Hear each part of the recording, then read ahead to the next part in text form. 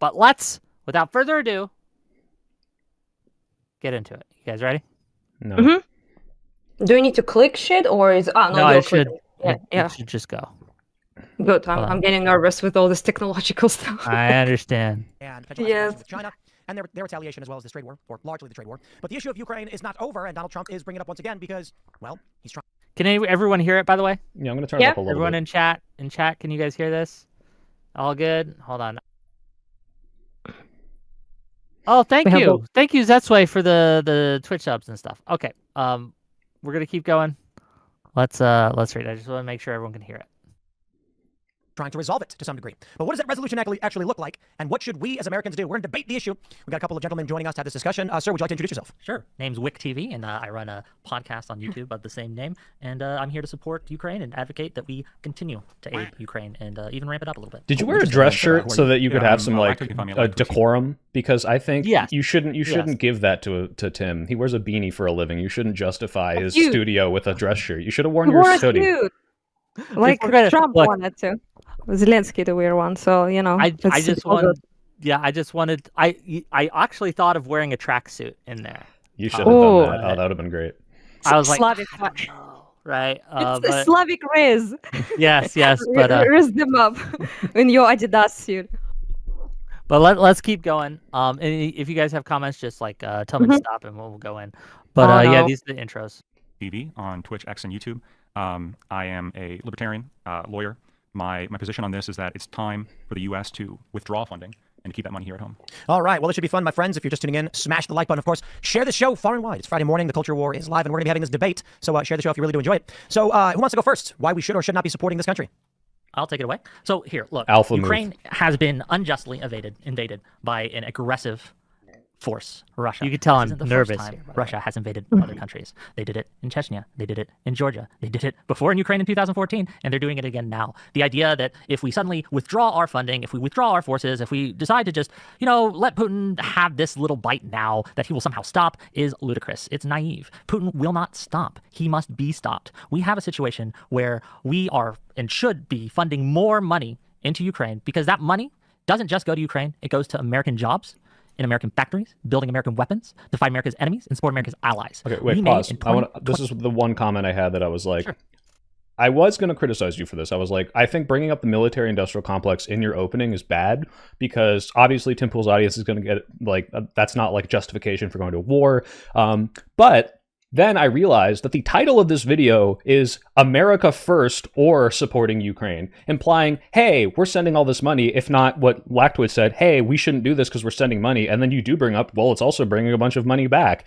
So while I don't think it's good to bring up the military-industrial complex, it directly counters like literally the opposite argument of what they're trying to present as the reason we shouldn't be doing it, which is we're losing all this money. So well, that was a prompt I was given is, should the U.S. continue to support Ukraine? And my argument was threefold, and one of those folds was self-interest, that we again need to reindustrialize. But again, we'll see if that works out as we go. I think again, I could have made a stronger case here.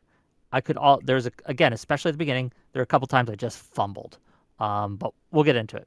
Any thoughts, or can we keep going? No. Okay. $316 billion selling foreign weapons. Selling our weapons to foreign countries. This dwarfs the numbers that we've given in aid to Ukraine. And this demand spiked in 2024 by 26%, in part because we have shown ourselves, at least to some degree, to be a reliable ally. And so Poland, the Netherlands, other countries want to take and help rearm. They're up in their GDP, but there's more money out there than there is stuff. So we have an opportunity now to rebuild our industrial base and use Ukraine as a way to do that because there's other conflicts coming. We have a trade war with China coming up, right? Trade wars can often turn into something a little bit hotter, and it behooves us to be prepared for that. And I think Ukraine is a good reason to do so. That's my argument. Keto chow is a super delicious. Oh no! My God, you cheapskate! You don't have YouTube Premium. I mean, my argument's pretty straightforward. I think we've been sold a lie when it comes to the war in Ukraine. We've been sold this tale of a David versus Goliath, this fledgling democracy that's being threatened by this massive authoritarian power. When the reality is, the truth is much more complicated. I mean, here we are, $200 billion later, and all we managed to buy for ourselves is about 500,000 dead, probably more at this point. Another 500,000 wounded. All right, probably more. This pissed me off. All we've managed to do is all these people died, like as if they didn't stop the fucking fucking invasion that was promised to be over in 2 weeks and like in Kiev. Like, what the fuck you, dude? Like, what do you mean? All we did was only the bad things that I'm gonna list. Like, what a little guys, shit. I will say, if we stop him every 5 milliseconds, then I'm going to die during this debate. So please, yeah, I understand. I want that too, by the way. So control me. If I start screeching like every 5 seconds, control me, please. I give you permission. Shut up the moment. Yeah, this is also why I have it on 1.5 times speed, so we can actually get through this. Yes. But I'm just saying that I already sense that I'm going to be unhinged, and I have a lot of drinks here and before that, but it might help, but I'm not sure. Yeah. No, let's keep going. And this was all done in service of a power structure in Ukraine that's becoming increasingly authoritarian, a power structure that was founded upon a illegal and unconstitutional coup that disenfranchised people from the East that we just don't seem to care about. We didn't seem to care about it in 2014, but it's people from the East, right here. Now. And on top of all of that, Ukraine is losing, and Ukraine continues to lose every single day, despite the fact that we're dumping money into it. And last time I brought this up, you and your comrades kept hammering. Well, Kursk, they have Kursk. Kursk is gone, right? No, it's not. Ukrainians have lost Kursk. They have not. They still have forces in Kursk today. Not as much, right? Not as much of Kursk, but today. They have a single-digit percentage fraction of what they had, and the Russian forces are moving into Sumy. I'm following the war every single day. No, they're not. Every single day. Yeah, this is the thing. Yeah, that's a lie. So yeah, very shortly, of course he's going to harp on two things, and he is doing that in the debate. It's a justifiable invasion, actually, because Ukraine is also bad and equally corrupt and undemocratic as Russia, if not worse. If you listen to this twat, I don't think he produced a single critique of Russia in the entire debate. So that's one thing. And second thing, he's of course is going to harp upon us losing, although all the military experts out there disagree with that. We are not winning. That's for sure, but it's most people describe that as sort of like a balancing game right now, and stalemate. And at the end of the day, when it comes to actually a victory, I think many people, especially this guy, refuse to acknowledge the fact that Russia is losing in the sense that they have not achieved a single goal of theirs. So their initially established goals, they didn't achieve. Like Sopil said, we did achieve a fuck ton of things. It's not just dead people. We actually liberated Kharkiv region. We liberated partially Kherson region and Kherson city itself. We liberated north of Kiev. We liberated insane levels of territory, right?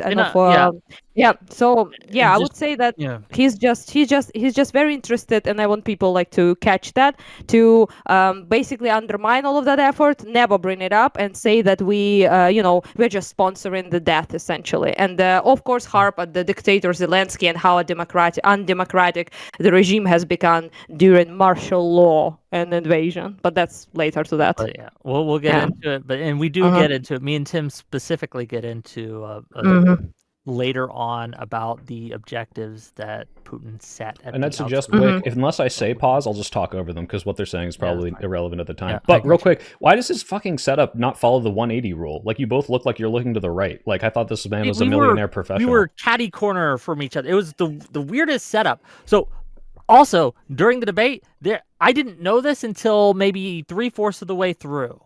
But there was a screen off to the side of me that was showing things like maps and stuff. And I didn't see it, but everyone else did. And so I wasn't sure what they were referring to at some certain points.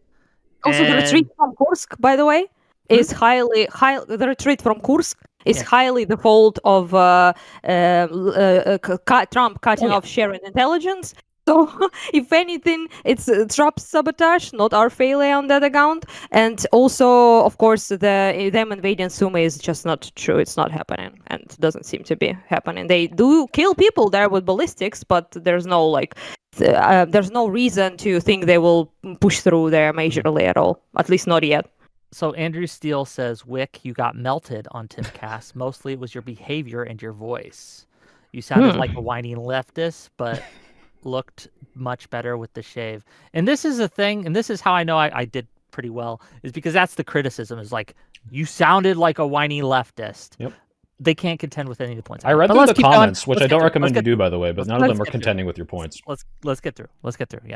The Ukrainians lose ground every single day, and we're dumping money into this dumpster fire. Let's start here. Why did Russia? We actually gain. Well, Russia has always wanted to regain Ukraine. So Putin has said many times in his interview with Tucker Carlson and in his speeches and in other statements that he wants to regain the imperial power of Russia, to establish greater Russia. And Ukraine, in his mind, is part of that project. He believes that they are ethnically Russian, that Ukrainians don't exist in a real way, and he just wants to bring them into his fold, right? That's his belief structure, and that's why he's doing this. This nonsense that people will say about, like, oh, it's NATO expansion, oh, it's this, oh, it's that. It's not. Putin has been very clear. He's doing this because he believes that Ukraine doesn't exist, and Ukraine is part of greater Russia, and he'll have it back. Yeah, I think that's the kind of American propaganda version of whenever the enemies are going to. That's what Putin has whoever. said. Well, no, it's more complicated than that. By the I think end of there's this a lot debate, here. Tim A lot of the agrees claims with here you on are more this, complicated. There's more which gray is really area than funny. I think you're getting credit for. The reasons for the war in Ukraine are complex, and there's many of them. But some of the main issues are the disenfranchisement of millions of people in Crimea and the Donbass, and really the east of Ukraine that happened in 2015 when there was a unconstitutional, unpopular coup that took place. It's not a distraction. That matters. If we care about constitutional order and we care about democracy, we can't just ignore it when it benefits our enemies. Even if I grant you this. One last thing. The NATO expansion is also, of course, going to be one of the major He's factors. not going to bring up the demand was made. Ukraine joined so- NATO. That demand was ignored. It's up to them. And then a few days later, the 2022 invasion happened. It is up to them. Why wouldn't it be up to them? If we're going to... Can you stop for a second? Yeah, is he not going to bring up the Lukashenko, like arresting his political opponent, or like the fact that he tried to... No. Tim is going to bring that up, but that's a whole other situation. So I would like to address this head on because it's going to be everywhere during the 20 minutes I watched. So this factoid is basically doing this. He is making an argument that if you democratically elected a guy, which is true, first time actually Yanukovych rigged the elections, and there was a revote, and Yushchenko ended up prevailing. But when the election was between him and Tymoshenko, he won fair and square. I don't know why I know why, propaganda, but he proceeds to always bring up democratically elected. Dave Smith does that, or Tucker Carlson does that, and this guy does that. Nobody denies that Yanukovych was democratically elected. Not a single soul anywhere denies that fact. However, a person who was democratically elected and became a government official, a president, or any other role, his mandate is not forever. It doesn't mean that the mandate cannot be taken back by the people in case of the person breaking the law, breaking constitution, and becoming a tyrannical government, which is what happened. And I don't know why Americans, Wick included, always talk about fucking legality. At that point in time, when revolution happened, it was Yanukovych arrested his political opponent almost immediately. Tymoshenko was sent to jail. You have a lot of incredibly epic memes about her being in a wheelchair, and sometimes people are asking if she's alive or not. Nobody allowing to visit her, solitary confinement things, all sorts of things. Right? That's one thing. Second thing, he added the corruption in country tenfold, raids on businesses, bribes everywhere. You have to actually pay bribes to policemen just by encountering them outside. Okay, it got that bad in the country. That's one thing. Businesses hated him because he wanted bribes. He wanted to raid money from people all the time. That's one thing. And all his next thing he did was he refused in the middle of it to go to European Union, which was not what he was elected on. He wasn't elected on abandoning the idea of becoming a candidate to European Union. It wasn't on the ballot, okay? It wasn't what his policies was about, but he made that turnaround towards Russia, and he upset a lot of young people who then went to protest when the peaceful protest was happening. He did it a week before he was supposed to sign it too, right? It was very shortly. Yes, a turnaround, 180 turnaround that shook everyone, basically. Most business and most young people were obviously upset about that because they had their own certain vision, their own certain project of Ukraine becoming the candidate of European Union, right? So then what happens is that students go in Kiev, just a small amount, to protest that, right? And his decision is not to ignore them, how usually happens, and not to just give them a bone or something, like throwing them a bone. No, he decides to use Special Forces National Guard to beat the shit out of them and break their skulls in public. That makes many people even more angry, so more people come around. And what does he do? He produces dictatorship laws. Those are the laws that prohibit effectively gathering of any kind. Yeah, so he effectively shut down protests and shut down protests and started entirely. shooting protesters and snipers. And that's not even not the Thailand that happened later. Sniper shit and the Binman. Yeah, so basically what happened is this, and also if you do go protest, you have a juicy ass jail time waiting for you, like 10-15 years of jail time for just going on the protest. So effectively, the man, you can Google, anyone can Google that, dictator laws Yanukovych, it's available. So basically what he did is effectively refused us any opportunity to protest his decisions. So at that point then, protests escalate, and there occurs already in January and December and February huge amounts of violence and clashes and use of force against the protesters, and protesters fighting back against the Berkut special forces. So at that point, it doesn't fucking matter, you know? So it's not about whether that was legal or not. Also, about the Easterners being defranchised, if you can probably show the link. Which one? I have sent you like a fuck ton, so I will. I know which one. I got them all up. Yeah. Basically, upload the maps voting. Maps voting thing. I saw it here a second. 10 map. That explains. Yeah. It? Can you scroll a little? Scroll. So this is Maidan participation. Just above. You scrolled past it. I think that's it. Yeah. Yeah. So this is breaking away from. That's breaking away from Soviet Union. Can you scroll a little lower? Lower. We need Maidan participation. Maidan participation. Whoa, Maidan participation. So this is this map. Yeah, is Maidan participation. So can you see what's happening here? So this cunt pretends like Easterners didn't participate in that revolution simply because they voted for Yanukovych in mass, right? But things change, opinions change. And by that point, you can see like actually the South is the less participants here. Center and South Kyiv, obviously, where the major people would go to Kyiv from all parts of the country, right, to protest there because major thing was happening there. But in the east, the participation was also very, very high. For example, in Kharkiv, which is a fully Russian-speaking eastern city, like everyone speaks Russian here. Like it's not even no Ukrainian anywhere. Okay, all of us pretty much voted for Yanukovych back in the day, who could vote. But however, we have 60,000 crowds here, 60,000 crowds of active participants, and that's people who actually clashed with the police, actively participated and went to Maidan every day. The biggest flow was 100,000. That's in 1 million city.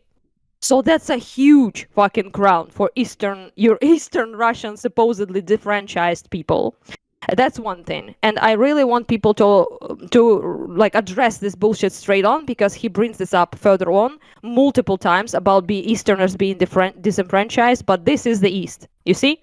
This is Kharkiv, this is Sumy, this is Zaporizhia, this is Dnipro. All of this is Easterners and Russian speakers. All of them participated heavily with protests against Yanukovych. Yeah, notice the choice outrage between, these people might not have had their vote listened to, and not, hey, 500,000 people protested against this dictator and they got beaten, a bunch of them got killed. And I think in defense, he's like, 10 cops were killed, Wick. Like, totally, that's later. 13 That's cops. gonna be later. That's gonna be later, yeah. Yeah, we'll get to it. But that's something that I didn't hear you address, and it's not your fault. I don't hear it ever addressed, because this was the will of the Ukrainian people, and that will was trampled on by Russia, because Easterners didn't have a chance to fucking vote for a future candidate. For example, Poroshenko was also Party of Regions guy. He was also from the exact same party as Yanukovych was. So, excuse me, the biggest defender of the will of the Russian speakers in the East. I just wanted to address the fact that painting Maidan as something that only Westerners participated is simply not true. So, good information to have. One of the reasons I took the tack I did, because I think, again, as I remind everyone, I think that the details, no one in his audience cares. And this No. He gets you on details because that's his strategy. He wants to shower you with a bunch of fucking bullshit points that are very, very I went precise. general. I tried to go above the details. Yeah, I whether that understand worked that. or not, we'll get into it, right? But we got to get through it. We got to get through it. We got to get times into speed, it. two times. To chat real quick. You guys can say I won. You guys can say I lost. It's interesting to see who is saying I won and lost. It's weird to me. In a few cases, opposite of what I would think. But no, feel free to just, if you think I had a bad point, by all means, don't hold back, chat. But you have this to pay isn't a glazing session. we won't okay, read it. let's keep going. Do you think that a country's sovereignty matters? I think that a country's sovereignty matters to an extent. To an extent. I think. Let me ask you a question. If the Colombia protesters, right, the ones who supported Hamas and things, were like, you know what, and they're citizens. I'm not talking about the student visas and things like that. The citizens of Colombia were like, you know what, we hate America. We want to be part of Hamas now. We want to join Gaza. So we're going to vote to join Gaza. Do you think that would justify in any way, shape, or form Hamas coming in and attacking America in order to liberate the Colombian protesters who have decided that, we want to be part of Gaza now? It's disanalogous, and I'll explain why. A better analogy would be, let's imagine if Canada had an unconstitutional coup that was undemocratic and was against the will of the vote. And there were parts of Canada that were thus disenfranchised because, like many countries, certain areas tend to vote. We're not disenfranchised. That's the point. On top of that, this new illegal government reached out to Russia and attempted to join SISTO and attempted to put Russian missiles on the border with the U.S. As a great power, it is myopic to think that the U.S. wouldn't do anything. The tanks are rolling in the next day. We were willing to end the world over the Cuban Missile Crisis. Yes, it's more analogous with as if like Ukraine is putting missiles on the border with Russia. It's so ridiculous. Red lines that they have, and one of them is, and Russia's made it clear, Ukraine, for many reasons, is one of the red lines here. They made it clear before the invasion, and they made it clear since.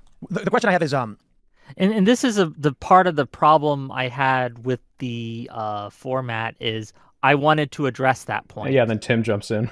Yeah, I'm trying to even understand what the fuck he just said. Because I wanted to pick apart the point as it was made, but I didn't get a chance. Okay, so his argument, right? His argument, if we're gonna give it a chance, okay, is to that people have been. Wait, it doesn't work like at all. It's I'm trying to figure out like Canada. In Canada, there would be like a coup. He says a coup because he likes that word, obviously. But they elected. It wasn't illegal. It was our government was voted in with Verkhovna Rada in the parliament, and people then voted for Poroshenko very much legally. It was a fair election. All the a major organization in the world confirmed it was a fair election. So I don't know why the fuck it was illegal. But anyhow, point is that we did. Canada, let's say, has something similar, like. Removes the tyrannical fuckwit from power and then becomes they choose a temporarily government, and then many people in French part, let's say, of Canada are very mad and don't want to be there, so that allows the US to move in. Yeah. No. Yeah. Right now we're talking about invading just because they're border enforcement, so as if that would fucking matter. But it's stupid because he brings up missiles, which is completely disanalogous. Yeah, and missiles are not in the picture whatsoever. Nobody was there wasn't even any forces in Donbass. I would like to point that out. Ukrainian forces in Donbass appeared only after the invasion of Russia and their support of separatist groups. So after annexation of Crimea and after invasion of Donbass. So there was no provocation whatsoever, other than the fact that we removed the Russian puppet. I guess that's one of the things that I wanted to bring up at this time is that Putin had actually withdrawn from the intermediary nuclear missile treaty that we had because he was putting nuclear missiles on border with NATO. Like he'd been doing that for a while. So to act as if he was worried that we were going to do it is silly. But I wanted to challenge him on that, but I didn't get to it. Just like to point out that just Canada just doing that without any missiles, without any threats towards the United States, it still doesn't give United States a right to intervene in any way, shape, or form. So exactly. This just doesn't make any sort of sense unless new government in Canada would, for some fucking reason, threaten you to missile the fuck out of you and place their weaponry on your border and all of that, which never happened with Ukraine. So why the fuck are we even talking about this? Whoa. But let's get through it, right? I know the interruptions are going to come, and I'm going to interrupt too. But are you in two times? I still say 2 times. 1.5 is probably the best I can do. So yeah. Also, it might be difficult to me. if it's any faster, it might be difficult for me to understand. Sorry, my ADHD privilege talking. My bad. Yeah, let's keep going. I mean, it's not my language, dude. You know. True. Yeah. Yeah, let's keep going. What about literally any other country? Well, I do think we should. I do think we should support Taiwan, for example, as another country where I think we should draw red lines and we should not let imperial powers come in and start taking chunks. And the reason why is because it's in our interest, and these are the key words. Ukraine is in our interest because Ukraine is connected to. I'll say this, and just real quickly, this answer I made a mistake. Like this could have been much more clear. So I'll give myself a mark off for this answer. It was early in. I was still nervous. I could have been much more clear and concise with this, but I wasn't. I rambled a little bit. Mark on me.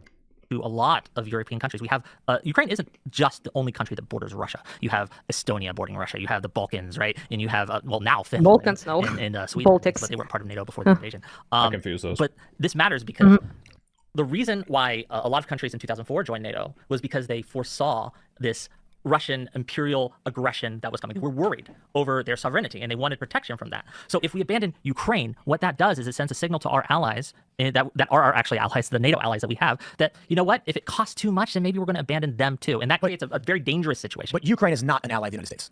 Ukraine can be, and I think it should be. Sure, but that's not what I'm asking. Because it's not. And so it's understandable what you're saying that if, say, Lithuania saw an incursion from, Russia brought troops into Belarus, and then, or Kaliningrad started launching incursions through the border of Kaliningrad. Yeah. But Ukraine's not an ally, nor are they a member of NATO, nor the EU. So for what is the reason the U.S. intervened in this regard?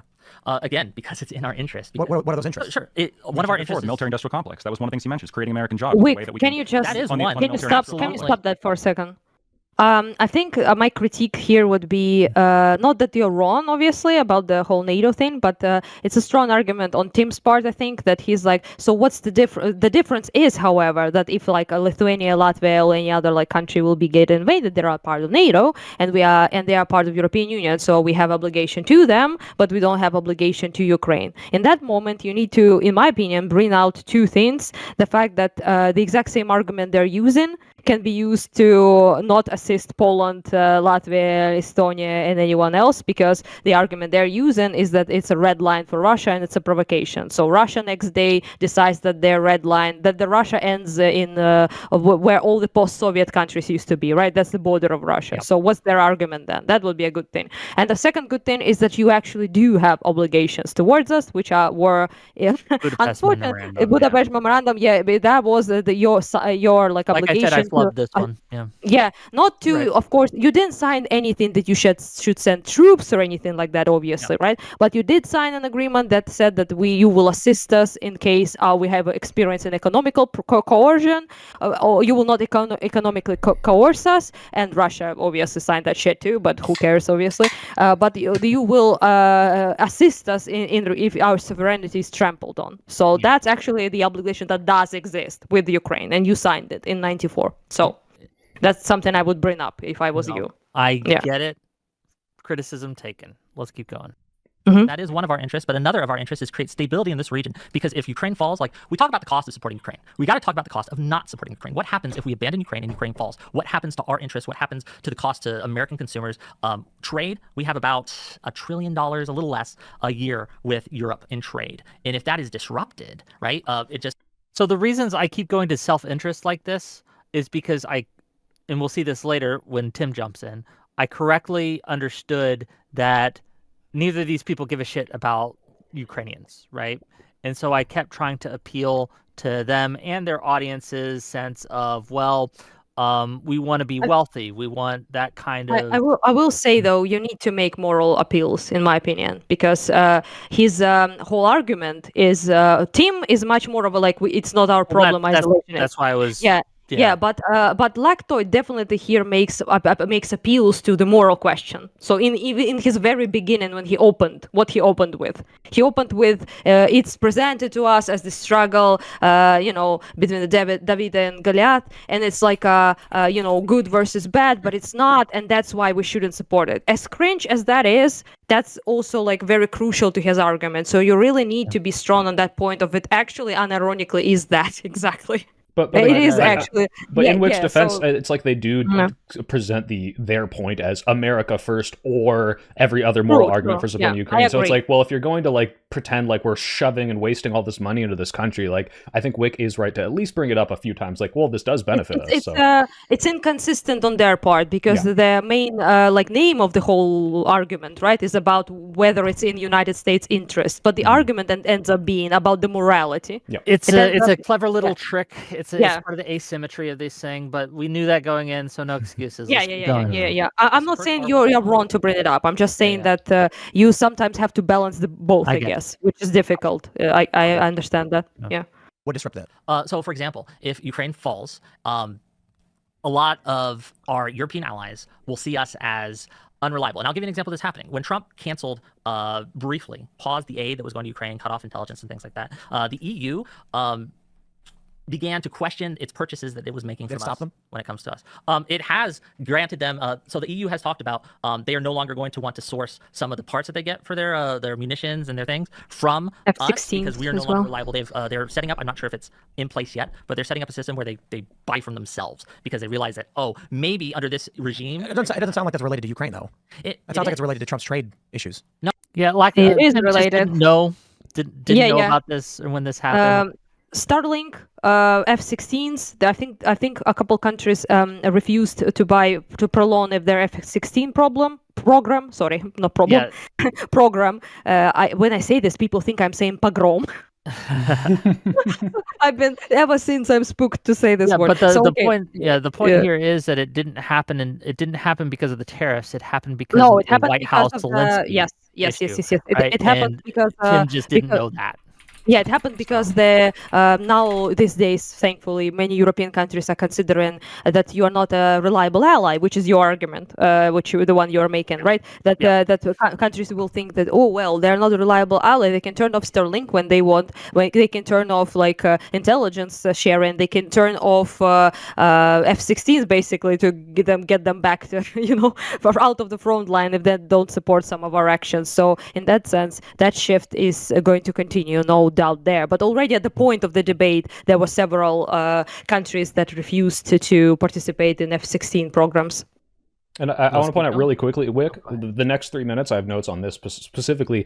Tim is doing this disingenuous little bad faith scumfuck thing. I fucking hate when he does this, where he will, I guess my audience has named it pooling, where he asks you questions that he knows the answer to, and he knows, I don't know if you know, but usually he knows that you know that he knows the answer to, but he's just asking you to try to put you on the back foot, and he makes this face where he's just kind of like putting his hands together and like staring at you and kind of blinking, like, what do you mean?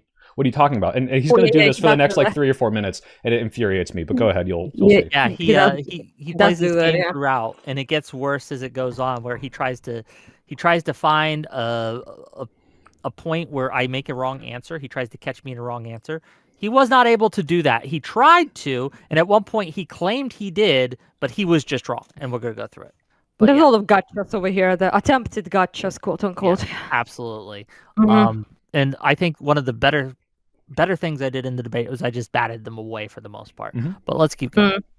No, this was before the trade issues. So you're saying that this is before the trade imports and anything like this. This is when Trump canceled or paused, I should say, the aid we were giving to Ukraine that we had already allocated to give to Ukraine. He paused that, so it wasn't coming in. He also canceled the intelligence sharing that we were doing. And again, Europe is on this doorstep, and a lot of Europe are our allies, and they see and they're watching how America is going to support them, because by supporting Ukraine, we are supporting them. We are making the world safer for them, and that's a direct benefit. It is not a wild assertion. They're not an ally, as Tim said. They're not an ally, right? You're saying Europe is. I understand that U.S. aid and several other. But you understand that Estonia is our ally. Estonia is our ally. They're a NATO ally, right? And I would agree. The Netherlands is our ally. For sure. France is our ally, and correct? They're covered they are all wanting support Ukraine. Wanting us to support Ukraine. Good argument. I'm sure they are. That's less money that they have to spend. I'm sure they all want us. They're all ramping up. Wait, pause it here. Ramping up their money and spending. This pissed me off because it's like, they want us to support Ukraine because they don't want to spend money. It's like, well, yeah, I guess they're happy that they're not spending the money, but the reason is because they don't want Russia to fucking incursion into the fucking Europe. Like, this is like they do spend money. Yeah, and like you said, they're raising more money now. So he's not only is he lying, he's also trying to frame it like, oh, they're just cheapskate welfare queen states. It's like, no, they fucking want to stop Russia. Like, it's so stupid.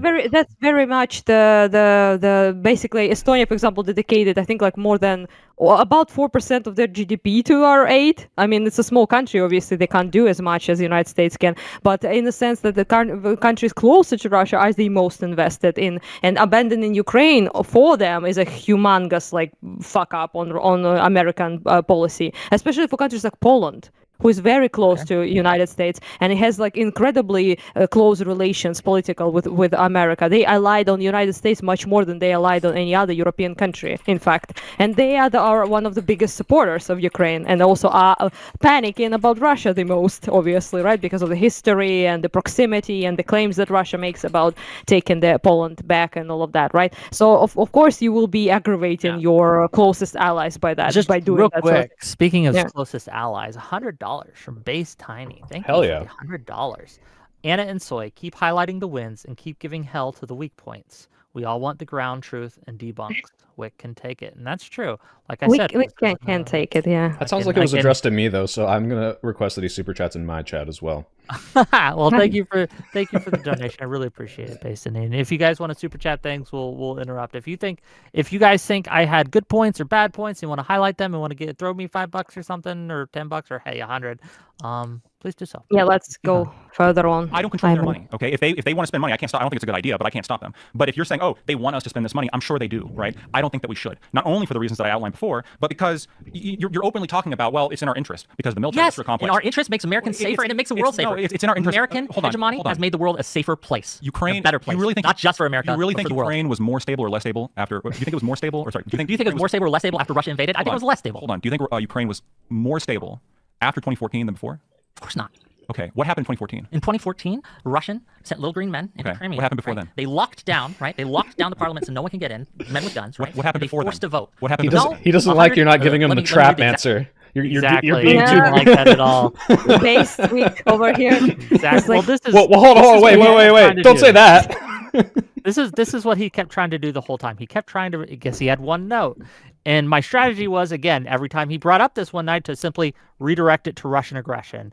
Again, whether that was effective or not, I don't know. But I think I will say the one thing I appreciate about Lactoid is that he's the biggest Yanukovych fan in the world. I don't think there has ever been a person alive in Ukraine, in Russia, in China, in like Europe, anywhere who loved the guy more than this guy does. I don't know. I never seen a bigger defender of Yanukovych in my entire life. Which I guess that's kind of cute if you think about it that way.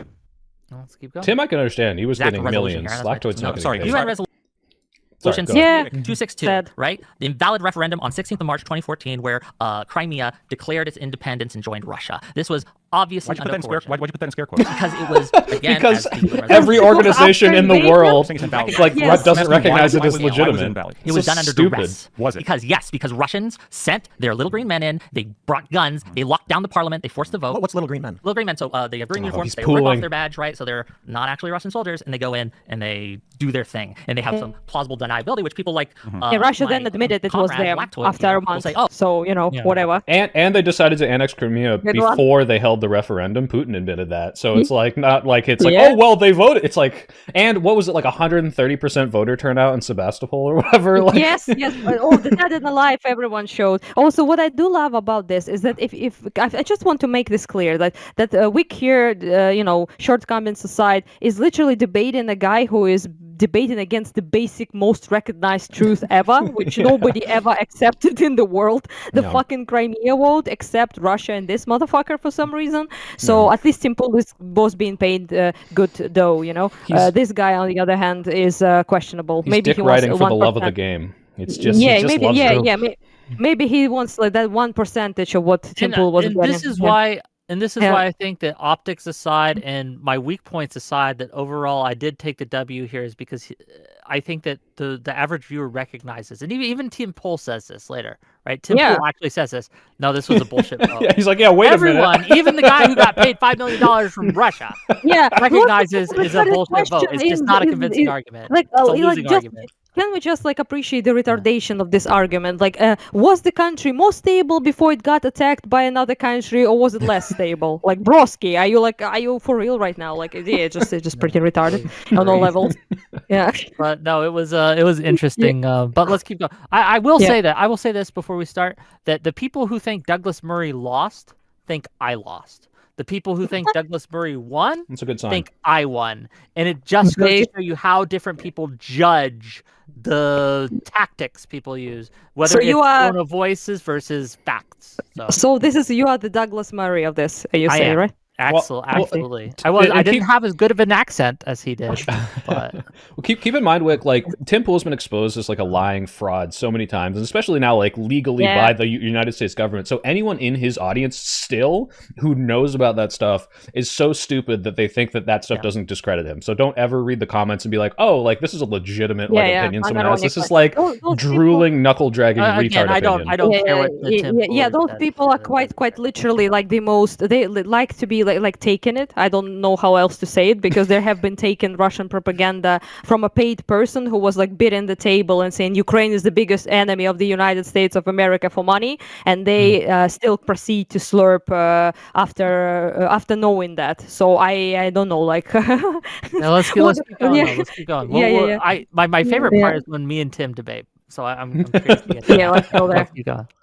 Oh, that's obviously not the Russians. It's just some paramilitary. I want to educate Wick a little bit on this. So obviously there were denying that the little green men were Russians. Slimy fuck. Russian soldiers. Yes, of course, in Sevastopol, for sure. With guns that were threatening force. Yep. Okay. But when I asked you before, what happened before then? I think it's telling that you're just ignoring all the context, as is usual with this conversation. Before you cut me off again, that is the usual conversation. There's it just happened, right? There's this it just came out of the sky. This invasion just came out of the sky. When in reality, what happened is Crimea had 4 years wanted to leave Ukraine. In fact, in 1992, they declared that's not Ukraine. true. Said, Wait, can you pause it and go back to the graph that Anna had? Because she has this graph on this vote of this 1991 vote. He's about to completely misrepresent this.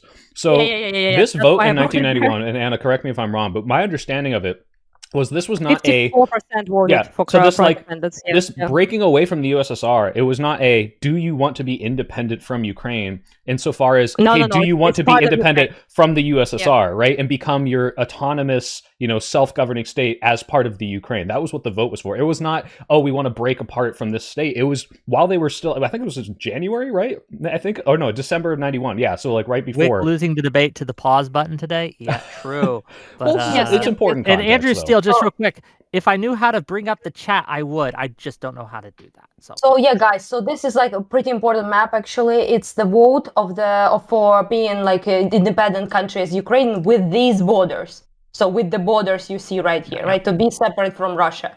And this vote was, as you can see, in the east, like incredibly huge numbers, 80 plus numbers of people voting to be independent Ukraine, right? In Crimea voted the least, 54%. So because of that, there were obviously some turbulence there because of the, half the country, half the, not the country, the island, right, didn't vote for that. And also, of course, Lactoid likes to bring it up to history, but the history is that this is the only part of Ukraine that is ethnically Russian dominated. And it dominated by Russians because they killed and deported the previous native people called Tatari. So that's how they did do it. And Crimea was part of USSR and given by Russia, to us in 56. Like in the 50s. I want to say. 54, almost. I might be wrong. Almost got it. I could be wrong. But also in 97, Russia acknowledged Crimea was part of Ukraine in what was the friendship treaty or whatever too. So this agreement of Crimea being part of Ukraine, and by the way, Russian reason for that back in the day in 50s was that a close ties cultural with Ukraine.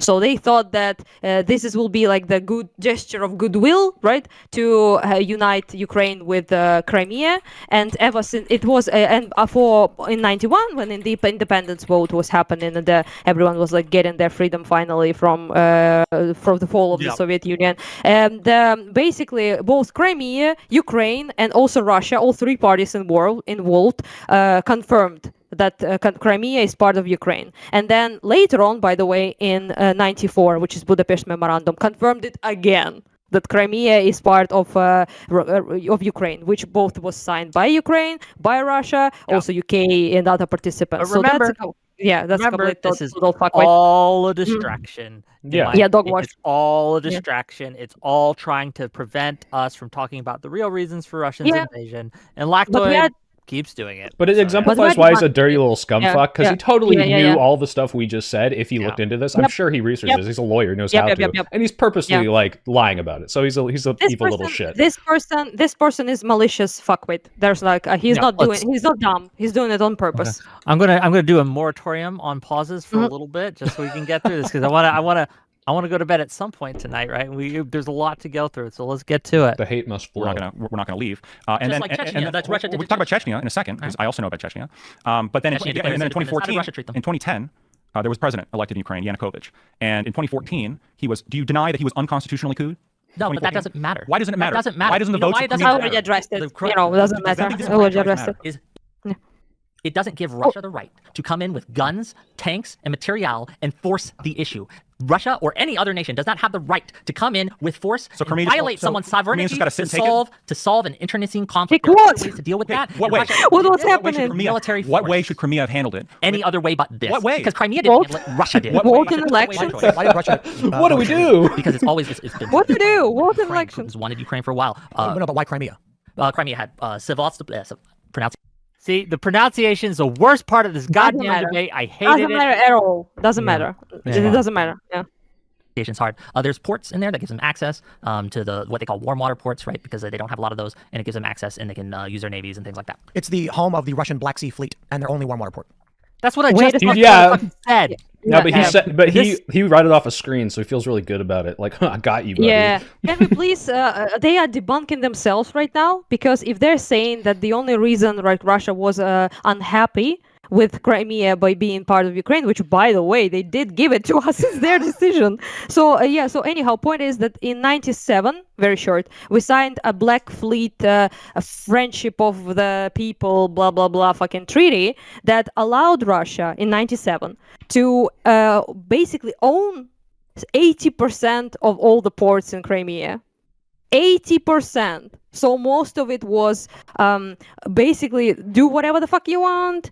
Put any bases you want, do whatever the fuck you want. If you spend your childhood, like most of us did, in Crimea, Russian bases everywhere, like literally everywhere. And the only request we made as a part of that treaty was, don't trample on our sovereignty. Literally, that was just our one claim. Crimea remains part of Ukraine. Don't you get all the access you can possibly want to all the fleet in Sevastopol and everywhere. So no, that's also not fucking true. Yeah, again this exchange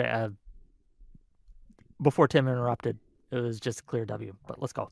Yeah. And they're primarily Russians in Crimea as well. But that wasn't under threat, right? No, and then what was the threat? Because they had a lease. I'll explain to you why it was under threat. Okay, it was under threat for a couple of reasons. But when you have the pro-Russian president get unconstitutionally couped in 2014, and now you have this country which prior had promised to not join military blocs, is now looking towards NATO, right? There is a concern that if they join NATO, you're saying that, but how do you, as a geopolitical actor, how do you know that for sure? Especially, how do you know that? Oh, how cringe! I need more than just a possibility. I need That's very cringe. You had a coup. How do you trust this new government when they ignored their own constitution? They ignored Article 108. They ignored Article 111, and they disenfranchised millions of people, millions of Crimeans. And by the way. Oh, we got like 2 minutes, like... Yeah, I know. Constitution, I already addressed it, but we have the right. Who the fuck are you? Fucking fucktoid. Who the fuck are you to decide what we do? No Russia can decide, and not you. We're an independent country. We decide. If we think our president is a tyrannical fuckwit that breaks our constitution, that breaks our right to vote, that does illegal shit, that sells us out to Russia. He literally signed illegal signing off of our land, of our resources, of factories, industrial building to Russia. Sold it to Russian people without any constitutional backing. He was the one breaking constitution, and we, the people, elected that motherfucker. We, the people, can remove them. You'd think American might know that shit, but apparently not. Yeah, sorry, and later he's going to bring up the American Revolution as if it counters your argument, and not the fact that, it was illegal, but it was illegal because of the tyranny. That's the whole point. It was crazy. It was crazy. The whole thing was crazy. You know what you have to ask at some point? How do you remove then a tyrannical government that is tramples the people's right and people can... we're gonna get to a point later where I think I had the biggest miss of the whole thing. It's because there was a kill shot that I could have made that I just was so stunned that I did not make it. But we'll get there. I want him to answer. How do you remove tyrannical? It's not the United States that says you guys like your guns because you have the right to use them against the tyrannical government. Would that be super duper legal? I think constitutional, because it's part of your constitution, right? So what the fuck are we talking about? How do you remove a tyrant? Okay, let's libertarian, by the way. The UN had done polling in Crimea prior to this and found that most Crimeans would vote to leave Ukraine and join Russia. This was between 2009 and 2011. Know for sure if and they would, Research, the vote they had was conducted under coercive force. I'm almost done. I think less than 2 months following the annexation of Crimea into Russia, Pew Research went in and did a poll, and 88% of Crimeans said that Kiev should recognize the results. Only 4% said no, which is relatively in line with what the referendum was. They were occupied by Russian forces. Okay, so don't say no. When they weren't occupied, they wanted to leave Ukraine and join Russia. What about that? Through a poll. Through a UN poll. I did. By the way, because Ukraine wouldn't let them have a vote. They tried to have a vote in 1992, and Ukraine said no. Just someone calling you up. No, they literally had a vote. Yeah, voted. They voted to stay. What the fuck? Let's keep. Again, we gotta keep going, gang. Yeah. We got 30 seconds before that interruption. We gotta. I know it's gonna be hard. Yeah. Take a drink every time you to lies. secede from your country, you need an actual constitutional Congress. You need something actual. Would Ukraine let them have that vote? At the end of the day. Yes, of course. None of this justifies Russia coming in. Of course it does. Of course it does not. We would never let that happen in any other situation. Ukraine Russia did not let that happen. When Chechnya tried to secede, right? And when the Warsaw Pact broke apart, when the USSR broke apart, and Chechnya said, okay, we want to go away too. At the time, they were like, no way, Jose. And they came in with military force you support that? Stomped them down. I absolutely do not because of the way they handled that. Whoa, why don't you support that? Again, if you listen to that, because of the way they handled that. What way did they handle it then? Gross human violations of their rights. The Ukrainians do that in the Donbass? No. No, we don't. Amnesty You know why? Amnesty says that they were committing war crimes by firing unguided rockets in civilian areas. That's just thousands of people dead. Who cares? That's not true. By the way, just can we stop See, this I for a tried to second? counter that right there. But then Tim steps the fucking, because I was going to say the ICJ actually held an investigation on this and found that that wasn't the case. But the Amnesty report he's referring to, by the way, is the only one. That's how you know he's a scumbag. Because that's the only organization, from Human Rights Watch, ICC, United Nations, European Council of Human Rights, the only organization that is Russophilic fucking cunts, by the way, who also support Hamas, but that's a whole other situation. But they basically made that claim, which was later debunked, and they apologized. Tim saved Blackfoot a couple times here. And this is one of those times. If you can open just for the audience, just for the second, allegations of genocide in Donbass link. Just show it to people. So this is what it actually happened. So ICC said it's full of shit. Human Rights Watch says it's full of shit and no violations, no genocide, no. Here, let me just read it for you, so you guys can be educated through actual sources instead of Russian propaganda, as Blackfoot liked to espouse throughout the whole thing.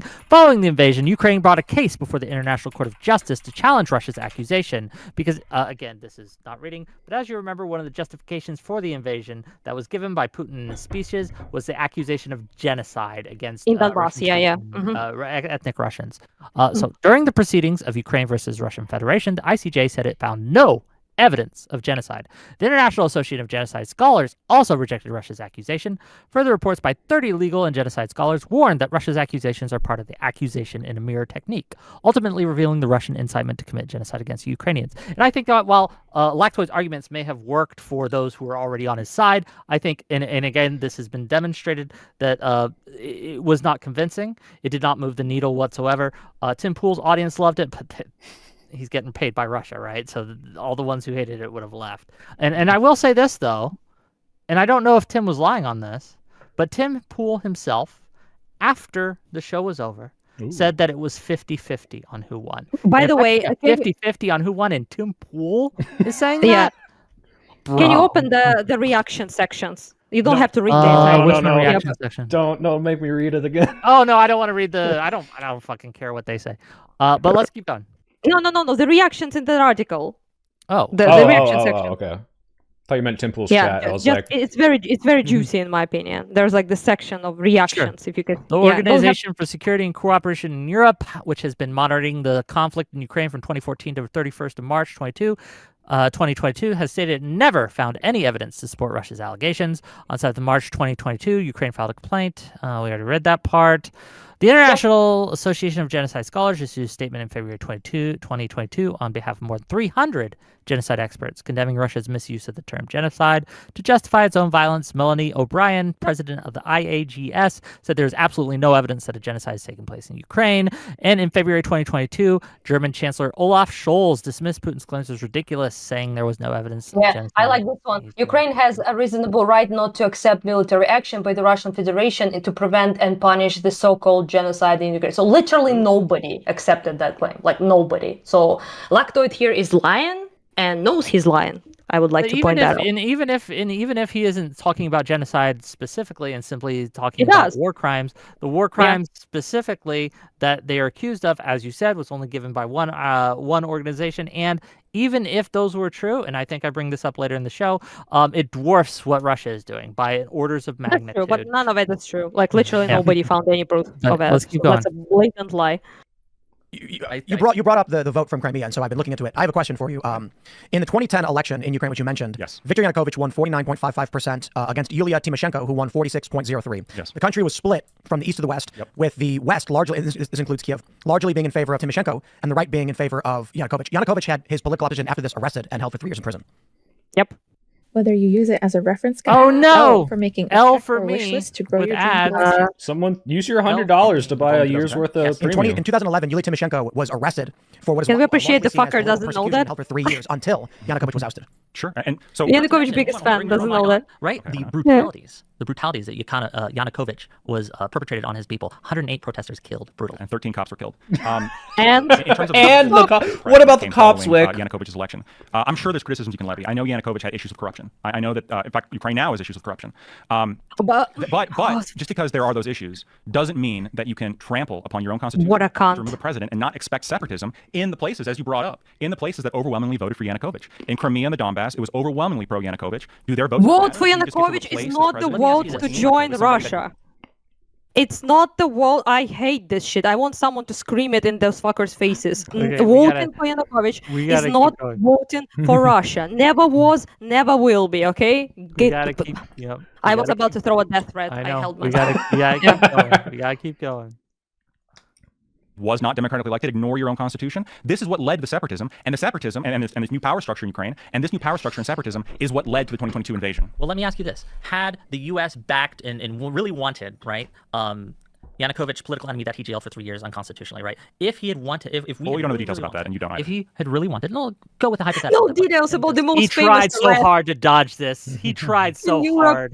He was going so hard, like, oh, please don't ask me this. Oh, yeah, I get you. poor Eastern Ukrainians who participated in Maidan and who are majorly fighting, by the way. Most of my volunteer bodies, most of the people on the front are Easterners. Easterners are fighting against Russia much more than any other part of the country. That's one thing. But second thing is, he's very concerned, that cunt, by that Easterners were disfranchised by, removing of Yanukovych, but he's not. That Tymoshenko was arrested. Let's get to the question.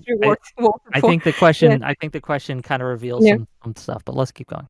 Said was accurate, and that was seen and pretty much seen as shady, is illegal, etc. So go with it. Run with me on this. Would that give us, the U.S., the right to go in with gun, tanks, men, and occupy and seek to annex parts of Ukraine? Would that have given us the right to do that? I don't believe you if you say that you think that we would have that. I think we've talked about matters of scale. Matters of scale. Yeah, no, for sure. Let me explain. In the event that the Constitution was violated, which we don't know if it was, we had an arrest warrant for Yanukovych issued. If it supports Russia, then it's okay. If it doesn't, then, well, I don't know, right? So 2014, immediately after he left the country, you do have a history. Fled the country. He left. Yeah, you can say he fled. It's because his car was shot at. If there's a constitutional issue with that, you can say there's major issues. You can, in fact, even potentially bad enough if there's enough repression. Poor that boy. could potentially justify an invasion based on humanitarian reasons. There's unless you want to say, well, hold on. Unless you want to say, I'll say this. Hold on a second. Unless you want to say, well, we can't invade a country even if there's gross humanitarian violations, and then that means you can. Where are they? Show them, bitch. Question the Confederate South. What I'm saying. So you can, if there's enough violations of the Constitution and human rights that could justify potentially intervention. Human rights. But what I'm saying is this: Euromaidan was particularly egregious. We have a movement that, according to the last poll prior to the ousting of Yanukovych, had about 45% popularity and 48% unpopularity, primarily in the East. And you had the president removed, violating Article 108 and Article 111. And you had separatism.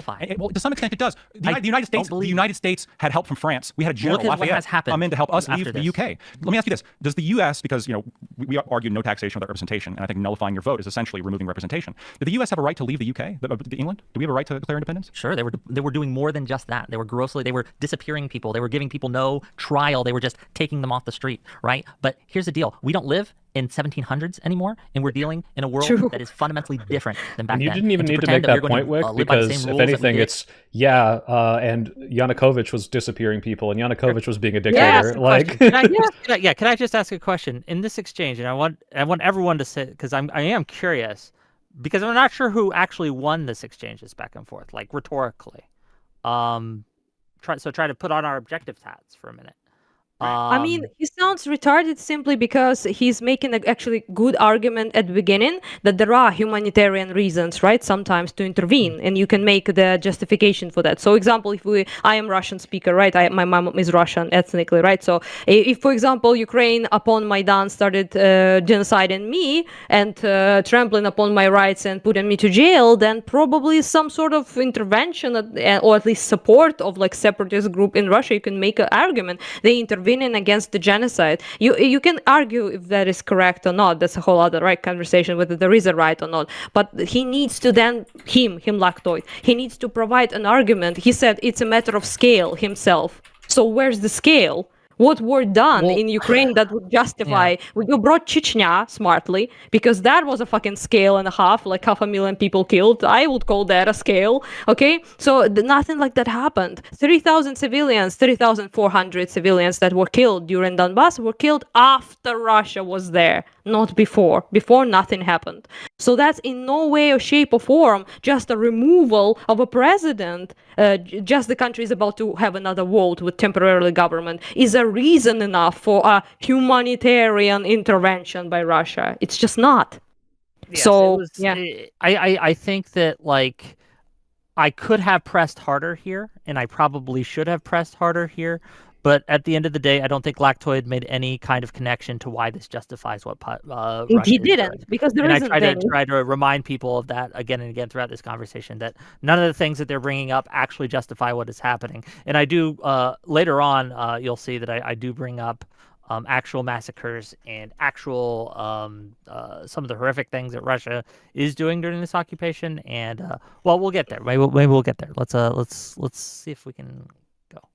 Back in 1700, I think is folly. Look, none of this justifies, and this is a principle, right? That a country's sovereignty matters, and a foreign entity cannot use military force in order to violate another country's sovereignty in order to solve a crisis that they themselves have helped serve out. Because let me, if I may finish, Russia has a habit of doing this. Russia has done this before. They keep trying to interrupt me. The reason I interrupt so much is because if I did not, I would not get a chance to speak. I think it's not the best argument in a sense because you just kind of cut yourself there because of you can't intervene to solve a crisis. Depends on the fucking crisis. Like I said, for example, Serbia intervention, right? Intervention of the United States to Serbia to prevent the further genocide of Bosniaks, of Muslim Bosniaks and Croats and Albanians. It was justified. Well, he added the caveat, a crisis that they helped foment. You know, it's kind of like true. That's true. Yeah. Never mind the fact that the crisis is a good word to use for it because crisis doesn't sound as heavy as a genocide or like ethnic cleansing or anything like that. So I wouldn't say a crisis is a means for like intervention. So I would say so. Yeah. Well, let's see how we do. Let's see if it's convincing. He did it in Georgia. They took an internecine conflict that was in South Ossetia and I can't pronounce. Abkhazia. Thank you. And they pumped money into them. They sent their little green men in there again, their little Russian soldiers, and they stirred up this conflict. Again, remarkably similar to how they behaved in Ukraine with the Donbass and with Crimea and these things. And they used this as an excuse, right, to go in with military force and take a slice, right? And even today, they occupy illegally 20% of Georgians' sovereign territory. Russia, and Putin specifically, continues to do this, and they play this game. So this idea that if we just stop funding Ukraine, it's not our problem, he's just going to stop, has not been borne out by the facts of the I'm trying at this point to bring it back to the focus of the debate. Again, I'm not sure if it's effective or not, but let's keep going. I think it is because you're watching completely dodges a habit of behavior over and over again. What is different this time? Let me ask you this time. Listed 2 times. That's less than the U.S. Just 2 countries. We invaded Iraq. We invaded Afghanistan. We invaded wait, you gotta pause it. This is so fucking stupid. This is so fucking stupid. Okay, this pissed me off when I heard him say this. He's like, well, he's only done it twice, which is like, as first of all, you know, like, so my friend, first of all, it's way more than 2, but also it's like, I have this friend, you know, and he murdered his past 2 girlfriends, but he's only done it twice, so like why is that a justification for how I should treat him on his 3rd girlfriend, right? Like, it's such a, first of all, stupid fucking argument, but second of all, now he's using the Russian propaganda point of, oh well, the US does bad things, and it's like, okay, you've completely obfuscated any defense for the bad things that Russia's done. But doesn't the US do bad things? And then you properly are like, well, what about? I'm not fucking like defending that. Yeah, what you know, about Russia? Who talks about the United States right now? That it's like a wild whataboutism that they always do. You know, Russia does bad things, but the United States did bad things, and it's not the topic of the conversation. I don't defend the bad things, whether US does it or Russia does it. But let's keep going. the government. But that's a fundamentally to a pro-Western government. And again, I'm not here to support every single thing that the United States has done. And I'm not here to support. I'm not here to support every single thing the Russian government has done. I'm not. You and by the way, I'm actually critical of the Russian government in Chechnya. I think it's surprising that you're not, because, or that you are. Sorry, I think it's surprising that you are critical of the Russian government in Chechnya, because the same arguments. Well, it's not. No, it wasn't a genocide. But it was an annexation of a area that wanted self-determination, wanted to be separate because the Soviet Union had just collapsed. But under your logic of the countries are sovereign, no, it's by the way, stop. It's not annexation. He's just completely like said a fucking retarded ass shit bullshit right there. They didn't annex Chechnya. Chechnya was part of Russia, and they wanted to be independent people because they have been colonized by Russia. They're Muslim. They're a completely different ethnicity altogether from Russia. And Russia answered. They did have de facto independence after they won the first war. So yes, whether or not a separate country is a matter of. He's talking about pre-war when he mentions about before First War. So they wanted to. He said they wanted to be separated, and what Russian answer to that was invasion, brutal fucking war 2 times, right? And mass rape, mass slaughter, mass deportations. Where the fuck did Ukraine do any of that to Donbass? I just want to know. Okay, let's keep going. Again, Chechnya was part of the Russian government, wasn't it? It was part of the Russian territory. The U.S. should have gone in Chechnya? Probably not. Probably not. Hold on. Indeed. Just because of the expense and the kind of geopolitical reality on the ground. From a moral perspective, we would have been justified. We would have been justified. We would have strong justification. Again, until how are we comparing those two things? When NATO went in what world? Right, and stopped the Serbian genocide that was happening there, that the Serbians were conducting, right? NATO offensive. Yes, that was good. That was something we should have done, right? NATO offensive. War crimes. Talk about when war crimes justify intervention. Kill me, dude. What happened to Bucha? Bucha. By the way. Yeah, I know. I mispronounced it. Hey, let me explain just real quick. I'm going to miss the future. Yeah, Bucha. I'm not saying anything. Let me tell you why I continue to mispronounce things, and I will do this throughout the thing, is because I learn by reading. A lot of people watch podcasts and stuff to learn. I don't. I read. And so that makes it hard for me to pronounce things, whereas someone who has learned by watching a podcast or something is going to get the pronunciations from the podcast. So Mr. Wick, I must say though, it's a letter in the CH, which I mean chapter, chapel. I'm just bad at it. I will cop to that L. I took a huge L. Even if you read it, it's still Bucha. I'm just saying, I appreciate you being the scholarly type, okay, that you're reading things, but I'm just saying it's still. I know. Yeah. Anyway, it doesn't matter. Yeah, let's keep At the going. end of the day. Yeah. 58 civilians massacred. Does that justify the U.S. getting involved? I think it does. Look at what they've done by stealing 20,000, at least, children.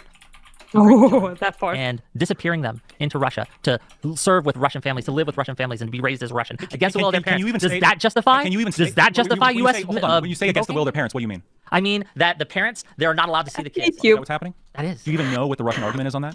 I don't care why. Hey, do you know the Russian propaganda I read about this, by the way? By the way, he lies throughout this whole thing. He doesn't mention that only 1,000 of the kids have been given back. And it's not, they're just holding them to keep them safe because they're orphans. It's they, attacked this region, killed their parents, are taking them, changing their names, like giving them Russian names, just like intentionally destroying their culture. So this whole thing, the fact that he's defending this is like so fucking disgusting to me. Didn't expect it. Yeah, it's unlocked me. Because nobody defended that. Tucker Carlson avoids that. Dave Smith avoids that. Benny Johnson's avoid that. Like actual people on Russian payroll avoid that because it's impossible to defend. They are orphaned, first of all, by Russia. That's half of them are orphans, right? And the other half has parents, has close relatives, has families, and those families make the appeal to international organizations to try and find them. The kill shot I missed here. And this is where I missed a kill shot because this would have I think it would have been very rhetorically effective. It would have been a lot better than how I did it. I should have simply asked him when he said they're orphans. I said, who's making them orphans, Lactoid? Yeah. Why are they Who's the orphans? one going in and killing their parents and their families, Lactoid? If I go into your house and I shoot you in the head and then I take your kid, did I save your child? Lactoid? And you give the kid your own last name too. I think this is where Lactoid.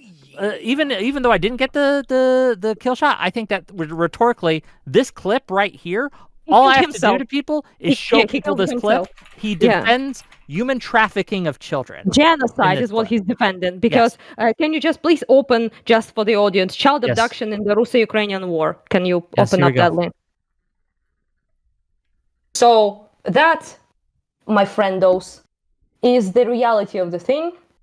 If I can only see something without my fucking glasses, well, that would be cool. But anyway, I can open it up myself without the screen. Yeah. So, so not only it's undisputable, because ICC gave warrant to Putin and Lvova Belova as war criminals for doing the abduction of children. It is recognized by International Court of Human Rights. UN said it's both a war crime and a crime against humanity. Fucking sake, like nobody disputes that. This the worst thing they ever did, and this is our claim to genocide that is being currently looked at. If Trump only didn't fucking destroy the team in Yale that was trying to figure that one out, but it's a whole other situation, right? So defending this is in itself, he just makes Russian lie propaganda that they sell, that nobody believes, that they take children to save them from the war zone. Okay, that's so absurd that I think even maybe Tim Pool audience had a raised barrel at that point. Yeah, here's the thing. In the context of the comments that have been made by Russia on this, that they don't believe Ukrainians exist. This is why the ICC put out arrest warrants for Vladimir. Why do you rename them? Why do they rename them? They give them not only surname. Why do they rename them? So they're impossible to find. Yes. Also, this cunt, in a couple of seconds, so we don't pause further on, says that they gave back children that parents demanded. According to them, they stole more than 500,000. By the way, according to Russia themselves. And according to us, it's about 300,000 children, right? So they returned, quote unquote, nothing. What we returned. It's like people look. This is the thing. I think again. And I'm sorry to harp on this, but this would be like someone defending Epstein and him taking the children to the island. Like, I'm sorry, it's way fucking worse than Epstein. Are you serious right now, Wick? It's an invasive country stealing our children and making them Russians. It's a fucking the most genocidal action you can do. It's depopulation of Ukraine and repopulation of Russia with our children. It's the I know people who can't find their kids. Okay? Who are still searching for their children. It's just absolutely, blood boiling is what he said. He's defending like the worst thing they did in this war, and they cut people's heads off and put them on spike. That's why it stunlocked me. I thought he was going to demur like everyone else does and say, well, no, that's bad, right? But we returned, go back to the by the way, for the people, we returned 1,240 children. 1,240 children, and we returned them with the help of third parties. So third-party countries, organizations that help us, and sometimes even rescue missions. So actually driving in Russia and fucking stealing them back. Unironically, that's how some children have been returned. It's they're going into someone's house, they're killing their parents, and they're taking. Yeah, sorry, I find this extremely offensive to say the least. Yeah. And Levi, for $10, says, Lactoid's take on the abducted Ukrainian children is infuriating and disgusting. It's just shameful. And again, this is where I think that, I just show him this exchange. What a vile person. I was shocked. Defending genocide to own the libs, pretty much. I mean, what other reason is he doing this? Vile person. Absolutely vile. Yeah. Yeah, let's go. It's wrong. They're orphans. And if the parents are identified, they ship them back to Ukraine. They're orphans. No, it is absolutely true. They're orphans in combat zones. That is not true. They are orphans in combat zones. That is 100% true. Now, you could say, well, Russia has an obligation to send the orphans to Ukraine. That could be a discussion. But again, hold on. The framing here. Children should be ready to be united with their families if we're able? Wick. They're orphans. They don't have families. They don't have families. But it's in a combat zone. They have families. And if their parents are saying, give us back our kids. Yeah, Lactoid's just entirely 100% wrong here. Demonstrably wrong here. The ICC has declared him wrong here. Every international organization has declared him wrong here. They have Save Ukraine and other organizations that declare him wrong here. He's literally spewing Russian propaganda, right? Yes. That's just what this filtered straight up from the Solovyov's ass directly. But yeah, it was crazy. But anyway, let's keep going. And every month when they identify parents, they do send them back. No, it's very, very hard to identify all over the place. I'm not all over the place. You are all over the place. Again, let me ask you one more time. Let me ask you one more time. You keep not answering the question. Asshole. Does the Bucha massacre justify, because you have agreed that violations of human rights allow us or allow a foreign country to go in militarily, right? So if Buka is not enough for you, is them snatching these 20,000 orphans, as you call them, off the streets and disappearing them into the Russia, is that not enough for you? Yeah. What about all the other war crimes that have been recognized by the UN, by the ICJ, by the OSCE, He's right, not by going to these answer other this, human by the rights way. watchdog groups that they know is happening no in answer. Russian-occupied Ukrainian territories, where they are forcing Ukrainian citizens to become Russian, get a Russian passport, and then they conscript the men and send them off to fight against Ukraine. Does that not justify? Whoa, hold on. We got a problem with conscription now? Okay, we got a couple questions. Oh my God! Wait. Yes, Okay, real quick. no, Pause it. please. The fact that No he one. equated Ukraine conscripting people to fight in the existential war with Russia stealing Ukrainian citizens, turning them Russians, and then forcing them onto the front lines to fight against the people that lived in the place that they were just taken from is fucking insane. I can't believe he got away with that. I can't believe. Just for the people over there, like first link, forced mobilization of Never occupied people. challenges a single one of my points, right? He Yeah, just tried to obfuscate. 'Cause he by going, can't. well, what about the whole time? Open the forced occupation of the people, just for the people to see. This Forced is considered. mobilization of presidents. Yeah, and of residents. That is considered a heavy crime against humanity, a war crime by both the Geneva and Rome Statute. Russia doesn't, since 2016 doesn't abide by Russian statute, but Geneva and a convention is taking people away from their territory, from the occupied territory, and enlisting them and forcing them, drafting them, and throwing them to fight your war that you started against the country of the occupied people is considered to be one of the worst war crimes ever. So the difference, dear factoid, between conscription under martial law when your country is invaded and this motherfucking thing is that one is highly illegal and the other one is not. Just that's it. That's the difference. And again, like it's crazy. It's impossible not to that know. people He knows defend that. this Yeah. thing. But let's Yeah. keep going. Yeah. He knows that. That's obvious. A couple points here. First of all, you didn't know what was going on with the orphans. You were saying, the children. This is Hold on, absolutely Wick, for God's sake. I can't believe I absolutely did. I absolutely did. Him just saying, he keeps saying these things and they keep not being true. And again, we just watched it in real time and again, we had the links, we brought them up, we showed you, dear audience, where again, I was exactly correct. Lactoid was simply obfuscating, misrepresenting the truth. Well, hold on. Wick, you didn't bring up the RT article that he read. Fair enough. I guess I didn't have his tenant note cards that he was reading from. Tim does. He'll bring them up later at the end. But again, did we F? Did we F out? I'm still here. Oh, did your stream People die? not see us? What's up? Is my stream still up? Are we still good? We good. Okay, my stream dropped for a minute. But anyway, let's keep going. Because again, I keep getting better. Like again, I was struggling a little bit at the beginning. I had a couple flubs. I do wish you just cut him off and said, like, brother, like one thing is illegal, the other isn't. So in martial law, when you are attacked, a conscription of people is completely fucking legal. It's not against the law. It's not against constitution. It's not against anything. Conscription of the people in occupied area is highly illegal and is a war crime. But let's keep going. You made the claim, all these children and their parents are begging for them back. And in a lot of cases, yes. Yes. And this is happening in the majority or the vast majority of cases. That's what was implied. The reality is they're orphans in a combat zone, and they're being moved out of the combat zone. There's a genuine discussion to be had. They don't have the orphan should be sent relatives, grandparents, aunts. Whether I let you finish, didn't I? Uncles. Whether they should be sent to safer places. He did not let me finish. Yeah. Excuse me, sir. Yeah, the indignancy is so deeper within Russia, away from the combat zone. I understand that Russia has annexed those areas, and there are people there now who the Russian government considers to be Russian citizens. And I also understand there's conscription occurring. The Ukrainian government is also conscripting people who don't want to fight. There's plenty of videos you can find right now of vans grabbing people off the street, forcing them into the front line. First of all, a big reason why this is happening a big reason this is happening is because Ukraine is suffering from a critical manpower shortage, which is one of the reasons why it's one of the reasons why they are Man, losing. explain in war, everyone. In war, people conscripted. You want to talk about the Butcher Massacre? You keep talking about things, and we keep needing to address them because you bring up points that are just demonstrated. And I wait for you to finish. No, you do not, sir. So the Army General Christopher G. Cavoli met April 3rd, right? He's a commander of EUCOM. He's the Supreme Allied Commander of NATO forces, right? He sat down in front of a session of Congress, right? An open session of Congress. It's a Cavoli, General. Ukraine situation. This is very recent. in this, he testified, right? And I think he would be in a better position to know than you or I, considering the access to the intel he has, right? Biased. Right?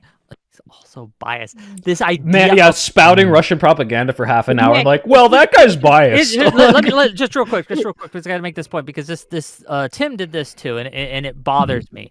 The credulity that they would give, the 100% believability they give to any source that supports their narrative, and the incredulity they give to any kind of NATO or expertise that doesn't support their narrative, I think is telling. And again, I think this. I like how he was like, just real quick. Yeah, I think this is again, I'm just cooking him here. This whole exchange. This is where I start to get the W's, because again, watching before the previous 30 minutes, I'm rough. I'll admit that. Like I don't answer as well as I could have. I have some fumbles. I have some flaws. But right here in this whole exchange, and as we go, I start just racking up the W's. But I just want one small thing I can say about this is like I like how he was like, do you know even what Russia says about their abduction of children? And then you bring up the expert on the subject, and he's like, he's biased. But Russia is not biased when they explain why they abducted 500,000 children. So solid argumentation. Yeah. Biased. He's involved in NATO, isn't he? Okay. Yes, but he has the duty to tell the truth. Like, here we go. Like saying he's biased because he's a NATO general, right? He's testified that Ukraine has solved its manpower issues, and it is currently in a better position today than it was last year. I suppose my issue with this conversation so far is I still don't understand why I should care about Ukraine. You guys are arguing humanitarian issues. You want to talk about China and humanitarian issues? We can do that. I'm unmoved by the plight of a country that has nothing to do with us. You hosted the fucking debate. Correct. When you say it has nothing to do with us. Again, our allies. He's unmoved. We should invade China. Let me guess. You're thinking about and as a myself, of course I'm going to say that's a great. This is probably good. I need therapy after this. Yeah. No. It's fun. Actually, yeah. And again, I knew what he was going to say here, right, Tim? That's why I opened up. And again, you could say whether I should have opened up this way or waited for him to bring it up. Yeah, I need more.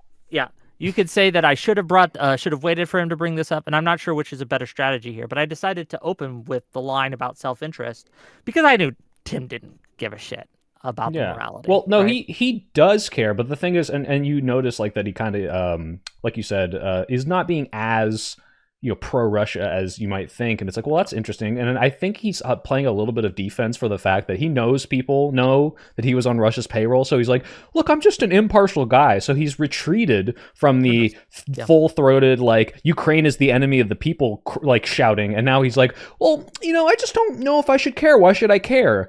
And by the way, we'll pivot off of this completely by the end of the debate to say, oh, by the way, look at all this stuff I know. I clearly can identify every oblast.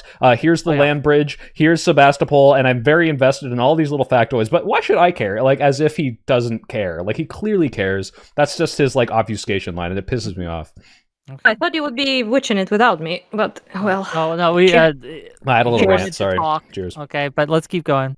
Taiwan, Japan, South Korea, Vietnam, these countries rely on us as well. I think if China's been invading the South China Sea and sinking Vietnamese fishing vessels, they're building military bases. Should we invade mainland How the fuck China? is it comparable? Taiwan, yes. Well, they took over Hong Kong.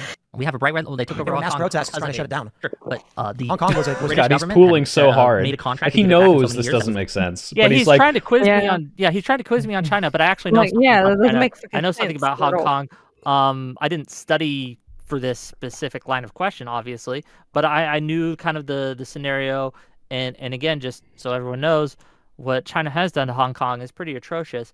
But the British took Hong Kong from China 100 years ago. They had a lease to get them back, and that the day came. And what are you going to do? Just hold on to it? No. You give it back as you promised. You fulfill your contract. But let's keep going.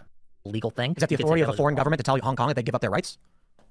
The Hong Kong citizens, if you want? The Hong Kong citizens aren't beholden to the will of the Crown of England.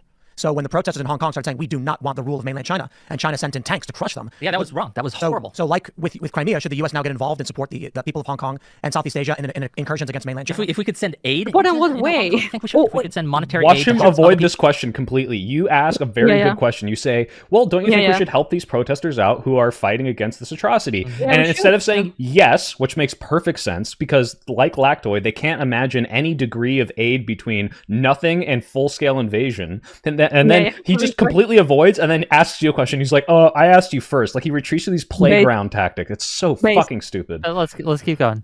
People out. Do you think we should do the that? U.S. send? Well, can you answer my question? I'll ask you a question first. Right? Should we sink the flagship of the Chinese fleet in the South China Sea if they invade Taiwan? Invade Hong Kong. Again, the people of Hong Kong. Characterizing as an invasion is a little bit different. It's a different context. They sent in tanks. Again, the people fought back against it, and they started disappearing them. Horrible. So what's the difference between Crimea and Hong Kong? So in Crimea, there was no contract, right? So in Hong Kong, the British government said there was a lease that Russia had with Sevastopol, which is the military. Sorry. I know.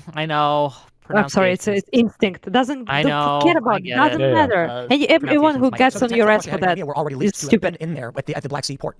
But not to blockade the Ukrainian military bases there, not to lock down parliament there. Again, British had the British, as I understand it, and again, I'm not an expert on China by any means, but the British had a agreement with the government of China that in 100 years that we're going to give back Hong Kong into China's hands. And the day came, and they did that. Now, I'm with you. China has done horrible things to the protesters in Hong Kong, horrible things indeed. And there might be an argument. Yes, our interests, I think, are very much at risk with China right now, considering the seizures, the atolls they've built, and their declaration of ownership. Sorry, can you just stop for a second? China's allies for just 1 second. I don't understand. Like, why is he talking about this? Like, are you making an argument that you shouldn't aid other people? That's what he's obfuscating. He's like, well, if we aid Ukraine, why aren't we aiding in Burma? Why aren't we I was cooking lactoid. I was roasting him, so Tim had to jump. Lactoid got bailed out. Yeah. He barely talks for the rest of this. Yeah. Oh, we are blessed. China's allies? Do you think making China's allies weaker? I hate that guy. Interest in the United States? No. Why not? We're about to. Because the reason I asked the question is that I understand that's the reason you asked your question. The reason we asked the question is that we have multiple conflicts around the world, and my point was when you guys are debating the humanitarian issues of Ukraine, I'm sitting here being like, I literally don't care. No, like you're arguing with him. He's saying you're saying we should be involved, and you're saying but there's humanitarian issues. I know you're arguing other things too, but in that context, I'm just like, I literally don't care. Let me explain my position a little bit more. So I think perhaps talks again that me and Wick have on the extremes, which is that if you have a sufficient humanitarian crisis or a sufficient erosion of democratic principles or constitutional principles that could justify intervention in certain circumstances. I think we all believe that, right? Like, no, okay, intervention in Nazi Germany, we all agree. This was a weird answer. The fact how long it took him to say yes. I think it's done Lactoid too. And Lactoid's like, what? But let's keep going. Wait, let him play. Wait. Does he think that you're gonna find out in a second. Watch. You're gonna find out. Watch. Let's keep going. You're gonna find out. The issue with Nazi Germany goes beyond humanitarian issues. The U.S. did not invade. So does Ukraine, and so does China. The U.S. did not invade the beaches of Normandy because of the Holocaust. But if we knew about the Holocaust, and even if Germany wasn't doing all the other things that we invaded them for, I think that would have been sufficient reason to invade Germany. So we should invade China now? No, I mean they're giving forced abortions. So we're doing the Holocaust. I'm not saying that Russia is. I understand there's a lot of it's a different situation, and we can go into the minutia of the different factors that are involved. But what I'm saying is that if you do reach a certain threshold, I think, and it's possible to intervene, I think that there is a justification to do so.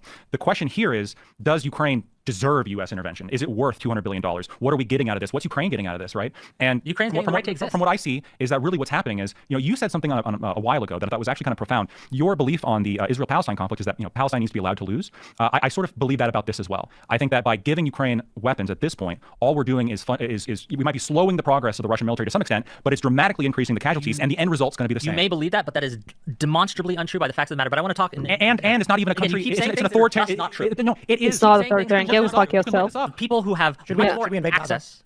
Gaza?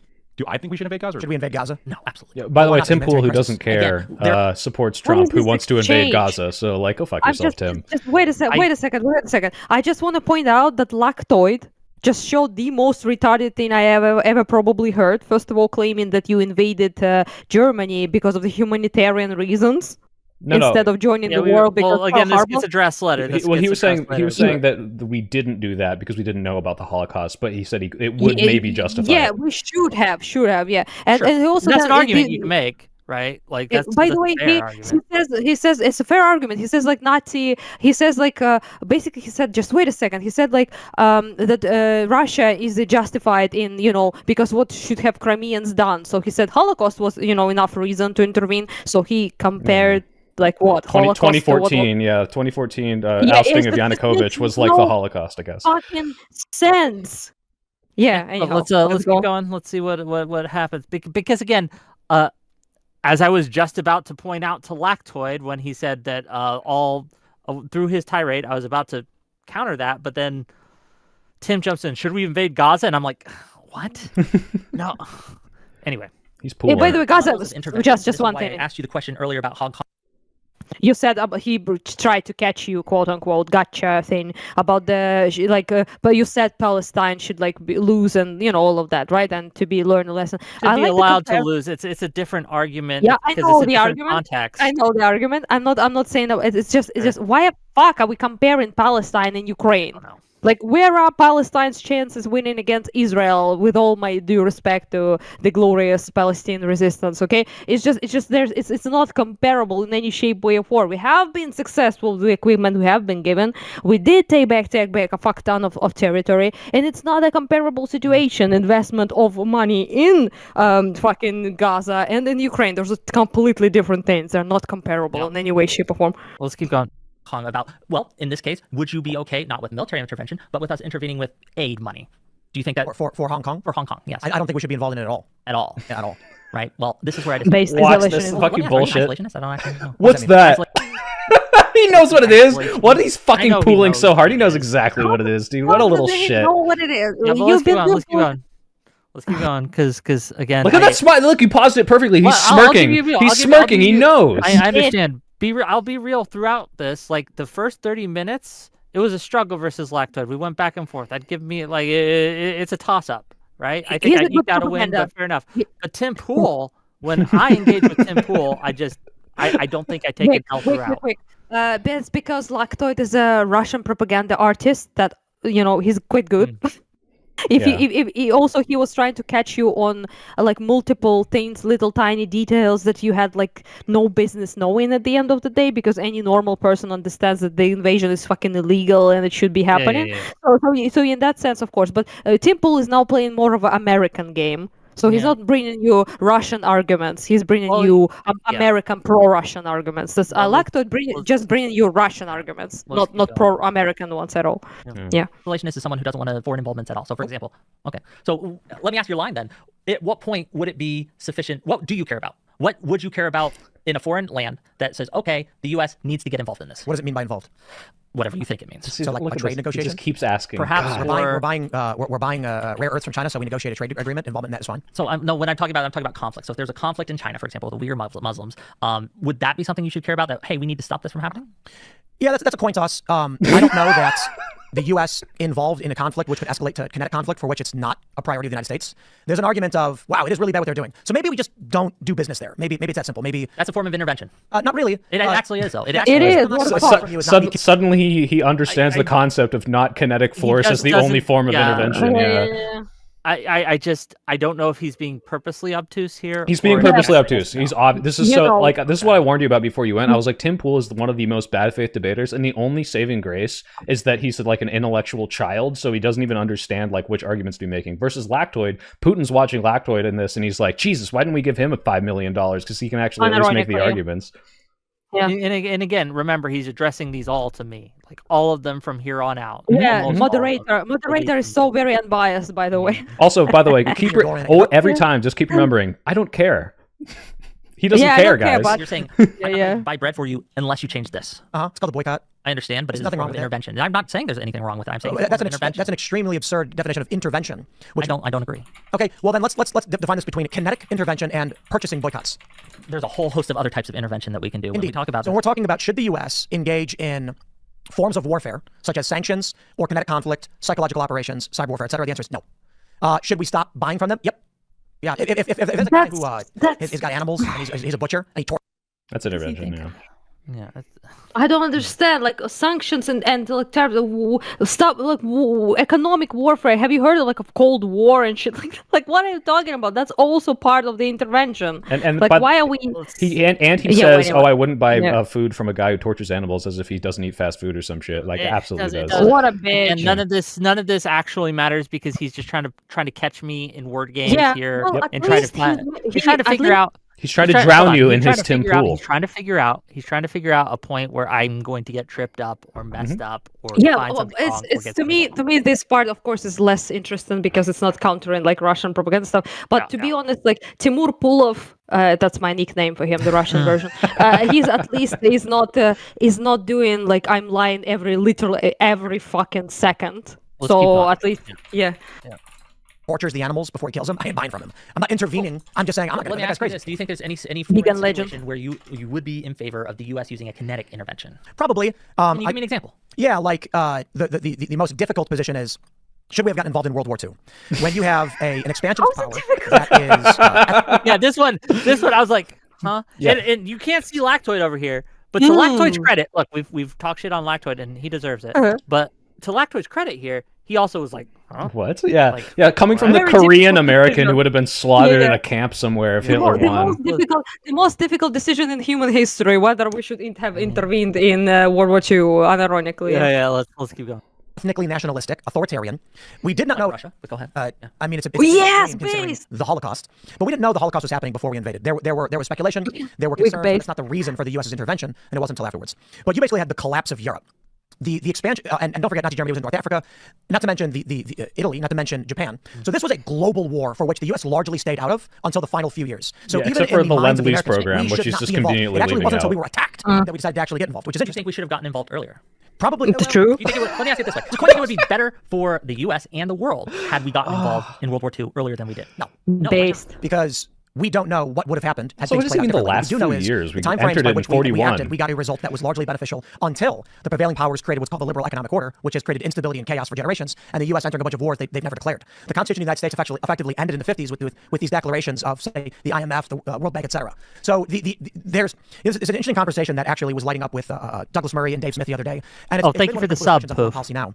There's a lot of concern over the worldview of people like Neil Cooper, as well as Dave Smith and others, who have made arguments that Winston Churchill was a bad guy, which I think is largely silly. I think the circumstances of World War II are the Nazi opposite shit of World War again. I know. The whole time, me and Lactoid are like, I don't... Yeah, because I wasn't prepared to discuss World... I'll be real with you. I wasn't prepared to discuss, was Churchill the real villain in World War II? I did not have... I was like... World War II revisionism, let's go. Like, I am not equipped at this point to deal with that right now.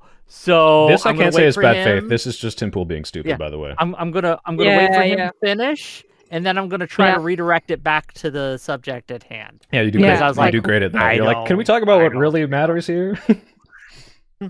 World War I was high-density nations in disputes for a variety of reasons came to the industrialization of war, which then leads to the How did it start, though? It's easy to say, now, by the way, years on nearly, I would have done it better. Honestly, I have no idea.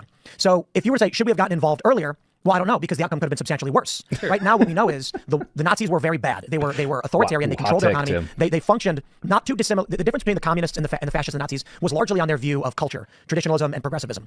So oh my God. What a retarded thing. What a dichotomy. But the liberal economic order has functioned largely like that, only slightly better in some respects. I fundamentally disagree with that view. I think the liberal world order has made people more safe, more wealthy, and much better off than it was before. But that's another argument. We're talking about Ukraine, Russia today, and I want This is me trying to redirect. Good job. Because I'm not here to argue about whether Churchill was the real villain. Okay. Also, I was like, what a dumb. I put this out in my stream, but like, what a dumb fucking argument. Like, well, should we have ended slavery? You're like, well, I don't know, because like, look at bad things today, and like, only those happened because of the way that history happened. So maybe if we didn't do it, it could have been better. It's like, shut the fuck up. Like, you're like, what are you, 14? It was a weird tangent, but fair enough. Way, whatever. I like how he brings up like World War II was a global thing, but how it started, brother. How it started exactly like it started now. By the way, we got to keep going because we've been here 2 hours and we only got an hour through so far. But I'm having so much fun with the rest. I want to something there that I do think is interesting, like that we don't want authoritarian expansionist powers, and I would argue that we should have NATO again. There's a difference between expanding at the point of the gun, like Russia does, God, and there's a difference between expanding, say, hey, you want to join NATO, and there's like, you know what, I would like to join. If that's what had happened, but if you look at the history of Ukraine, that's literally not what happened. Ukraine isn't joining NATO. It hasn't joined NATO. It wasn't even discussions to join NATO. It got nixed. Right? It is now because of Russia's actions, but it's probably not going to happen. And the conflict is largely predicated upon NATO policies. Once again, no, it's not. Said that, like, it happens in the case of NATO that it's just the same as Russia doing the guns. But no, NATO has largely expanded through voluntary joining. This has happened. Can you give me a country that you think that has joined NATO under coercion? He never answers this. He will never answer this. And he will obfuscate in a couple minutes. He'll say, well, some people got arrested that were anti-NATO. Yeah. Romania or something, right? But let's keep Never going. mind, like the right historical now, record. The rest of the guy. I know what. Yeah, but Romania joined years ago. So the Russian this doesn't have anything to do with the rest of the guy. Yeah. the populist right-wing candidate from being able to run for no reason. In France, Marine Le Pen. What does that have to do with joining NATO? How is she's not accused? She's judged now. By the way, she's not just accused. Yeah, there is an actual. Yeah, I didn't know she was convicted at the time. I thought she was still standing trial. I like how he's like all those pro-Russian candidates in France and propped up by Russia and Romania that committed actual crimes because guy in Romania was arrested for illegal possession of whatever, doesn't matter. But point is it's like all of them. It proves that they are coerced in which way. The important part of this back and forth between me and Tim, and I think a clear W for me, right? Clearer than daylight. Russia expands at the point of the gun, but NATO expands through voluntary means. We ask, and they don't know any other option. No. And a lot of people want to join NATO that we don't let in, right? People, as Levi says in the chat, people are begging to join NATO. Countries want to join NATO. Eastern Europe, like everyone, Georgia, Moldova, like obviously, it's because they're wanting the protection of the umbrella, right? Because of Russia. And again, authoritarian thugs they are recruiting everyone. Tim tries to, and I think this is very clear, tries to kind of skirt away from answering the question and dodge answering the question and retreat to this position. At all. We can never know because they imprisoned Marie Le Pen, or they charged Marie Le Pen. Like, bitch, France joined NATO at like the beginning. A million years ago, before Marie Le Pen. Yeah, for Tim's argument to hold any value, it's predicated on this idea that NATO is this like vastly Illuminati-wide network that's slowly controlling every candidate to make sure they don't leave, and they're puppeting everyone. It's just like that, or every politician in this parliament that said they wanted to join NATO isn't lying. Like, which one's more believable? You fucking dipshit. Yeah, it's wild. Yeah, let's keep going.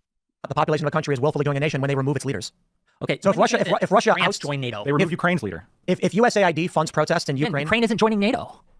So hold on. A few days before the invasion, a demand was said, "Don't you promise never join NATO?" Why didn't they just say, "Yeah, sure, we'll never join NATO"? NATO. Why the fuck should they give that? Own choices. Exactly. So if they're not joining it, why don't they just say, "Yeah, we're never going to join"? Because you don't let a foreign power come in and tell you what you can and cannot do. You say, if we're going to exist as a country, we have to be at least somewhat independent and be able to make our own decisions. They don't want to be a puppet of Russia. Okay, so they were never going to join it. But I still want an answer. They were never going to join it. I still want an answer from you, Tim. Which NATO country has joined through coercion? So my point is, I cannot assess which country is joining of their free will when we know in these countries they forcefully remove opposition to NATO. He's so stupid. When a president, I couldn't have. I was like, this is when I think I realized he's retarded. This is when I realized he's not just bad faith, but he's literally retarded. I was like, I mean, oh, you're just. That's why he wears the beanie. It's to cover up. There's a big divot in his head where a brain should be. So. Yeah. And we go from there. President starts to rise up, say Marine Le Pen, and she says, we want to leave the European Union, so they accuse her of crimes, criminally charge her and remove her. Did she do those She crimes? was accused. No, she's probably not. The argument That's why they hold a trial. Probably not. Hold on, you're right. He knows he's getting cooked, so he tries to Probably not. Yeah, he's just going to make a super bad faith argument here. Watch this. Maybe find out. Maybe find out. Ukraine by a vote that was completely legitimate, we all agree. Of course, except for, again, on Resolution 68, they disagreed. Because there was evidence that it was under coercion. So the people who are largely on the side of opposing Russia, so the people who oppose Russia have argued that the election that happened in Crimea is invalid. My point is, you have chosen to respect only certain administrative procedures and not others. Yeah, this obfuscation is just, we know that when the entire community of the world says it's not legitimate, I don't believe that. But when literally no one says that, deposing Marie Le Pen is corrupt because it's a very obvious reason, that's the same thing. And both of these elections are illegitimate. Exactly. I just don't know who to believe anymore.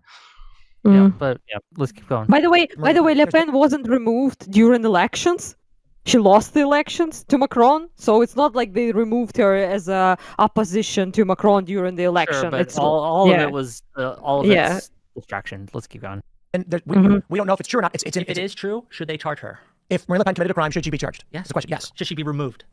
No, why not? Why do you think? Well, democratic countries allow for people to vote. So previously in France, when other politicians, felons should be able to vote, like convicted people sitting in prison right now, should not in prison. Not in prison. There's due process restrictions, but once you get out, your rights would be restricted. If her Trump should be, I guess. Jail time, and I'm not sure it does because I'm not. Quite That's up why. on the specifically, but say 5 years in jail. Do you think she should be able to run from a jail cell? Interesting. Yes, because in a democratic institution, a democratic country, the people decide. You can't simply have a judge bang a gavel and say the people decide, but we are not allowed to decide. I get that. Yeah, I get that. Just let us talk over. We'll say the pause. Guns. I can't vote on that. I can't decide to stop you from speaking, to platform you. I can't vote. I paused because I want people to hear my bangers. No, okay. Oh, okay. Oh, so this is a glazing session, Rick. All right. I like. Okay, legitimate. I do really well here. But keep going. Hold on that, and we understand that. We understand that because we have a constitution that protects this. We understand that in a democracy, there are certain things. That's not correct. Wait, hold on. Do we care about constitutional rules now? Just want to ask. Like, do we care about constitutional? Oh, go fuck yourself. Do we care about constitutional? We care about principles, and sometimes principles comes into conflict, Yeah. and you have to decide the higher principle. Right. And when you have a principle of sovereign territories should not be invaded militarily with lethal force by foreign powers to stop them from resolving their internecine conflicts, I think that does rise above some legalese in a constitution. I think that's fundamentally a different. I think your position here really it's very convenient, right? Because very convenient because it's very correct. No, it's very convenient because if the people there, if they're powerless to stop their oppression, and now your position is, well, other countries they can't go in and help the oppressed. Well, that's very convenient, right? Now they have to stay oppressed because hey, other countries can't go in. You'd be against the French sending Lafayette to help us oppressed in our with what? against the British. You'd be against the U.S. getting involved in Afghanistan for moral reasons, and Iraq and Libya and Syria. You're just like you're an anti-interventionalist across the board, surely. Of course not. And I've already recognized that there are severe, extreme circumstances where yes, intervention. You probably should do that. Should we have... I gave you an example. In the 90s, when we invaded the Balkans, right, and NATO did all that and stopped the Serbians from genociding all these people, that was good. Should we have invaded Iraq? Ooh, that's a good question. Which time? Gulf War? Either. Gulf War, yes. The other time, probably in hindsight, no. He's going to pull really hard right here and ask you a bunch of questions just to try to trip you up. Yeah, he keeps quizzing me. I think know the answers, motherfucker. It goes like 6 to 10 questions he's about to ask. He's going to wait until you don't know an answer, but he doesn't care about the answer. Why do I need to sit here and listen about the fucking Iraq? It's not the point of the conversation. It's just Tim Pool's stupid tactics. Yeah. Taking over Kuwait, which was a sovereign country, which was pleading for our help, and which was our ally. And then what about the second time? The second time, it was because we were sold a lie that there was weapons of mass destruction. Had there actually been weapons of mass destruction, there might have been a case there. And had we actually believed there were weapons of mass destruction, then fair enough. But should we have? I think in hindsight, it was a mistake. Should we have intervened in Libya? I'm not familiar enough about Libya to. But what is this fucking quiz? Yeah, I just didn't know. Look, I know in general. Look real quick. I know in general about Libya, but at the time, one of my rules going into this for myself was don't say anything that's factually incorrect. Not one thing say factually. So if I wasn't sure on a thing, rather than guess, I decided to just demur by saying I don't know about this subject well enough to answer. But Wick, I actually have a criticism of you here, Wick. I didn't know. When he started asking you about these things, as soon as he asks the second question, this is when you, instead of continuing to answer his stupid quizzes, you're like, do you see how you're just like trying to catch me up on this? You call out his fucking bullshit to his face next time, because like this is so obviously this like tactic to put you on the back foot. And it's like, you don't actually care about my position because you're not trying to get to it. You're trying to trip me up, and you'll notice this exactly because when you say good faith, hey, I actually don't know about that. Like I'm not sure if we should have invaded Libya. He's like, cool, let's ask more questions about it, because he just wants to be a fucking dick. Like I fucking hate this. Like watching this made me so mad. Yeah, he was trying to find like one area you're not really like knowledgeable with, so he can, assert dominance, quote unquote, and show your for no reason whatsoever, like other than just to steer away from the actual topic. I'm gonna be real. I didn't study up on Libya for the Ukraine debate. Sorry, I didn't know we'd be talking about something completely stupid and irrelevant right now. My bad. Oh wait, aren't you an Iraq War veteran? The death of Muammar Gaddafi. Oh, I served during the Iraq War, but I wasn't on the front lines or anything like that. But still, yeah. I was a cryptolinguist, and then I was a crew chief. I didn't go on the. But I purposely don't bring up my military service in this because I think that would be that would be a bullshit tactic, because my opinions. Well, no, I'm I agree. I understand, but it's so funny, like how much thought and like consideration you're putting into it, and it's like, meanwhile, we're watching Tim be just a little dickbag. Like, but whether I'm right or wrong shouldn't depend on whether I served or not. Yeah. Right? Yeah, Whether I'm right or wrong should depend solely on the strength of my arguments. And to try to assert this authority, be like, well, I was a veteran. I don't like that. Yeah, that's fair. I think that's crass. And so I refuse to do that. Don't pause, watch it, but I'm going to go grab a beer. Yeah, okay. Which resulted in the reignition of the North African slave trade and tribal warfare, and the country's in relative chaos right now. I'm wondering for what reason NATO got involved in Libya. Why did we do this? I don't know enough about Libya to say. I'm just going to. It sounds to me like a dominant international power intervened in a local nation's conflict and overthrew their government. In certain cases, if you're asking me that if everything America and NATO has done has been wise or correct, I would say no. There are obviously instances where I think we should not have gone in. Vietnam is a good one, right? Should we be involved in Syria? Now it's going down the list. Yes. I think we have interest in overthrowing a monster like Assad. Yes, it sounds he destabilized his people, and I think how did he do that? again, by severely oppressing the people who would rise against him. What does that mean? Chemical weapon attacks, mass graves. Again, look at what happened after Syria, right? After, I'm sorry, the rebels took back Syria, right? And what they found, again, I'm not for that. That's bad, right? But they found, that doesn't make Assad good. That doesn't make Assad better, even, because, again, the prisons found in Syria, where they had people who hadn't seen daylight in years, just mass prisons, was horrific. Again, I am not saying that every intervention is good. Does the U.S. do that with prisons? Why not? The fuck are we talking about it? Yeah, so it's like the jacking off. That just, I'm just asking questions, but very clearly he has a point. He won't make the point that he wants to make because it's not a very good one. Yeah, he's just trying to trip you up. All he needs to say is, "Hey, some of these are justified, some of these aren't. Let's talk about whether or not they are." But instead, he's just like, "Oh, you don't know about this? Oh, why did that happen? Oh, why did that happen? Oh, yeah, what about this?" And you're nailing every single question, which is so frustrating because you can see he doesn't respond to your answer. He just moves on to the next question. It's so fucking annoying. Or maybe, guys, just don't talk about fucking Iraq and Libya and all of that when talking about Ukraine, Russia. Maybe that's also possible. Look, I'm just saying, he asked a question, and I understand. I'm not blaming you. I'm blaming this motherfucker that cannot have a conversation about saying, "What about America, though?" Let's keep going. That's a good accent. To the extent that Syria did, no. People are in solitary confinement for extended periods, maybe years, for instance, without Again, this trial. is incomparable to what Syria does. What does Syria do? Syria has mass prisons that they throw people in for simply opposing the government, for simply just... He's trying to get... He's asking again to see if I change my answer, right? Are you talking about Assad now? Yeah. What the fuck? Yeah, this is about Assad. What does that mean? Bye-bye, Assad, by the way. People in prison for opposing the government? Yes. But do you think these are the... Look, this idea, okay, and these comparisons... I get kind of exhausted with this by now. And yeah, good. No, this is good. You're like, this is stupid. You guys are trying to draw here between Syria and USA, right? Syria and Ukraine are insane to me. I think that's not an argument, buddy. That's not an argument. I understand, but I'm asking make my argument after I say it's insane. I feel it's insane. Base, good job, Blake. In which I make my argument, right? I feel it's insane because of scale. The matter of scale. These things. Thank you. Like water, right? It's good to drink. It's okay to drink. If I splashed you with water, it'd probably be bad, but it wouldn't be as bad as if a tsunami or a flood or any like a biblical type of flood came in and drowned you. So perfect argument for the stupid Tim Pool Bad audience. doesn't mean that scale doesn't matter. When it comes to Syria, the scale matters, and when it comes to Russia and Ukraine, look, I'm not here to say that Ukraine has been perfect. Andy recircled it. Good job. Country. I'm saying that when you look at the scale, we're talking about a glass of water versus a flood. A flood that is Russia's war crimes in Bucha, right? Russia's war crimes in the occupied territories that it does, Russia's war crimes in Chechnya, Russia's war crimes in almost every conflict it's been involved in, massively, by the way, massively outscale anything you could say Ukraine has done. And so what happens if right now we just stopped Ukraine and said, no more funding, we're done? I finally, thank you. I wanted you to make that argument for a long time, as you noticed that it's just retarded comparisons. Because even if you make the worst, if you actually play along with the fucking lactoid over here, and the body count was 3,040 civilians before 22 invasion. That's it. And that was only for 10 years, by the way.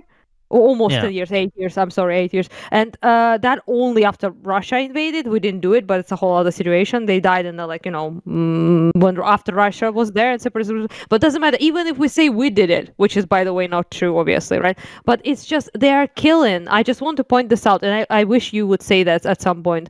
The Russians now, lactoid is so, by the way, concerned, quote unquote, by Easterners and there are plight, okay, of the Russian speakers like me, right? And it's us they're killing. They're killing us. Mariupol is in Donbass. It's Donbass, okay? Bakhmut, Avdiivka, Toretsk, Pokrovsk, all of those cities that are fully destroyed are all eastern cities, most of them in Donbass. Okay? Vovchansk in Kharkiv region. Who is doing the damage here? Not us. It's incomprehensible that we're talking about this right now. Yeah. Look, my father, Russian speaker, fucking never spoke a word of Ukrainian, was born in Soviet Union, was killed by Russia, not by Ukraine. Okay, so I wish people would just, for example, I like about that. I would want someone to ask one day, where is Mariupol? Where is Mariupol? Where it's at? Like, what's the location of it? It's Donbass. Ukraine didn't do 0.1% of the damage that Russia did to Donbass, okay? How is it justified? He says that the war is justified because That's Lacto's point, right? In a way, it's justified because what should Crimea do? What should Donbass do, right? Their rights have been what that motherfucker thinks afflicted their rights more. By the way, our ousting of Yanukovych or being bombed to shit. Yeah, I get you. I understand. I tried to make this argument as we go, and you can, the audience can judge if I was right or wrong, or persuasive or unpersuasive. I'm glad you did say something similar at the very least about the scale. Go ahead and play. I'll be right back. I will say, right, that and I see you, chat. I do. I see you, chat. And if you guys want, I'll be having call-ins this week. So if you have a different opinion on want to challenge me on any of the points I made during the discussion, or whether I was persuasive or not, or if you think I did a terrible job, just call in and you can talk to me. Yeah, the only thing though I would say that, by the way, about the very interesting that he cares about the violation of the rights of people in Donbass, which, by the way, I send you a link, which is let me say Donbass war crimes and human rights violations. If you can open it and show it on screen just for funsies. This one? Yeah. So this is mass organization accusing about crimes in Donbass, but they're accusing separatists and Russians. So people who committed crimes against people in Donbass and who violated people's rights with looting, imprisonment, illegal holding people in cells, looting, all of that was done by separatist forces and Russian forces in Donbass, not Ukraine. Just by the way, for the people, if anyone wants to read it, entire thing is dedicated for crimes committed. Article. Yeah. So yeah, that's just very funny that this asshole is covering for these crimes in particular that were committed by separatists and by Russians in Donbass. Exactly. Let's keep going. Unravel. What would happen? So first of all, that sends a signal to. So the question is asked here, and I think this is important. He asked me, what happens if we pull out funding from Ukraine? And this is what I did. I've wanted to get to this point for a while. I haven't been able to. I'm glad he asked me this question because this is an actual good question. And here's my answer. And you guys tell me if you think my answer was good or needed improvement. Okay. So, yeah, I didn't see any of that, so it's all new to me. Yeah. Nuclear proliferation expands. Japan starts to want to get nukes. You have all these other smaller countries that say, you know what, we need nukes now because we can no longer rely on the global world order to protect us, which has been protecting us before. So now we need nukes for ourselves so we can be a sovereign nation and not worry about a greater power coming in and taking us out. So that's the first thing that happens. The second thing that happens is China takes Taiwan. It shuts down trade in Bering Strait, I'm sorry, not the Bering Strait, my bad, the Taiwan Strait, right? Where about $2 trillion a year of commerce goes through. And it just shuts that down because it can. And you have land grabs by smaller countries, each trying to take pieces of each other, because Ukraine is really a domino, and once it falls, it's going to lead to this. I think that was a really good answer, Wick, and the structure of the liberal economic going to completely ignore it. They're not even going to mention the proliferation, which is like the whole reason the referendum was signed in '94 and the reason why Ukraine gave up its nuclear weapons. Like, they're just going to completely ignore that because it's a very easy to understand thing. It's very defensible from your point of view, and they're just not going to talk about it. So nobody, by the way, nobody brings up. I agree with. I apologize. Soy peel is kind of like weird to say, but sorry, it's just Sawyer, or Niels. How can I call you again? Niels, like Neil with an S at the end. Oh, no, it's okay. Yeah, that's just a little bit better than calling a person a soy peel. So anyhow, point is just that I agree 100% just with what you said, because they always ignore the Budapest Memorandum because it's completely inconvenient for their narrative. And they, of course, ignore the fact that it will lead to the world where everyone is trying to get nukes to prevent what happened to Ukraine to be happening to them. But that's just a deeply inconvenient argument. They never bring that up, obviously. Gotcha. Let's keep going. Economic order right now relies on us staying in Ukraine. Is that yes? Okay. Yes, in a very real way. And we, again, Taiwan is looking at us. We have our NATO allies looking at us. We have other countries looking at us. We have our enemies looking at us. How are we going to respond? Are we actually going to stand up for the values that we say that we hold? Or when we say we will support Ukraine no matter what, do we actually follow through on that? And they're looking to see if they can trust us to keep our word. Government, and if we do not said that we're going to support Ukraine no matter what, and that would be a wild standard to have.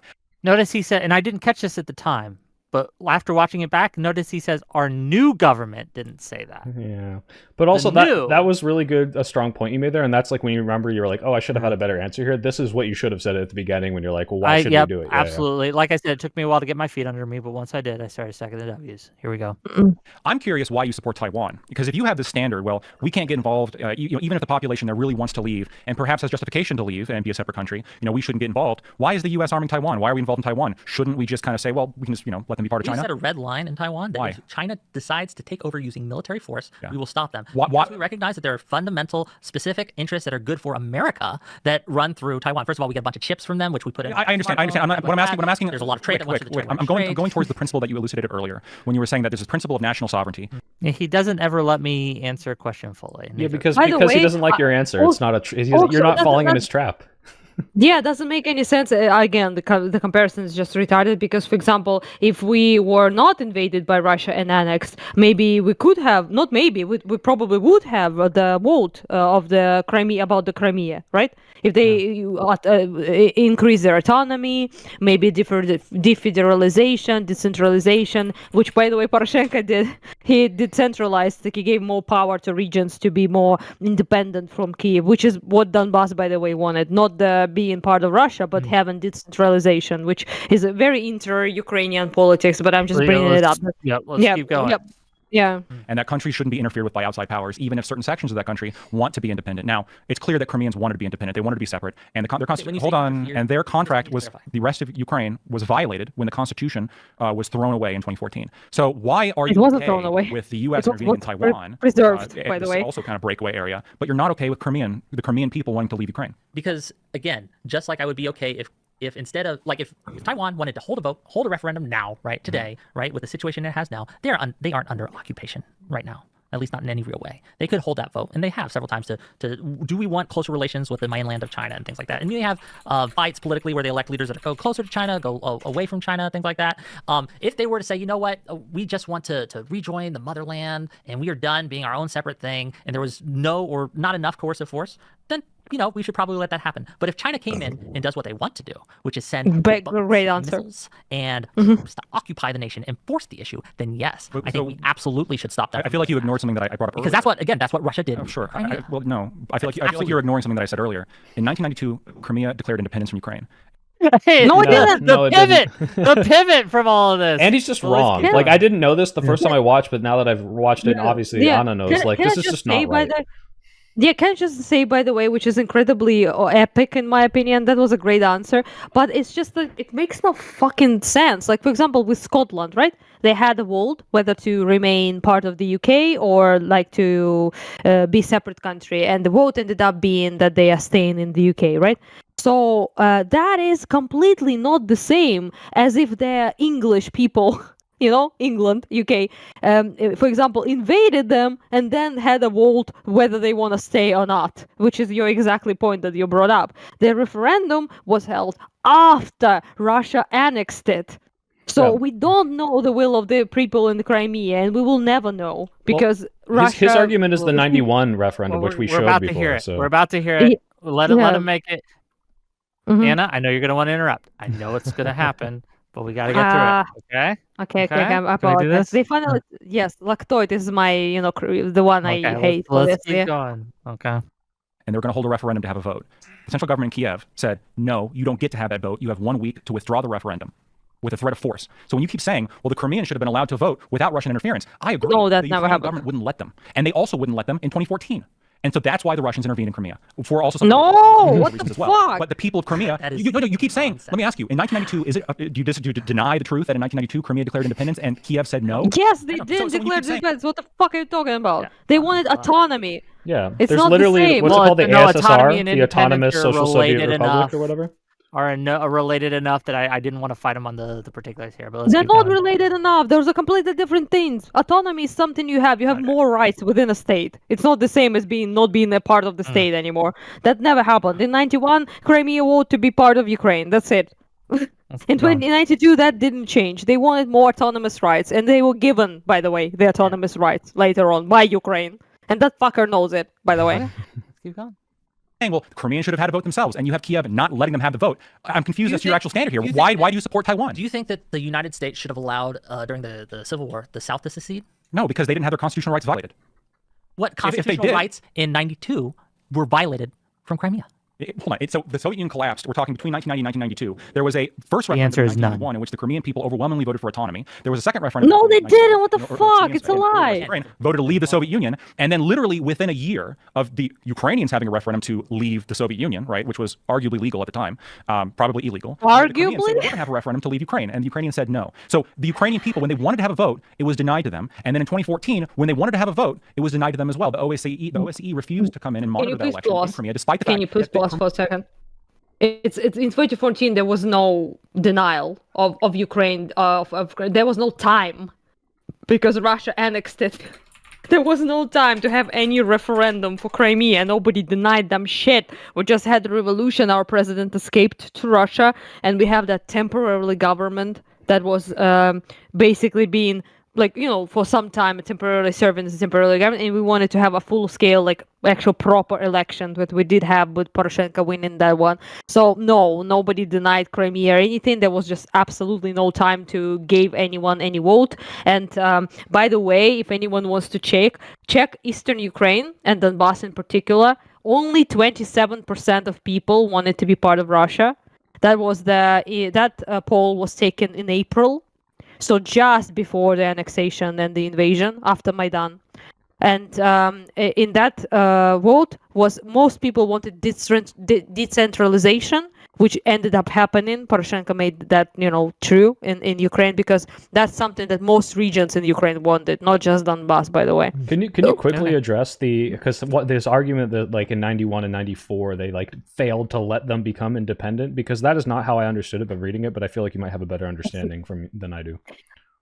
Well, that's a very there was a lot of stuff going on there, but basically there was some tension with a guy called Mishkov. He was elected as a president, quote unquote, of Crimea, because it's autonomous thing, and he tried then to sabotage, basically to make actually coup.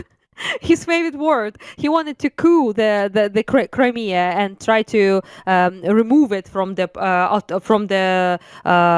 political sphere and not being no longer part of Ukraine, right? Yeah. So Ukraine then intervened. That happened. National Guard was, I believe, summoned there, and he then barricaded himself and then escaped to Moscow, as they tend to. And they came to a compromise after. It's not like some dictator came in and fucked with them. Yeah, exactly. Yeah, they came to the compromise. Well, Tim later jumps in and misrepresents this to us all, and he doesn't read one thing below that talks about the compromise. I saw or one that in thing my above, or one thing above. Because again, I read up after this because I didn't know about the 95 thing. I didn't at the time. I was like, oh, this surprised me, so I didn't know how to respond, and so L for me on that.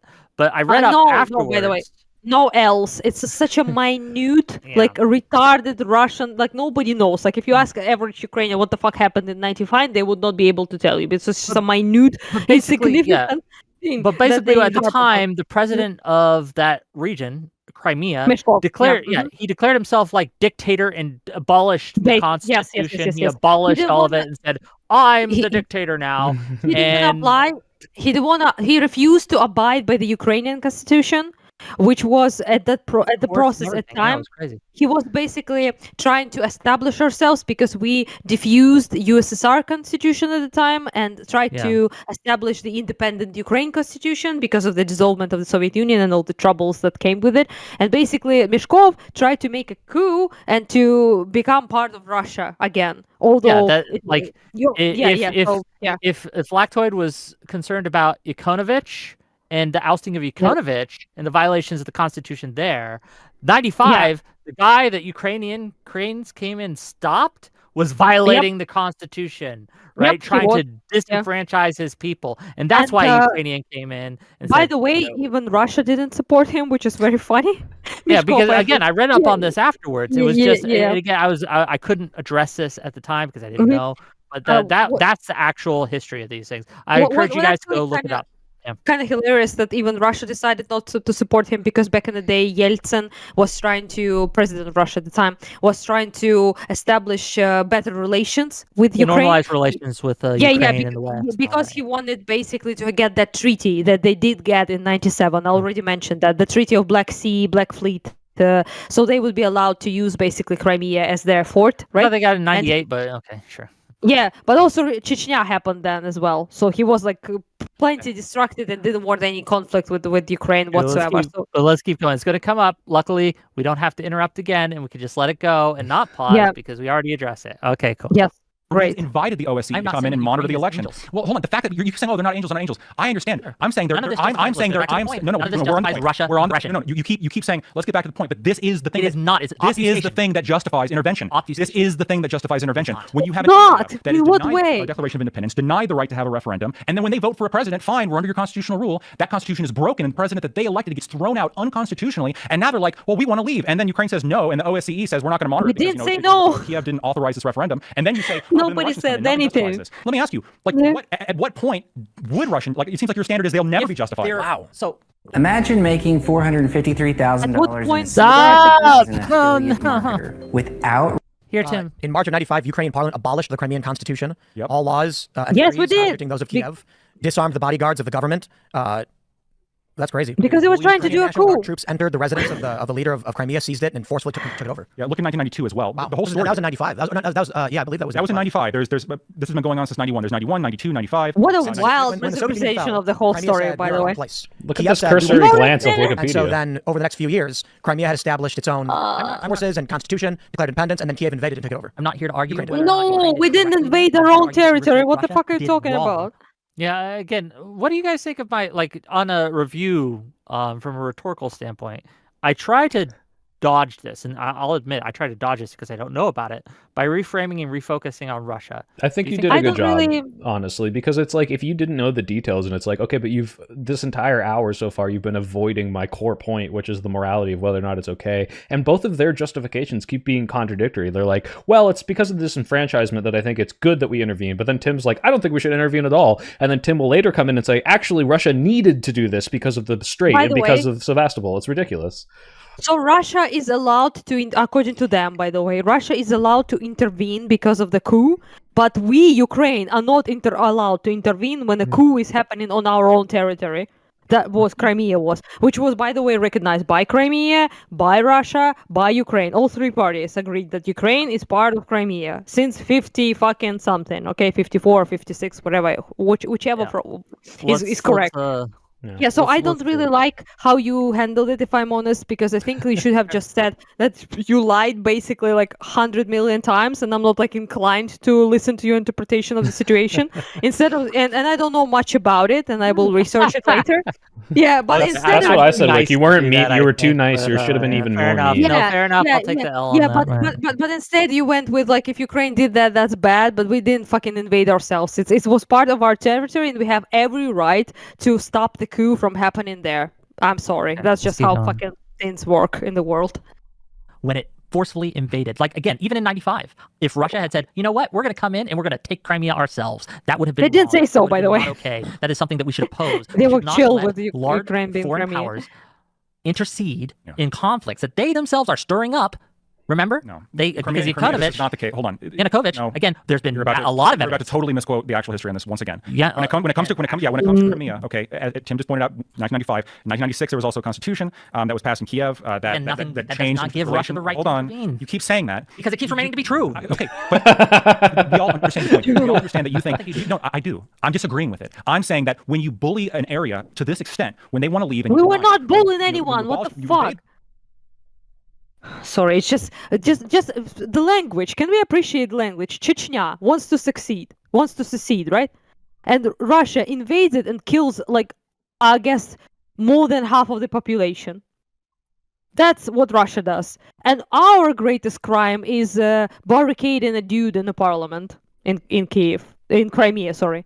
Bashkov barricaded himself, and we... Oh, no, am I back? Am I back? Yeah, you're back. You're back. I'm back? Yeah, so that's just why are we comparing those things? We're not how can a local crisis that Russia at the time, by the way, didn't even support Meshkov. How can that?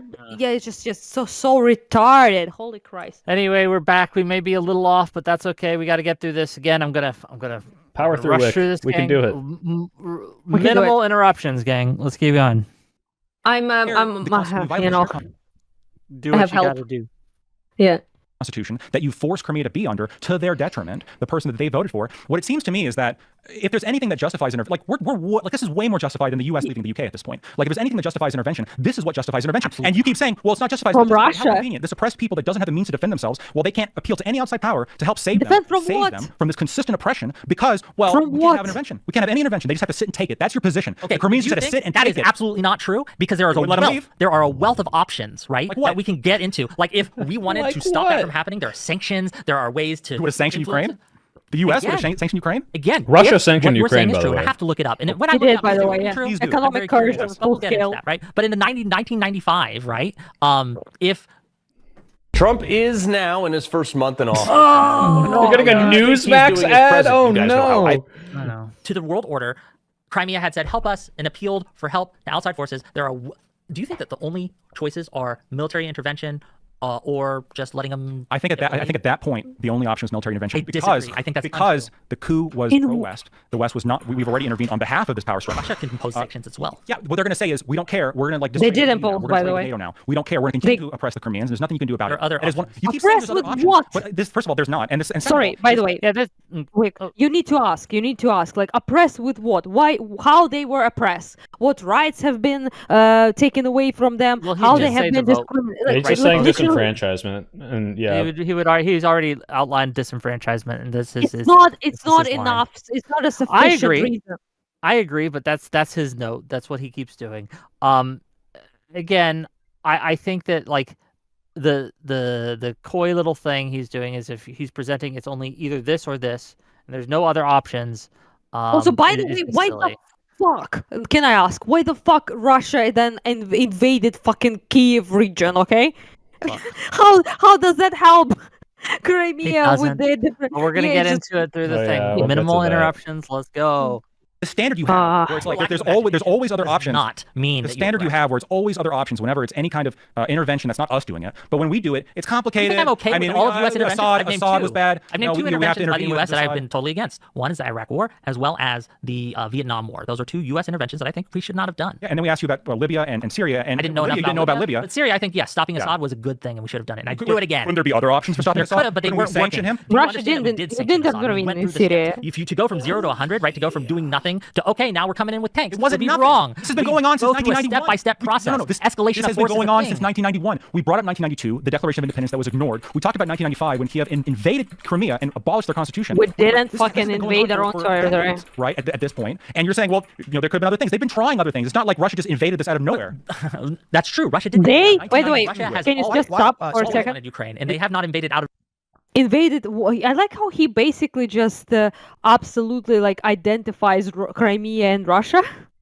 So he pretends like he advocates for like some sort of Crimean interest here, right? Like on multiple occasions. But then he's like, Russia, has to intervene on the behalf of Crimea because Crimea wanted to be apparently independent, and he somehow knows that for like many decades and things like that. And I'm just like questioning like why Russia is allowed to intervene on the behalf of Crimea.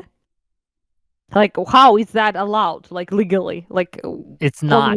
It's illegal. Yeah, it's just, it's just pretty wild. He's going for the moral argument, but let's keep going. Well, that's why I'm insisting that you should make moral arguments as well. This territory because Putin wants Greater Russia. This is not true. The bully people that want to be what you were doing is trying to obfuscate and post. Bully. I like because the hardest thing ever. Bully. Putin said, what is his reason for invading Ukraine? He brought up the unconstitutional. He gave 2. No, he brought up way more than 2. He gave 2 reasons. There are 2 objectives in Ukraine. What are they? You didn't even... Hold on. There are 2 objectives. No, you're saying there's 2. You're wrong. You're wrong. There's more than 2. Demilitarization? Did you watch his speech? Denazification. He gave reasons for those objectives. Yeah, only 2. True. He doesn't believe Ukraine. You think that Putin's being honest? I think when he says that he wants Ukraine, that he doesn't believe Ukrainians are a thing, that Ukraine exists really, that they're all really just part of Russia, then yes, I think he's being. Did you know that Kiev was the capital of Russia? Oh, here we go. He's going to start pooling and just asking I you hated questions. this part. Was just like a groan. Okay, but wait a second. I just don't understand what does he mean? So, like I might be back in like 1674. Yeah, back in 800 years ago. Yeah, like did you know that it was started even that? Rus. Yeah, it was Rus, fucking Russia. Yeah. No, but it was part of Russia like what didn't exist. modern day Russia. Like it's just a dumb argument. But No. But wait a second, guys. I'm here for a reason. Okay, Kiev Rus has fuck all to do with Russia. Russia didn't exist. So it was Moscovian Tsarstvo in Middle Ages, but that's about it. Russia didn't exist at the time, so it's not a capital of Russia in any way, shape, or form. It's not a capital of Ukraine either at the time, because Kiev Rus wasn't Ukraine. It was a predecessor of Ukraine, like we descend from that. But it's just a fucking damaged, the giga retarded comment that I just didn't understand what the fuck he was talking about. This is mega I don't know the obfuscation. ancient history. I don't know the 800-year ago history, unfortunately. So I was like, I know. Yeah, I do it in my country, you know. Okay, fair enough. 100 years ago, we don't live in that time. Right. My point is that you know what Ukraine means. My point is that stupid other question. Oh my God, is he going to do the Borderlands? Yeah, he is. Yep. Oh no! Here we go. He's gonna pool so hard. Oh no, the Borderlands. That's why. No, it's not. They dropped the after the Soviet Union's collapse because they didn't want to be referred to Russia's borderland. Russia called it its borderland because it was historically a part of Russia and Kiev was its capital. I don't care about 800 years ago. I don't care about. Wait, good job. Yeah, I don't care. It's not important. No, I need to address the shit. It's the most retarded thing that anyone ever said. By the way, because they make an argument that it's called Borderlands. Ukraine is a different. Ukrainian and Russian are different languages. So just for the audience, right? Kraina in Ukrainian means country. U means in. So it's a homeland. So it's like England, you know? So it's that sort of name. That's what it means. It doesn't mean borderland. No. In Russian, Krai means border. In Ukrainian, Kraina means country. Homeland. So it's the exact same name as Deutschland, England, like any other name that is something land, right? The territory, your homeland, right? So this meme is a Russian propaganda meme. By the way, we were called Ukraine on a map back in 18th century when Russian Empire didn't exist. So how the fuck can we be a borderland of a country that didn't exist? Please explain, Mr. Paul. Well, Yes, it's absolute dog shit Russian propaganda. Anyhow. I just go, I don't care because it doesn't matter. Yeah, which is a good answer. Great answer. It does matter. It does matter. It does matter quite a lot, actually, because this is incredibly prominent Russian talking point that has nothing to do with the reality. So I would like to address that. Yeah. Well, fair enough. Let's keep going. I don't care about. You don't even care about 1992. So, yeah, let's keep going. This is a problem with pausing. Yeah, let's keep going. If you don't have YouTube Premium tonight, again, if Russia had decided to militarily invade Ukraine in 1992, I would have opposed that, and I oppose it now. And again, I mean, following the collapse of the Soviet Union, we wouldn't have called it a military invasion of Ukraine because the Soviet states were in chaos and disarray, and they were largely under the rule of Russia as it was. There was a lot going on, and you're probably correct, actually, in the fact that we probably would have just let it see where the chips fall. But the chips have fallen, and we live in a world chips fallen. Everyone agreed, right? And I think on the borders, what is happening today? We're not talking about 20 years ago. We're not talking about ancient history of 800 years ago. Is Russia is engaged in an illegal and unjustifiable, expansive project where it wants to take parts of Ukraine and absorb it into itself because Putin believes that. Ethnic Russians, that Ukraine isn't a thing, that they're all ethnic Russians, and he feels that a greater Russian Empire wants to be a part, like, what? He believes he should expand Russia. Wait, did that Kant just said with our ethnic Russians? Mm-hmm. Like he's going to refuse to acknowledge the different culture, the different language, how they distinguish themselves as a different people, how even the Russian-speaking people in Crimea don't identify as being part of Russia. So he doesn't give a shit. Like he's just fucking doesn't know about this. So this guy's the equivalent of a Nazi.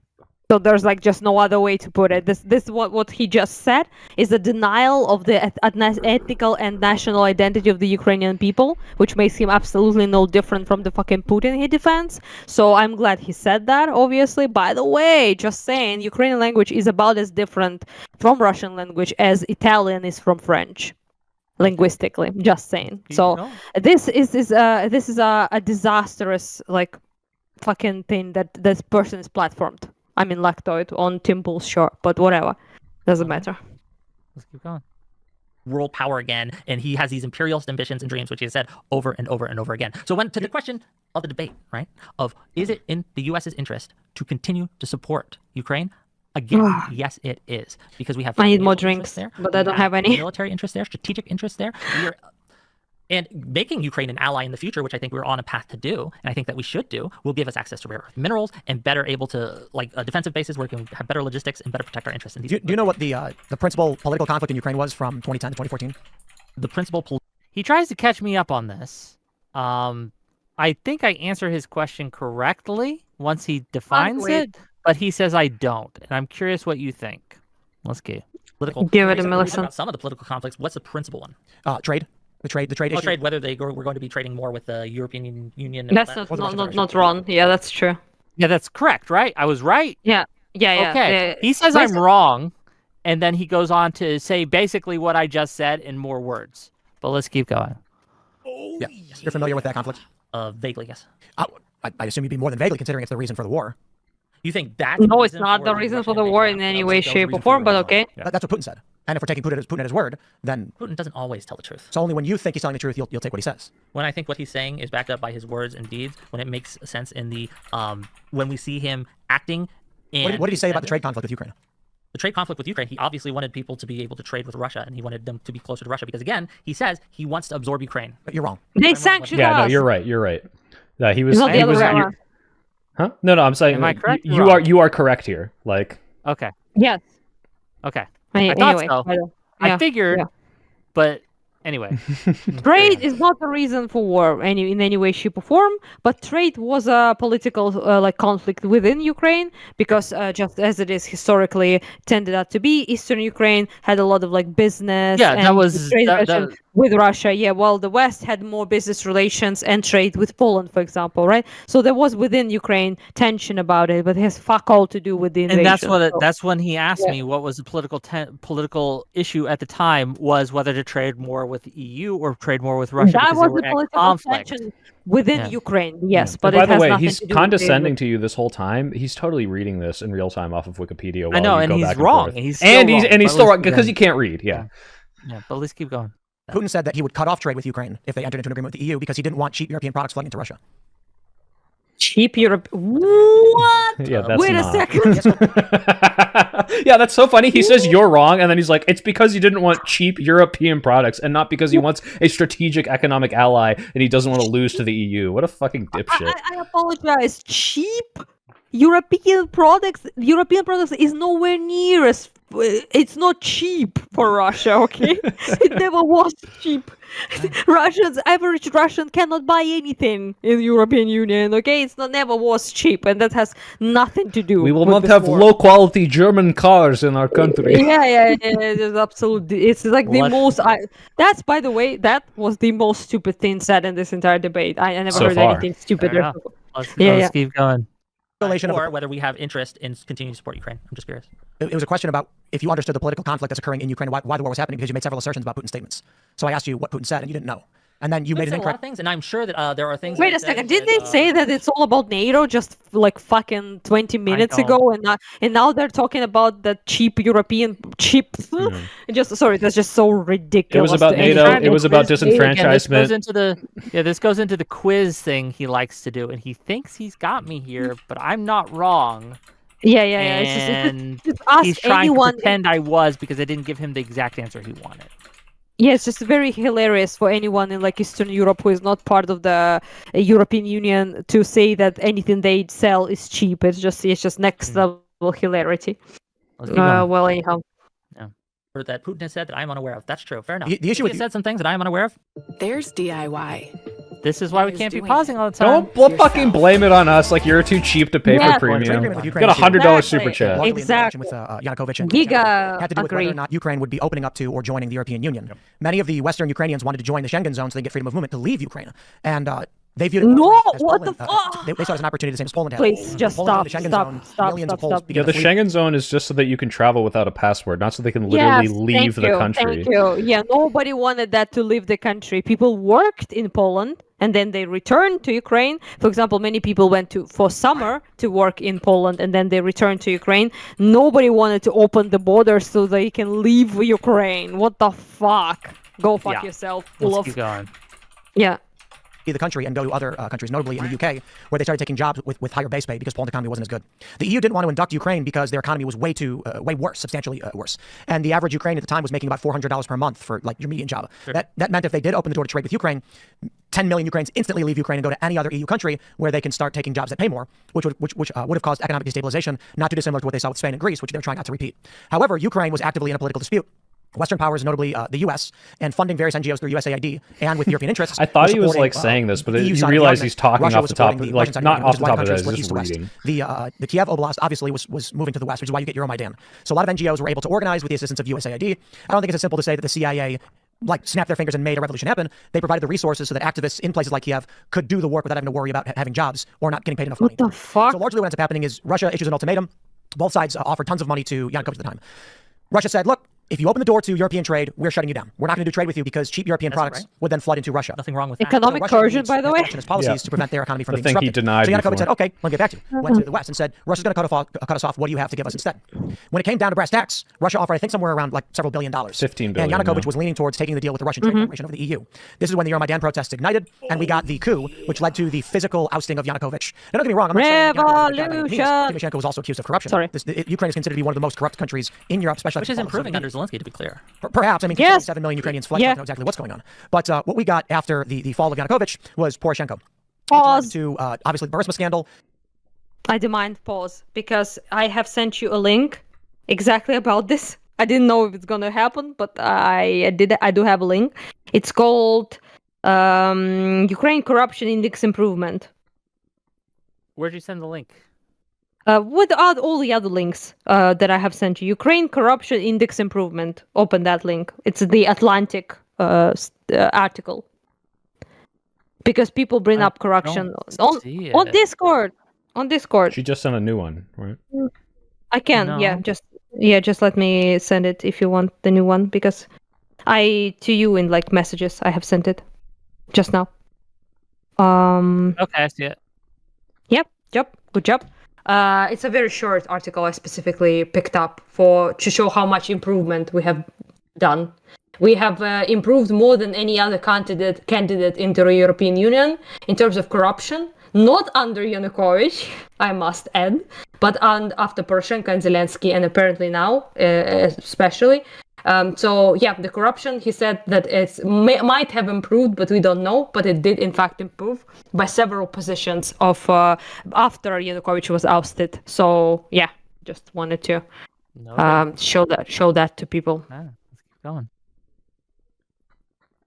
U.S.'s illicit involvement in Ukraine, the Qatar-Turkey pipeline conflict, Nord Stream 2, the expansion of the war, and ultimately where we're at now with Russia seizing the Donbass region and the Oblast stretching from the Donbass down to Crimea to secure a land bridge. Again, unjustified. What Russia is doing in Ukraine right now, its invasion that it started in February of 2022, is unjustified because it is trying to go in and annex territory. It's trying to seize territory unjustly. And 2014 it wasn't justified either. It's a distraction. It's not really at is. all. It is the cause of the war is a because distraction. it does not matter to the justification. The cause doesn't matter? It does not matter to the justification. Yeah, the cause. We're talking about the war in Ukraine. You don't think discussing the cause matters? I think that the cause being their leader was unconstitutionally outed does not justify, again, the Bucha massacre. It does not justify the 20,000 children that He were wasn't constitutionally ousted. It was constitutionally ousted, by the way. And again, that this is how it operates. It stirs up this conflict, and then it takes advantage when this conflict happens. Can you pause for just a second?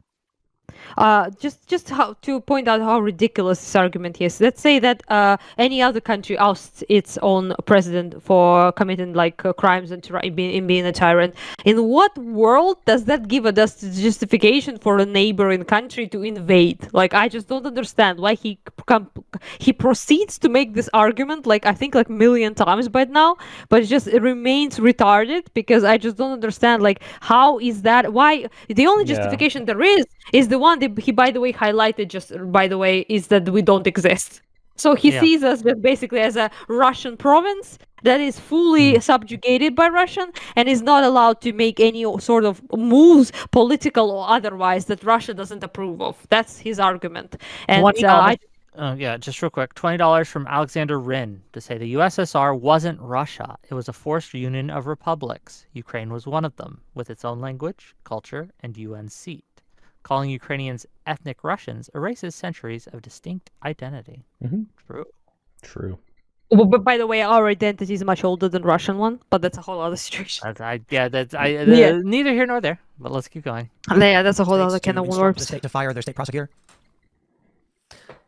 Are we talking about the bereavement scandal and things like that? I mean, it's connected to it. No, fucking bereavement again. To say Russia didn't own Ukraine any more than an abuser owns their victim. Crimea was moved to Ukraine by Khrushchev. Khrushchev. Who had, good job. What she said. Who had ties to the region. It wasn't some benevolent gift from Russia. But the question is, you could say it's a gift, but we will withhold congressionally approved loan guarantees unless you fire your state prosecutor. By the way, and while this ad is playing, Tim is not going to bring up that the entire international community was supporting getting rid of that prosecutor. He's like, does the U.S. have the justification? Yeah, it doesn't matter. And the bereavement thing, I don't want to talk about it. It's like a fucking retarded MAGA point. In asking Ukraine to fire a prosecutor, we're asking, is the U.S. justified, and should the U.S. continue to aid this current conflict, regardless of how it started? Is it justified? We have a situation where Ukraine's people are fighting for its life. They're fighting for its independence. They're fighting for the right to exist as a nation. And I think that we have both financial interest in this, right, in making them allies, in getting mineral trade deals like Trump is trying to do. We have an interest in setting them up in protecting our wider interest in the regions by, again, if we can stop Russia now, because Russia's not going to stop. They have other imperialist ambitions. And again, I encourage you to go watch the April 3rd discussion between the EU commander, Army General Christopher G. Pivoli, and Congress. And he explains this, and he sets this out in detail. It shows how, again, Russia, in his professional experience, has 38 years serving in the U.S. Army. I just, I'm going to... He's a NATO official. I just have a thought. Of course he's going to have that opinion. I have a thought, and it's probably super arrogant, but I was just thinking, I don't understand why every single conversation I've had with people who are in favor of the war in Ukraine literally know nothing about it. You say I know nothing about it. You were able to say, well, here are these minute details, these trivial details. Oh, you can't explain this period of history in complete detail. Oh, you must know nothing about it. Cause of it. Right. I don't know the cause of the war. The cause of the war right is, again, Putin. And see, again, this is what's happening. This is the dogmatic talking points. This is what happens, right? But it's just when we try to have a conversation. And talking about the cause of the war is not obfuscation. What's happening here is that you have a list of pre-programmed dogmatic talking points that you've been giving out this whole time. Such projection. Putin is not justified. The irony. Yeah, after he spouts the Russian propaganda about the orphans. What a fucker, distraction. That's not justifying this. That's not justifying this. All you've been saying is what I'm saying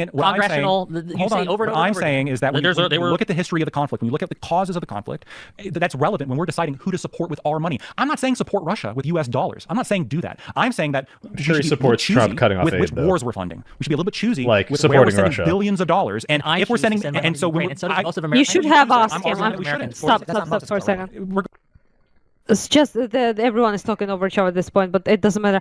You should have asked him, in my opinion, how does Russia trying to take over, occupying Kyiv region, north of Kyiv, Kharkiv, Zaporizhia, Kherson, Sumy, Chernihiv, all of that, literally has nothing to do. We're talking about it as if they're still just holding Donbass and Crimea.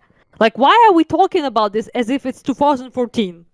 So we're not talking about just Crimea and just Donbass. Well, we're talking about Anna. He'll get to that. It's actually 4D chest, as Tim will explain in a couple minutes here about how it's actually a distraction technique. Can't wait. Yeah. Can't wait. Plurality of Americans. Regardless, Americans think that, and again, in a recent that can be true. In March, let me finish. Right, have decided, right, they want to send more aid to Ukraine. They think that we aren't sending enough aid. And talking about dogmatic talking points, right? You continue to bring up these things that do not matter when it comes down to it. They do not. You keep saying that. You repeat it as if you're on. Why doesn't the cause matter? This is like Japan in 1945 saying, "Oh, the Americans are invading us," and then we say, "Well, what about Pearl Harbor?" Oh, that doesn't matter. That's history. Who cares? Right. Oh my God. Why is Vladimir Putin taking this specific region of Ukraine? Look at the battle. Stop. This specific Broski. Broski compared this to Pearl Harbor. I would say. Again, his stated goals at the start of the war were demilitarization and denazification. Here comes the Tim Pool pop quiz, by the way. At least a major portion of Ukraine. The region, the Donbass region, right? This is what he has been since 2014, since Crimea, sending in his little green men to stir up these. Why are we talking about 2014 again? Groups and to help them and to kind of stir up this conflict so he can quote unquote justify him coming back in. That's why he's trying to take those regions. It's 25 people. But again, I'm just saying. The oblasts that he seized. Luhansk and Donbass, and then Donbass. No. Zaporizhia. He has some. Zaporizhia, Kherson, Donetsk, and Luhansk, and then Crimea. Sure. Okay. And it might be interesting to kind of put the election map from 2010 compared to the current occupation map. Oh my God! What a dishonest cunt! Reasons why? What a dishonest cunt! This is not a vote for Russia. Support of Russia. But one of the reasons it's not. It's support. Great strides stop. in the areas that they currently hold is because the population. I cannot deal with this shit. This is not a vote for joining Russia. Where is this shit about joining Russia? It's not. It's nothing to do with joining Russia or not being Ukraine. How dishonest, how absolutely despicable this person is. I have no words for it. It's just anyhow, it's just propaganda fucking can't. I hope you're getting paid. Show this. And this idea there's this idea that the separatist movement in the Donbass was just this entirely engineered thing. It's just not true. It was entirely engineered thing because they voted for this guy that was removed. But again, do you deny that Russia has exacerbated whatever natural enmity might have there? That Russia has used its power, influence, and military to exacerbate to fund these? Russia doesn't deny this, by the way. That's true. I have no doubt that the Russian government has helped the separatists in the east and Crimea in the same way that I have no Russian doubt personnel was there. These are not analogous. The Spanish and the French did not take a state for themselves. If the state voted to join them, this is the thing that's very confusing, right? Self-determination includes a country voting to join another country. Self-determination doesn't count when you have guns pointing at your head. Hell yeah! So when the Russians, I like that you're interrupting him for these. These are good. Can you stop for a second? They supported them both before, during, and after this whole incident. Stop that shit. You good one on by the way, Wick, on saying that what you just said, but about the guns and everything. But it's revolting. I tell you, it's revolting as an Eastern Ukrainian to listen to this shit because he's just justifying literally the absolute massacre of Russian speakers in Ukraine. Okay, by saying that they have some sort of it's just absolutely incomprehensible. Like just look up for the audience. Look up how the poll Pew Research Center did it about the how many people in the East wanted to join Russia. It is below 27%. Okay, so it's just not fucking true. And the fact that this absolute waffle justifies that and points it as if voting for Yanukovych is voting for the secession from Ukraine. It never was. Yeah, ignoring everything that Yanukovych did to make everyone not like him in between then and 2014 too. He's never going to bring that up. Sure. We're gonna go. They have an election. Why doesn't Ukraine vote on new leadership? Well, first of all, it's unconstitutional. They have what does the Constitution of Ukraine say about having an election? So under martial law, we voted for a new leadership. Martial law. Fuck. The president of the Constitution of Ukraine leaves out the president when it comes to who the elections are suspended for during martial law. Wait. The president declared martial law. Super troops. That's wrong. Yeah, he could undeclare it. Yes, but he is in a state. The country's being invaded. Of course, he's in a state of emergency. Martial law. They should have elections. No, I don't think they should have elections now. I think it would disenfranchise millions of Ukrainians. I think that the people who are under occupied areas in Russia wouldn't have their voices heard. Do you think that Zelensky should abide strictly by the Constitution or should he use extreme measures to secure victory? He's abiding by the Constitution. Was it prohibited by our Constitution? Should violate the if it was. Let me ask you this. So, right, and he knew he was going to lose the whole country unless he violated one section of the Constitution. It would depend. I would need a specific example. Let's try this. So right now, there's heavy conflict in their northern oblasts. Kharkiv, for instance, is the Ukrainian front on the Russian border. If the government of Kharkiv had, let's say, 40% of their local government was in favor of seceding to join Russia, should he go in and remove them from power by force? What? In Kharkiv? Yeah. That's a good question. I think this is the only criticism I have for you, Wick. You should have called this fucking stupid to his face. Like, this is such a dumb argument. Zelensky, send the military in. Kharkiv is fighting right now. A duty to the state and to the security of the state to go in and stop that. I do believe that they have a duty to the state and the security of the state to go in and stop that from happening. So in this context, if the people of these areas try to make self-determination independently through their local governments. You're saying he should stop that political process. Yes, I don't think that... So they have no right to vote. We are not pro-Russian in any way, shape, or form. We hate them. They bomb us. To protect itself from an ongoing invasion. That's why I said it's a political process. I'm saying a political process by which the local elected leaders say, guys, but we think we should actually side with Russia. The political process is existing in the context of an ongoing invasion by a foreign power. How disgusting. So your question is, you're saying there is no context in Ukraine right now where anyone has a democratic voice. That's not true at all. That's not what I'm saying at all. That's why I asked specifically about a minority group in Kharkiv voting through the natural political process against the interests of Kiev, and you said Zelensky should use military force to arrest those people. Stop. We did. There are multiple polls that saying that Ukrainians don't want any elections right now, because fair elections right now are against our constitution. During martial law, we cannot hold elections. Also, 10 million people are internally displaced. Yep. They cannot vote because of that in our country. That's how it works. 1 million people are soldiers in the military. Arguably the most important vote, because they're fighting for our country right now. Cannot take a fucking break for 2 days from Russian forces to go and vote. We cannot have that. It's illegal. We have to change our constitution to do that. And most of Ukrainians, if this fucking asshole gave a single fuck about what we want and our rights of self-determination, he would know that most Ukrainians do not support voting right now. Most of all because we don't want to be fucking bombed to shit while we vote. Yeah, Wiki, you mentioned disenfranchisement. I think you should have spelled it out for the stupid audience. $5 from Levi to say the only people who want Ukraine to hold elections in the middle of this war are Russians and the useful idiots. Yes. In America. And by the way, if we did held election, which is not possible, I'm not gonna ever agree to election where 10 million people cannot vote and also people in occupation cannot vote, which I appreciate, Wick, that you brought that up, because people in occupation obviously cannot vote. So half the country cannot fucking vote, okay? I will not approve that ever. It's not a fair election. It's not democratic in any way, shape, or form. First of all. Second of all, constitution, it's against our constitution. And third of all, most importantly, by the way, Ukrainians don't want a fucking election right now. Jesus Christ. Let's keep going. Not just against the interests of Kiev, but also joining the enemy that is currently invading them. Right. They are becoming enemy combatants. Oh my God, dude! Not to separate, not to join the fight, but to separate. To separate, then that's average, question, right? But again, can you stop for a second again? Just one second. It's just, come here, you fucking beanie shithole! Like, literally, ask anyone on the street, anyone. Like, I would vouch for every single person on the streets of Kharkiv that is a kid, and ask them what they think about Russians that destroyed our fucking city. I understand. Okay? He's asking me a hypothetical here to kind of test my thing, but he does it incorrectly because he doesn't know how to phrase hypotheticals correctly, and he doesn't understand my answer, and we go back and forth for a little bit, but let's keep going. Okay, I shut up. It's just I'm from Kharkiv, so it's annoying. For a portion of a country to try to secede during an invasion. So, like, for example, if America was being invaded, if Canada rose up for some reason, right, and was coming in through the borders, I don't think that it would be okay. I don't think it would be morally justified for Georgia to try to secede from the Union because they're worried. Well, this is a border state, which is why I use the example. So it'd be more like Oregon or Washington. Sure, yeah, I don't think that's. Do you think morally, that I don't think that the United States should allow that to happen. No. Do you think Zelensky should suspend legal jurisprudence, considering that war? Should he be able to detain and arrest anybody? No. So if there's an individual there who, say, a journalist, should he be able to detain that person? There should be some justification. They should be able to. Okay, guys, I don't want to talk anymore, to be honest. Normal legal process every single court, like we know it.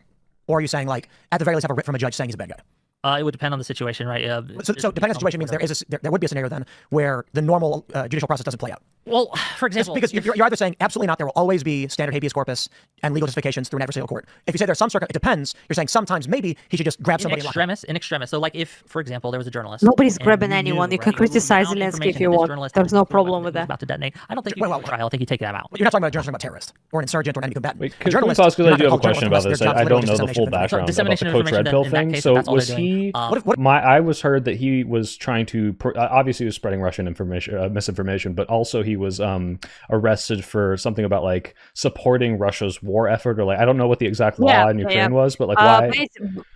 So basically, one of the reasons why he was investigated by SBU. SBU is like our services of, like, I don't know how the fuck do you translate that, but it's basically like they investigate security of Ukraine. So they investigated him on the accords of two things. One was that he was providing Russian crucial information, so they confiscated his laptop and all that sort of thing, and also the fact that he filmed the positions and soldiers without their obvious consent and permission. Okay, so it wasn't even like a freedom speech. He was literally like acting as a asset to Russian military forces. Like...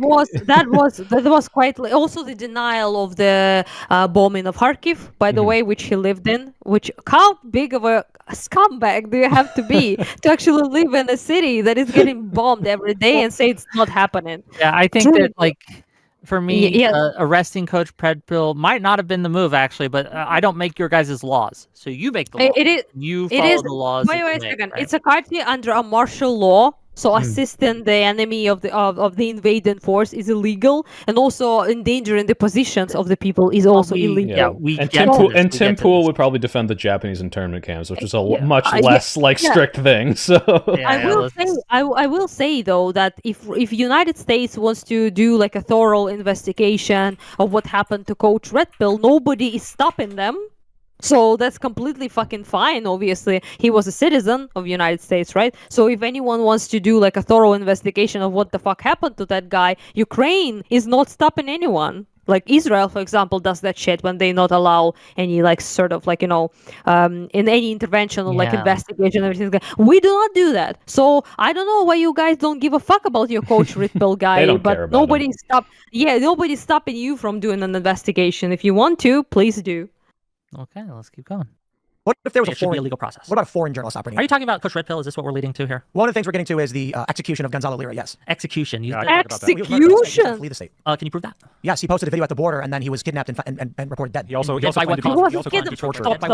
Stop. He wasn't kidnapped. He was arrested. So there was a warrant on him, obviously, for his illegal activities and for the investigation. And they said, our investigation said, okay, so dude, you can like stay at home, like at house arrest. Nobody is doing like shit to you, but we're doing the investigation. The only thing we ask of you is do not leave Kharkiv, stay in your like apartment while the investigation is happening. Brother decides to escape to Hungary and post it online. I don't know why, but he decided to post it online and say, like, I'm escaping to Hungary with this route, breaking my house arrest that Ukraine, imposed on me. And Ukrainian forces caught him during trying to escape during the investigation process. Like, that's what happened. Nobody executed that motherfucker. The fact that he died in prison out because he was a COVID and he was like anti-vaxxer, I guess, so he didn't have like any vaccines. So he was like also smoker and all of that, and he had pneumonia that, double pneumonia, I believe, even, that ended up killing him. So you can investigate, obviously, if you want, but nobody fucking executed him. Okay, let's keep going. Improper treatment, malnutrition, and dehydration. Improper treatment, malnutrition, and dehydration. So some reasons when you lock them in a jail and don't give them medical treatment when they're trying to flee your country. Right. So was he arrested?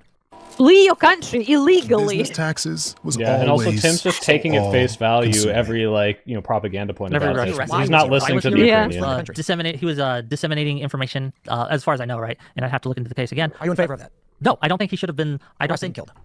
Well, first of all, there was no. He wasn't killed. I mean, if you take someone by force, who killed him? The state. The state killed him. Yes, by locking him up. He died of pneumonia in prison. Indeed, yes. So you think the United States? The United States, if someone dies of pneumonia in prison, did we execute that prisoner? We are responsible for their deaths. If Good job. Is not guilty of a crime. Yeah, if there was an investigation and there was negligence, we know he's not guilty of a crime. Mm-hmm. What was he put in prison for? Yeah, investigate for disinformation, disseminating. I can tell you exactly. I believe was a crime.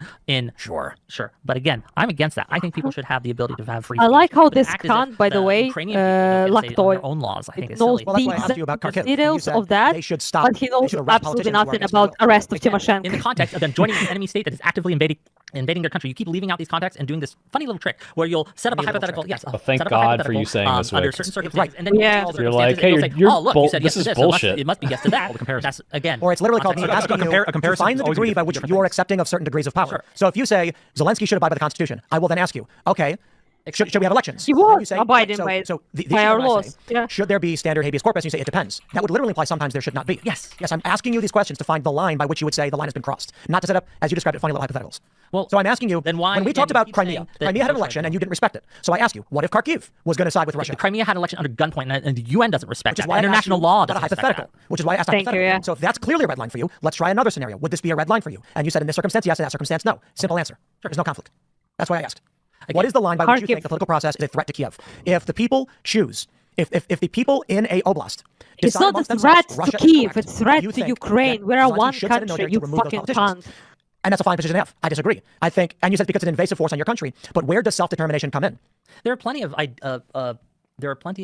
instances where we wouldn't let people self-determine. I'll give you an example. The reason why I asked. I'll give you an example, right? Just to explain. So if I saw someone on a roof who was about to jump, I wouldn't let them self-determination themselves to jump. I would physically stop them. I would grab them and stop them from doing that. Now, the reason why I ask is because in the instance of Crimea, the people of Crimea overwhelmingly voted to join Russia. But your argument is after Russia occupied it. After. And you still said the state should use military force from stopping those people from having that vote. Because in Crimea, they weren't under invasion from Russia. But in this other situation, they were. And my answer was in the context. Uh-oh, my internet. You're still here.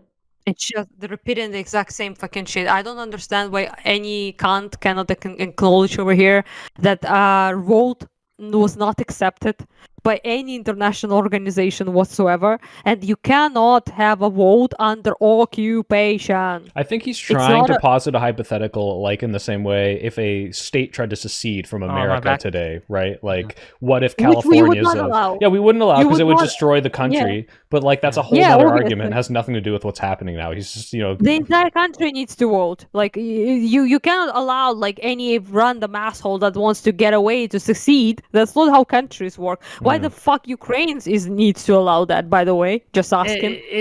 Again, he's trying to ask me a hypothetical here, right? But he doesn't understand the context that I'm trying to paint this in. The reason why I wouldn't be okay in the hypothetical world where Kharkiv wants to secede during an invasion to the enemy. Sorry, I have a... Yeah, anyhow.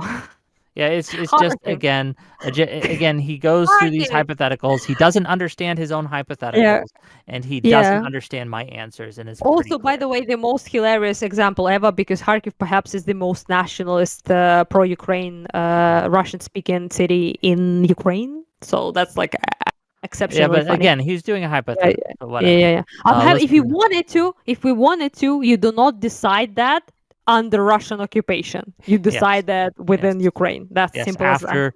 When there is no coercive force and pressure. Let's go.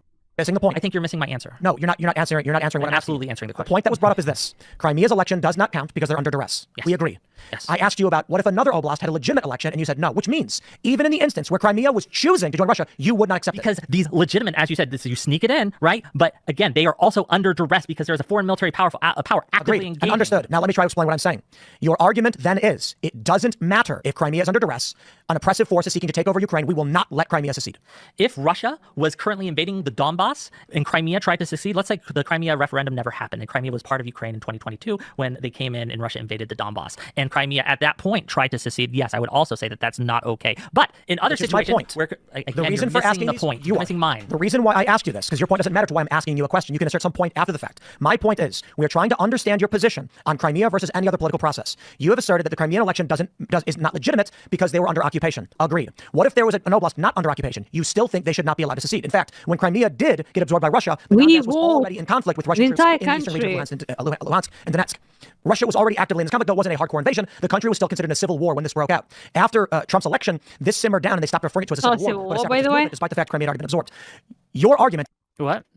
It's not a civil war. It was never a civil war. Yeah, that's a Russian talking point. But anyhow, I just want to say that, for example, in Scotland, right, voted for whether to stay in UK or not. I mentioned that up. Entire Scotland voted.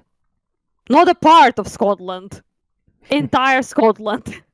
This is the same here. Entirety of the Ukraine votes on that shit. Not part of Ukraine. It doesn't work that way. Why are we held to the standard that nobody else is held to? Okay, let's keep going. is inconsistent.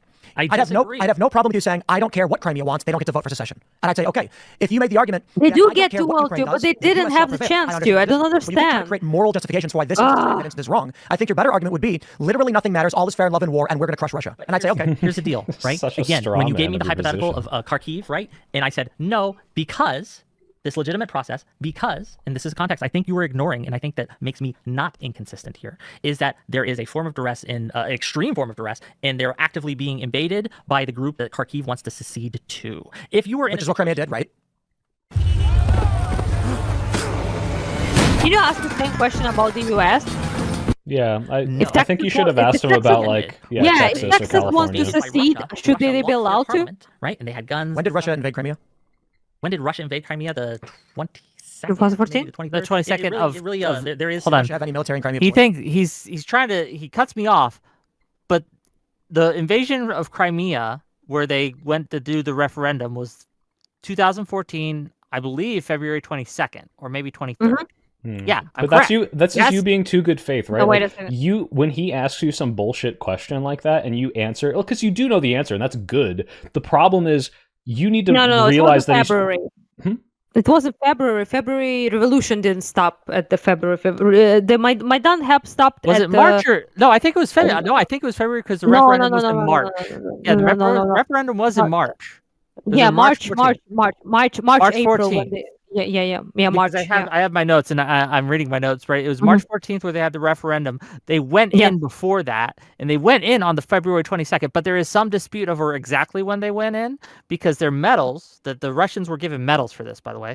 The medals that they were given said from the operation that they did was from the February 20th to the March 18th. So they were there right? for a while. So there's some dispute on when exactly this was. There was a very little time. They basically just annexed immediately after Maidan ended. So, this is what frustrates about me. I'm correct, and he's pretending I am not. Well, that's what I'm saying. Because you're treating his question like a real question, and not him clearly trying to make some bullshit point. And you just need to call that out. You can answer it quickly and then call out his bullshit, just in case he says, "Oh, you're dodging." But this is such a bullshit, and you can't let him get away with it if you ever talk to him again. So.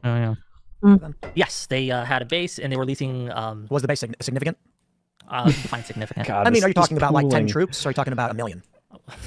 Neither of those. If the US, what the fuck are we talking about? If the US built a port in Taiwan and staged their entire Pacific fleet there with all their flagships and 30,000 personnel, would we call that an occupation?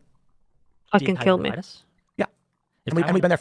So let's say we have 30,000 people in Taiwan. Our flagship for our entire Pacific fleet is there. All of our warships are based out of there. And then we send in, I don't know, a few thousand more troops. Would we call it an invasion? Of course not. So what you're saying is that Sevastopol was occupied by Russia the whole time and wasn't invaded because they already had their Black Sea Fleet flagship there. So it was their most significant port. In fact, their only warm water port. During the Crimean referendum, Russian troops blockaded Ukrainian bases that were located in Crimea, so they couldn't stop them. My point was this. This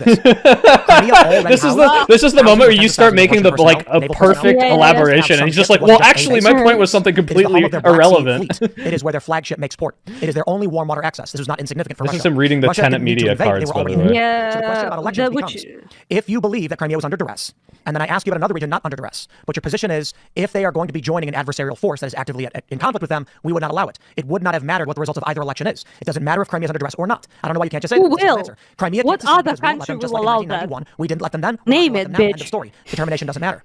There's no problem saying it. Abraham Lincoln didn't let the South make self-determination. So it's a simple argument. That's why I'm trying to understand. I don't see a cohesive moral worldview in the argument. So this is the slight talking past each other thing, Wick, where it's like, okay, if a city tried to leave, it would hurt Ukraine. Maybe they shouldn't let them. I think that also the sovereignty of a nation matters as well. Sometimes these things can come in conflict. I tend to side with sovereignty over self-determination when it comes to these things. But there are extreme instances where I think, you know what, self-determination is probably the way to go. For example, if your people are being genocided and you want to break off and you're like, this is too much. Point, we cannot suffer this anymore. Fair enough. That's okay. But to act as if the hypothetical you gave me did not map on or mapped on to what was happening in Crimea, it does not. Well, it's actually... Can you stop for a second? It's 1 for 1. Yeah. I want to compliment you, Wick. That's a very good answer, by the way, because there is a reason, conceivable reason, right, why a part of the country can have a legitimate cause to, for example, secede, right? But it has to be like pretty heavy shit, like you mentioned here, like genocide, like heavy discrimination and things like that. But for no reason, just because they feel like it, it doesn't work like that. Like sovereignty doesn't work like that. Borders doesn't work like that. International law doesn't work like that. Yeah, it's just absolutely despicable that these assholes apply this to us when they never apply that to anyone else. Like you can't just have like California going like, we hate that fucking Trump motherfucker, orange Führer cunt, so we want to be our own separate country now. Like it's not gonna happen. Like it's a ridiculous argument. Ridiculous. And as you see, as I started slow, but as we went, I've gotten better and better and better at my answers. I've gotten stronger at my debates. And if you judge me in the first 20 minutes, I do judge you, yeah. Yeah, but if you judge me in the whole thing, I think I just taste it. It's just weird. And so you got better for sure, but I'm just mad that this debate happened altogether, if I'm honest with you.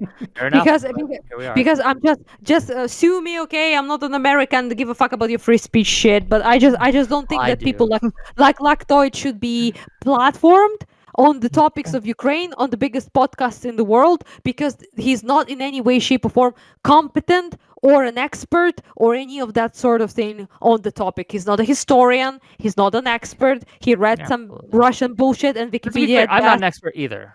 So you're not as well, but in comparison, which is why I'm mad.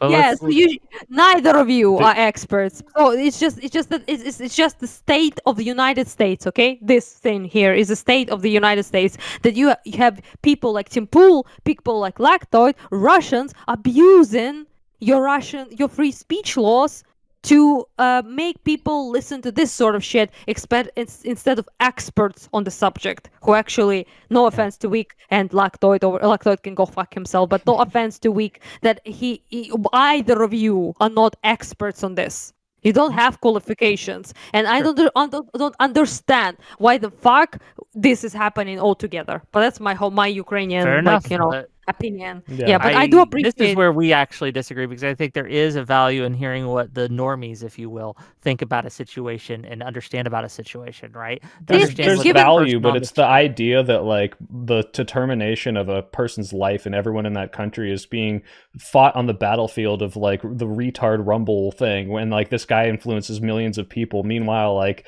this is potentially going to change who they vote for and who becomes president, who will then decide whether or not to cut off aid to a country that needs it. Like it's insane that this has the amount of influence that it does. Like, it's good to hear this. But here's the thing: it does. So if it's going to happen, we have to better that people like you go on and push back on their bullshit. I agree, but it's just sad that this is the state of American politics. I'll let the viewers decide whether I succeeded or not. But I hope what I did was demonstrate a way to fight back against some of these talking points. I will say, Wick, that quite honestly, this is just platform in Russian propaganda. And despite the decent and at times even good pushback that you provided, I still am absolutely like flabbergasted that this is what American public consumes. So this is like what they watch. And this, like Soapil said, that it influences people's opinions on who they want and who they vote for, who provides aid, who doesn't provide, whatever the fuck happens to my country depends on these fucking like Russian paid, unironically, like it's not even a joke, like actual Russian paid fucking asset doing this sort of platform into millions of people. And who the fuck is that Lactoid? He has like 5 subscribers. Like why is he there to begin with? Anyhow, it's just a little rant. I asked you if there was an oblast that wanted to vote, should they be arrested? You said yes, they should. They're not different circumstances. I think what you're missing, Wick, is that according to the Ukrainians, their argument. Hold on, their argument is that they were not in the same. Their argument was that they were getting invaded by Russia in 2014 in the east. That was the Ukrainian. That's the current Ukrainian position. They were being. It's not a position. It's a fact. It's just what happened. No. Ukraine maintained that. I get first. The view of the people in Kiev as hey, wait, real quick. What happened there? Did they cut off something really like cogent that you said? I said something. I don't remember what I said, but I don't know. I'll just assume it was made them look stupid. But yeah, go on. I don't know. I have no idea. It looks weird. I don't remember. Luhansk and Donetsk, it was the beginning of civil war, which they referred to as civil war. When I came back 3 years later, not a they civil said, we war. don't call it that anymore. No. It's just a separatist movement, but it's largely being put down. Because they realized probably... We never talked about it as a civil war. That's a lie. Time, that they had overreacted. They had used hyperbolic language they tuned down. But again, we can recognize that the invasion in 2022 is a fundamentally different thing and a different scale than what was happening in 2014. Correct? Can you acknowledge Can you make a pause for a second? Just for a second. We never ever in Ukraine recognized what was happening in Donbass as civil war. That's a lie. I don't know where he pulled that from, but not at any point in 2014, 15 ever it was recognized as civil war. That was what Russia was painting it to be, and it's also, by the way, unfortunate, but what many Western media called it. By supplying, that Russian narrative. Yeah, it's not true. Yeah, we never called it civil war. Yeah, my point in this whole exchange is that what was happening in 2014 was at a much smaller scale than what is happening now. And I'm not arguing with you. I'm arguing with Tim Pool saying that we in Ukraine, apparently, according to this motherfucker, called it civil war, which literally never happened, because it's not. Civil war is a fight between people in one country. You have your fucking civil war in the United States, okay? You were fighting each other. Nobody invaded you, and no other person, no other country supported one party of your civil war, okay? In this case, it's a completely different thing because more than 500 people of Russian personnel were in Donbass. People like Girkin are Russian citizens and Russian commanders who led operations in Donbass. So it was a separatist movement for sure. But it was a separatist movement that was supplied, armed, and led by Russian people with Russian fucking passports and Russian military personnel. So no, it was not a civil war by any stretch of the imagination. Keep going. Really worse substantially different. And the separatists, the Russians supported incursions in the east. In 2014, yes. In 2014, you had limited intervention from the Russians. In 2022, you had a hardcore invasion. Yes, these are different things. Indeed. You're limited, okay. Right. So that's why again, these are not analogous. So then you're saying that if the Russians didn't go into Crimea, Crimea could have voted to secede and you would have respected it. This tax season, one accountant, how are you, really crunches the numbers. I'm bad, honestly. Context, again. He asked, how are you? I think. I'm trying to find out what your position is. So when can someone vote to secede? Again, if they're being genocided, there are certain lines, and I can't give you a specific one. What if they're denied vote? Like what if an area is disenfranchised? Should they be able to leave? How many times? They were not Just stop that. Was removed, or I guess in the U.S. case. Stop. I would like you to address that. He repeats that fucking 100 times by now.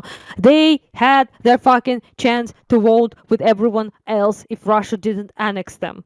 They could have voted in the elections that we had after Maidan. Give me a second. Yeah. Okay. We're not allowed to vote. Like where? How much of your representation needs to be denied before you say, hey, look, you have a right to form your own country? Because the UN has talked about this. And if you have an area without self-determination, that's one of the justifications for independence for that area. There was several litigated cases about this, including some islands in between Finland and Sweden. We could have that discussion, but unfortunately we can't because Russia interceded in a way that made it impossible for us to ever know whether or not Crimea would secede naturally or not. We can't have that conversation because Crimea tried to leave and Ukraine said no. We didn't. I keep trying to explain this to you. 95, but we're talking about 2014. Right, and what this demonstrates is that when Crimea tries to leave, they get swatted down. And in 2014, when they tried to leave, they were like, hey, and invited the OSCE. The OSCE refused because of Kiev. All right, but actually, I think this is more egregious because after the fall of the Soviet Union, Ukraine had no claim over Crimea. They just claimed it. Sure, I'm not here to argue. Wait a second. Stop. Indeed, Stop. After the fall of the Soviet, that's a lie. After the fall of the Soviet Union, Ukraine has no claim over Crimea. Crimea, as we showed people on the map, 54% of Crimean people, which is the majority, sure, slim, but still the majority, voted to be part of Ukraine. And in 97, Russia acknowledged it, which I'm sure Tim didn't know, but... No, by the way, not in 97 even. They acknowledged it in 91. They acknowledged it in 92, and they acknowledged it in 95, and then they acknowledged it in a Budapest Memorandum doubly so, and everyone else did. So that's a lie. That's a blank face lie. We had a claim to it because it was, first of all, part of USSR since the 50s. USSR is Ukraine, by the way. It's not Russia. So, that's a republic of the Soviet Union in Russia, but it is Ukraine. So, that's point is there. And both Russia, Ukraine, and Crimea all agreed that it's a part of Ukraine. So we had every fucking claim in the world. We got 20 minutes. We got 20 minutes to get through. Let's do it. But you should have said it. I'm just saying. It just appears that the Republic of Crimea, as they deemed it, and the people of Crimea have a substantially different worldview than the rest of Ukraine. They viewed themselves as autonomous, and Ukraine decided to crush them. It was autonomous. And send in the National Guard to actually shut down their attempts at sovereignty. 95? They were autonomous for years, for decades. So the people who live there and have been there since then, who wanted termination, don't matter? They absolutely. And something did happen in 2014, right? That when Kiev forced his constitution upon them, they played by the rules set by Kiev, right? Set by the government. And then 2014 rolls around, and the government breaks its own rules, right? You want Crimeans to play by the constitution, and then you break the constitution and surprise that they want to leave. I want Russia not to break interfere the constitution. You want them to be unable to protect themselves. That's what I want Russia not to be able to interfere in this. Because that's the protect from what? From what was happening? Ask him. I think we'd be doing the audience a disservice if we didn't actually give the real reasons for the war, which I think yours are largely emotional, moral, and God, that was so scummy. I hated when he said, "It's like, go fuck yourself, He does want to bring back the Soviet Union. He said it exactly as that. That's not the reason for the invasion of Ukraine. The invasion of Ukraine is specifically because Russia has one warm water port into the Black Sea, which is in Sevastopol. That costs billions to produce. It's the home of their Black Sea fleet. Keep in mind this completely contradicts what he said earlier about the trade and the cheap goods and all that. Hold on, here's how we're going to do this. We're going to let him finish, and then I'm going to pause it and explain why he's just wrong here. Because again, Russia, Putin specifically, gave speeches on this when they invaded,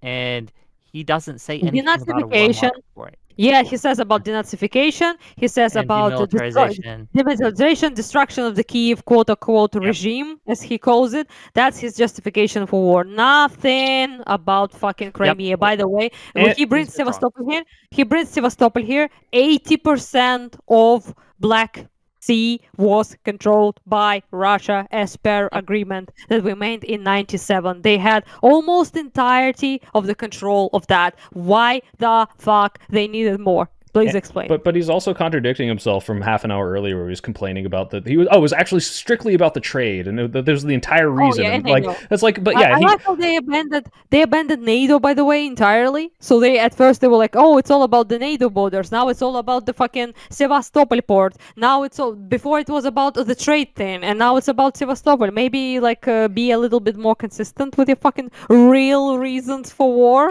This is the asymmetry of the whole thing. They can get things wrong over and over and over again, can be inconsistent over and over and again, and their audience will lap it up. They're never held to account. No one ever cares. If I get one thing wrong, I'm lambasted. That's why I was very careful about what I said in this. But let's keep going. Meaning, if Russia loses access to Crimea, they're not going to be doing any trade with North Africa or the Mediterranean, and they'll get cut off from India and the rest of the they had access to it and the Indian Ocean. This means that Russia has no choice politically but to make sure they secure Crimea by any means necessary. Just like ultimatum. But to invade. There was a large movement that was pro-EU, which meant Crimea would have fallen into the hands of European Union. This gets better, Anna, because he's going to talk about. Rightfully will bring up. What about all the other regions they're invading? And Tim's answer is so stupid. Referendum, it's us now. Which, I agree. I don't think is legit. But Russia's not going to give up their only Black Sea warm water port. Some have argued, why don't they just build it in Novorossiysk or whatever, or Sochi? We had an agreement. Their entire military infrastructure. That seems ridiculous. Certainly they could, but this would mean that the next 30 or 40 years they're cut off from the Black Sea, and their principal export, of course, is going to be energy, which ain't going to happen. A large portion of the exports, of course, are natural gas into Europe, which.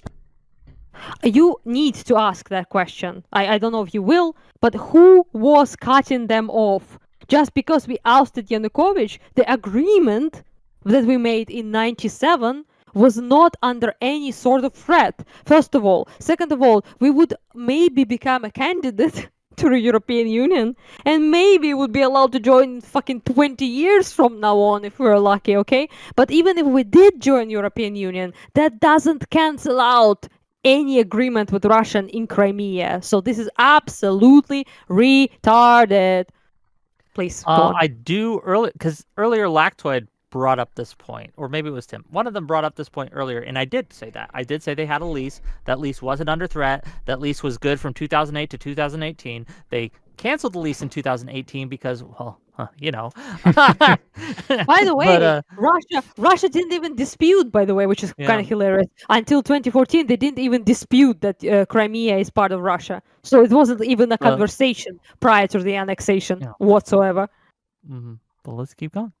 props up the Russian economy. That's through Gazprom. Gazprom has a natural gas monopoly in Europe, and Gazprom runs through Ukraine. Russia has another means of delivery of natural gas into Europe, that's through Germany with Nord Stream. Of course, we now know, according to Germany, or is accused that Ukraine blew up the Nord Stream 2 pipeline, sabotaging Russia's ability to export natural gas to Europe. When did it happen? So the reason why Russia invaded the eastern regions of Ukraine and secured only Luhansk, Donetsk, Mariupol, Kherson, and portions of Zaporizhia is so that they can secure a land bridge access to Crimea so they do not get cut off from their exports. They had a bridge that stretched from Russia through Kerch into Ukraine, but it was bombed by Ukrainian forces, presenting the exact reason why Russia secured the eastern region and why they're not waging a sustained front through Belarus. It also explains why when people make the argument that Russia wants Ukraine so we can invade the rest of these countries is a lie, because these people don't Stop!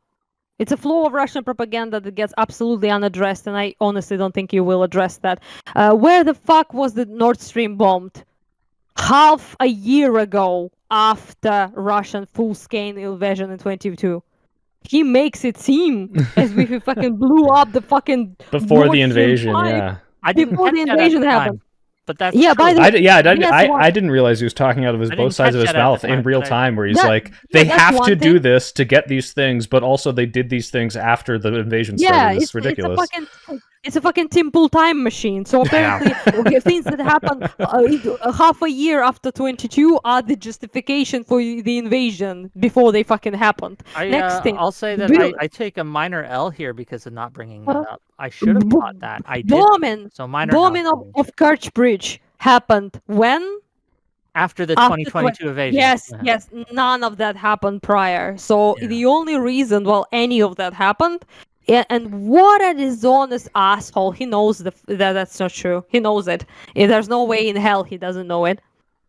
Well, I guess he was going on this fan fiction rant and lasted out points. And again, we're an hour and 44 minutes in here of me trying to play his little fucking game. So that is why I missed it, but I did miss it. 3-thought stream of Russian propaganda just so you can't address anything in 5 seconds. If I didn't know better, I think he's paid by the Russian state. Something like that. Yeah. If I didn't know, but let's keep watching. Let's see what happens. That Kaliningrad exists. And once you tell people that Russia actually borders the north of Poland and the south of Lithuania, they say that's impossible. And then you explain that Russia has an oblast in the Baltic called Kaliningrad. They say, I had no idea that existed. Right. That argument goes out the window. If Russia is cut off from the Black Sea, they're going to lose 40% of their economy overnight. Why does Kaliningrad exist? Because Russia occupied it. It's literally, quite literally, a Russian piece of land that Russia occupied from the Baltics. They take slices. Why in the actual ever living fuck would you ever say that as any argument that is pro-Russian? It's just mind-blowing. Anyway, let's go. Yeah, Andrew Steele, I'm reading every single one of your messages. You are single-handedly bringing my chat rate up to it's through the moon right now. So thank you for that. And I think you're wrong, and I think you're demonstrably wrong. Andrew Steele saying I got crushed and things like that. And you can think that Kaliningrad, by the way, is Königsberg. Well, anyhow, it's a whole other situation. I don't understand why in the ever living fuck he would bring that up. Russian occupying things, but well, okay. Yeah, but at the end of the day, we are getting to the end here. I'll just say this, before I forget, that I could have done better in this. I give myself a B. I did not get a knockout punch here, partially because I didn't perform as well as I could have at the beginning. But I think overall, the people who are watching this with an open mind, absolutely, and the way I know this is true is because people who hate me have told me I did a good job at this. I'm talking about Trump voters who normally hate me and who don't even agree with my position here, saying I bodied Tim. Okay, I'm talking about President Sunday mods who have tried to get my panel deplatformed, right? My show deplatformed, begrudgingly admitted I held my own very well. Again, you were in the lion's den. You did what you had to do. I understand not knowing all this stuff off the top of your head. To be clear, they got a couple good hits in.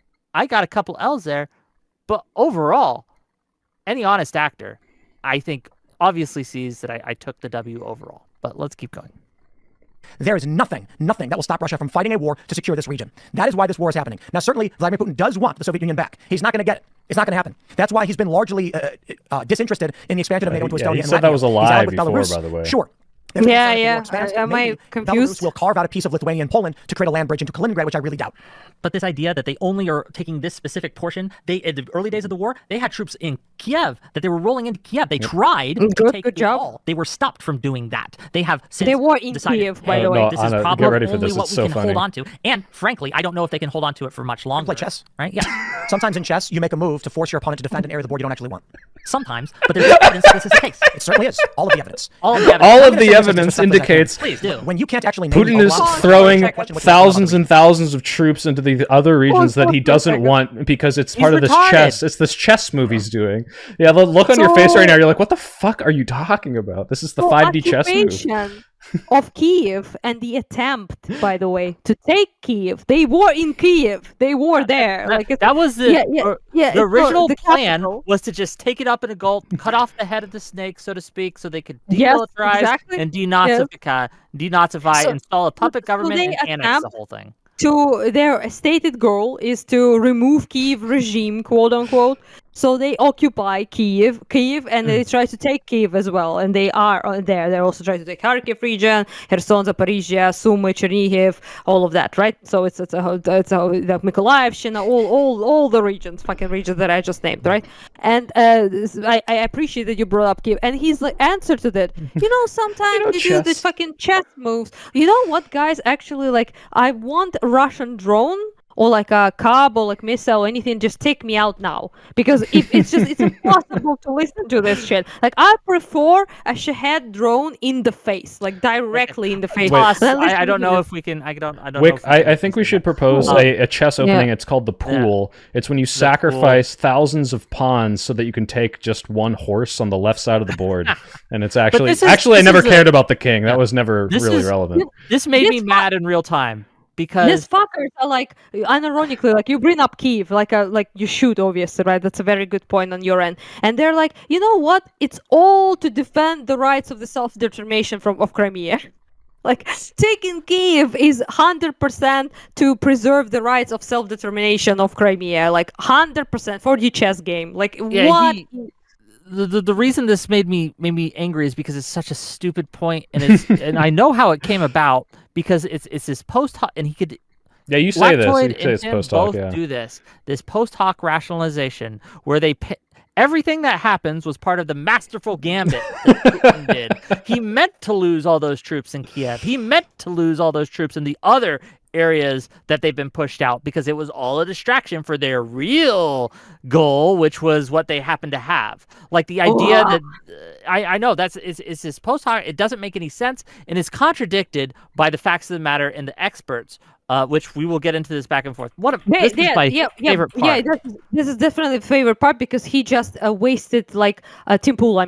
Wasted a good old I guess 5-10 minutes of all of our lives.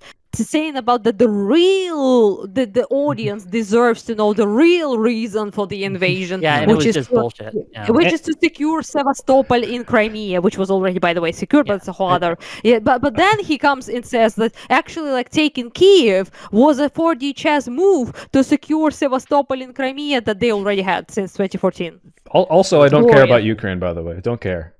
Yeah. Don't care about Ukraine. Fair enough. You can question that. But here's the thing. You don't know the names of the places he actually invaded.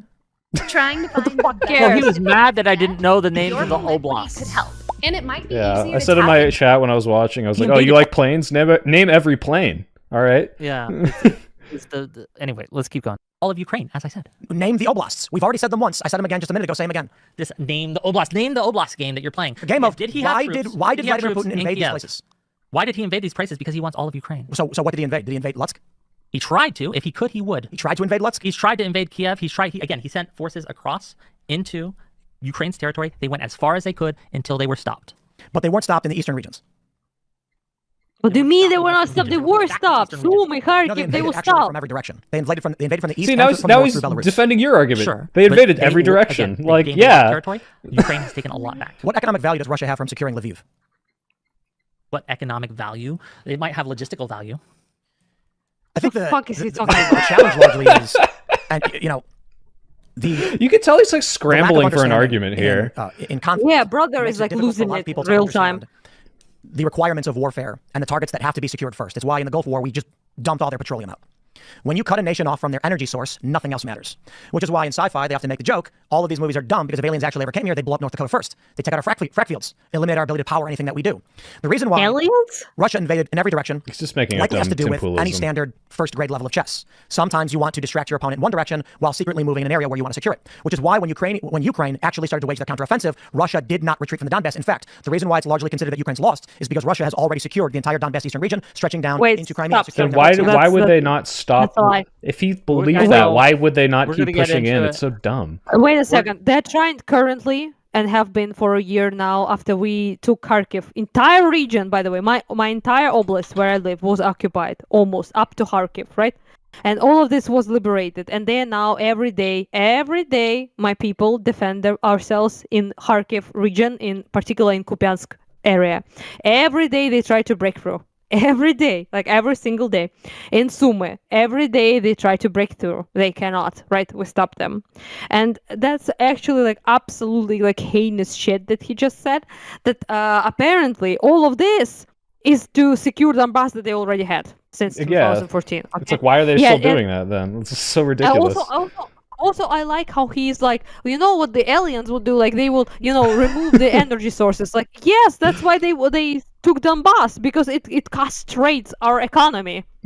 East is our economy. Like everything, not just Donbass, but Kharkiv, Dnipro, all of this is our economy. Our the main resources are in the east. Yeah, no shit, Sherlock. That's what they want. It was such a silly point. But it'd be one thing. Well, I do want to say this. It'd be one thing. All right, if Tim was like, this is his fun little Joe Rogan conspiracy about this, but the fact that he had the audacity to be like, it seems like you know nothing about this, and all of your ideas come from feelings, whereas mine are backed in facts, and then spout this completely unsubstantiated point that I don't even think the Russian government agrees with is like so fucking stupid.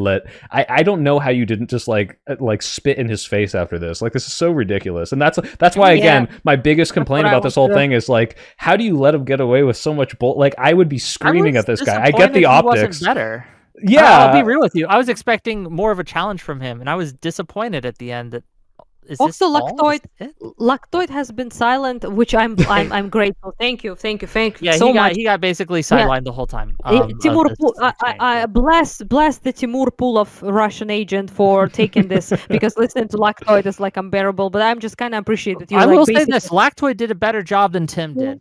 He's a better Russian propagandist. Yeah, we agree on that for sure. Yeah, Lactoid is yes, the Russian propaganda is much juicier on that guy, like actual evil scumbag. But I just appreciate that you're debating. Like half the debate is debating the moderator, very moderated. The man who doesn't care, by the way. First thing NATO forces did was carpet bomb the east and flatten all Russian forces and cut them off in the Black Sea. Russia's economy would be decimated. Do you think that Ukraine has lost the war? Yes. Well, CENTCOM disagrees with you. NORCOM disagrees with you. The Supreme Allied Commander of NATO disagrees. They're losing. And they're forgive losing. me. No, they lost. Forgive me They're if I trust professional military men appeal who to authority over a podcaster. Well, indeed. So we'll appeal to authority, and then I'll make the appeal to authority. Do you know why I'm appealing to this authority? And then I'll actually make the argument. The reason why Ukraine lost the war is because 7 million Ukrainians fled. They're drafting young women and elderly men. They haven't lost the war. And they're utilizing Western forces to keep fighting, which means Ukraine's no longer a factor in this conflict. It's NATO versus Russia. Everyone should give their dog fresh so it's a dumb argument that he's going to make about how he gets they're worse. getting assistance. Yeah, it gets worse. I want to hold on, because I have to address this. This lost the war. NATO's not doing shit. They have lost the war is just not the facts. Who's fighting are against you? Ukraine is fighting the war against Russia. Ukrainians are fighting and dying on the front line. How many fled the country? And North Korean troops and maybe Chinese troops at this point. Wait, so can you please stop? Can you please stop? Stop. How many fled the country? Fled from what? I know. Yeah, it's just like the absolute destruction that Russia created Russia destroyed, by the way, just so people know, about 40 cities in Ukraine. Yeah. Truly, like that don't exist anymore. Yeah, in your defense here, Wick, I think the reason that you're not making better arguments here is because these are such baffling, stupid points that you're just this isn't true, and that's true. It's not. So how do you even contend? It's why even enter in the arena on this topic if you're going to talk about this dumbass shit?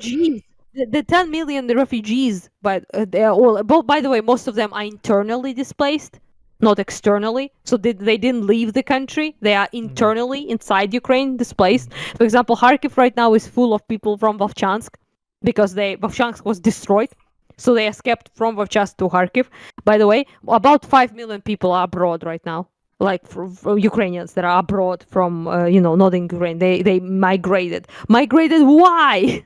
That's not in any way indication of loss of Ukraine. That's an indication that Russia is destroying multiple cities, that people have to leave them. It's an indication. That's one thing. And second thing is also like saying it's a NATO. NATO is not fighting anything. NATO is in fact ballless, dickless, whatever the fuck it is, thing that doesn't do anything.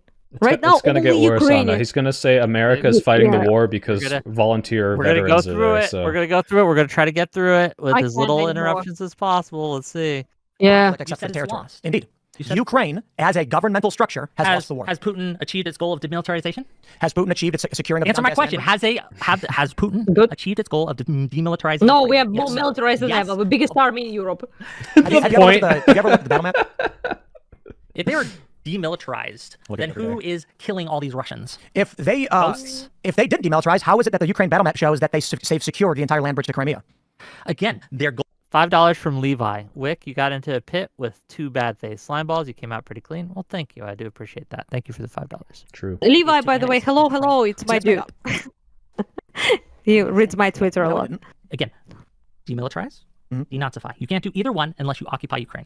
So you've assumed what the end goal of those things are going to be. You're assuming. He agreed. He agreed with that goal, and now he's disagreeing with it. Let's. Oh my God! Such a little shit. Let's get through it. Let's get through it. Let's get through it. Let's go.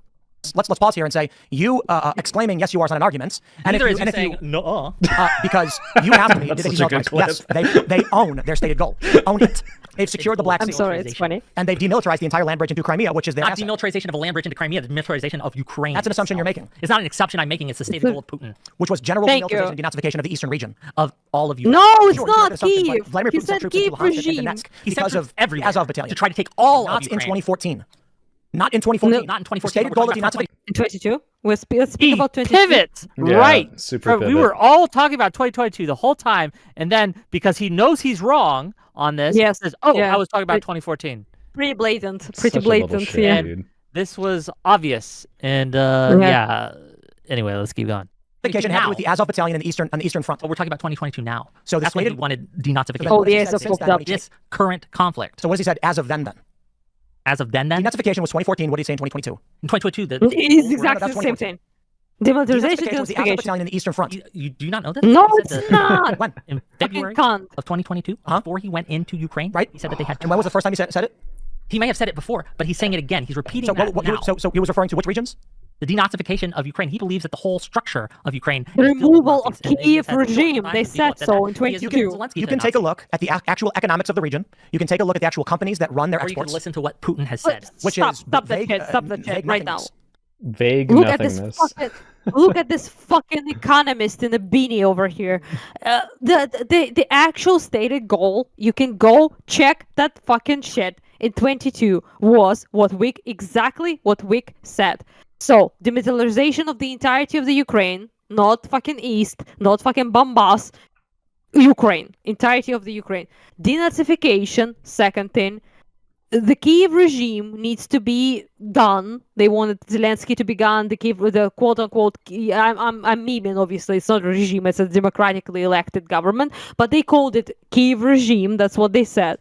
That was their stated fucking goal in 22, and you can check it. It's easy peasy. Just find the video of the declaration of the war they did in 22. Or, sorry, not declaration of war, special military operation. Okay. And what Putin has done, when again, he sent troops everywhere into Ukraine. Could you imagine if NATO operated only on military strategy based upon what they've heard Putin say in interviews? It's not interviews. I know. God. It's complicated. He addressed his own people. Again, they say that Ukraine is not losing this war. They have stopped, largely, Russia from winning this war. That's what NATO says. Can you imagine looking at a podcaster, right, and saying, there's a land bridge there. I have post-hoc rationalized, how can I make sure that no matter what happens, Putin is winning? What do I do for a living? Yeah. I podcast as well. So no one should listen to what you have to say about this. But they should listen to the EUCOM commander. And what about any other experts on the issue in foreign policy? Name one. Oh my God, wait, this is so good. Sure. I will name General Christopher G. Cavoli. Wait, and what's his go back 10 seconds, Wick. He's a supreme, That's so fucking Allied good. commander This of NATO whole forces. fucking time, he's Russia been from winning talking this out of his ass and like pop quizzing you, just being this bullshit little bad faith actor. And the one time you get it back at him, which is great, you say, "Hey, fuck you, you name one," and he goes, "No, you name one," because he can't. He doesn't fucking know, and that made me laugh out loud because it was like, what a little shit. Like it's quite important to note he doesn't care about what experts say. He doesn't give a fuck. So for him, so for him, the expert opinion doesn't really matter. Again, as I said, I get stronger over time, and I'm just dunking on him. But you should again. clip that and make it a short. I do want people to hear uninterrupted this back and forth. Please do. Yes. I think it's important. Let's go. That's what NATO says. And why does Can you Russia control the land imagine bridge? looking at a podcaster, right, and saying, "Oh, look, there's a land bridge there. I have post hoc rationalized. How can I make sure that no matter what happens, Putin is winning?" What do I do for a living? Yeah. I podcast as well. So no one should listen to what you have to say about this. But they should listen to the EUCOM commander. And what about any other experts on the issue in foreign policy? Name one. You name one. I will name General Christopher G. Cavoli. And what's his position? He's the supreme Allied commander of NATO forces. No, Ukraine. That includes Ukraine because he's in Europe. So my point was, Ukraine lost the war because Ukraine's government is no longer a factor. It's a NATO versus Russia conflict. Oh, you got him so good there. By all means, cite NATO. In what way they're not and we agree. NATO is at war with Russia in the Ukrainian territories. If NATO withdrew its forces, NATO is not at war with Russia. Arming Ukraine. Certainly, that would be a very bad day for Ukraine. Like, they rely in a large way on NATO. But Ukraine is the one fighting and using those weapons. Ukraine is the one that's deciding how to do that. Ukraine is the one that's drawing up the battle maps, that's drawing in deciding the targets to hit. And except for the Black Sea Fleet. What do you mean? It was NATO intelligence and U.S. Special Forces. We use NATO intelligence. Like telling the Ukrainian press launch doesn't change the fact that the U.S. delivered weapons to have fired at the Black Sea. Yeah. Delivery of weapons, intelligence, is not the same as NATO or United States or Europe fighting for Ukraine. The only people that are fighting for Ukraine right now are Ukrainians and also International Legion that are volunteering, essentially, right? There are volunteers from other parts of the world who want to fight for Ukraine. No NATO troops anywhere. Sharing of intelligence does not constitute NATO fucking fighting. And this cunt in a beanie knows that. Yeah. Because it's we get through it. Again, just listen to my arguments. I'm echoing you. You're predicting my takes, but let's keep going. But I'm about to lose it any moment now. Weird argument. Do you not think that Ukraine wanted the Black Sea Fleet gone? Of course they did. Of course they did. And my point is that Ukraine as a government is not a factor in this conflict. So if okay, and you take that gun and you go and you pull the trigger, did I shoot the target or did you? If you give me a gun... Answer my question. I am. If you give me a gun and tell me to shoot a guy, guess who goes to prison? He didn't answer the question. The United States... Red Dodge.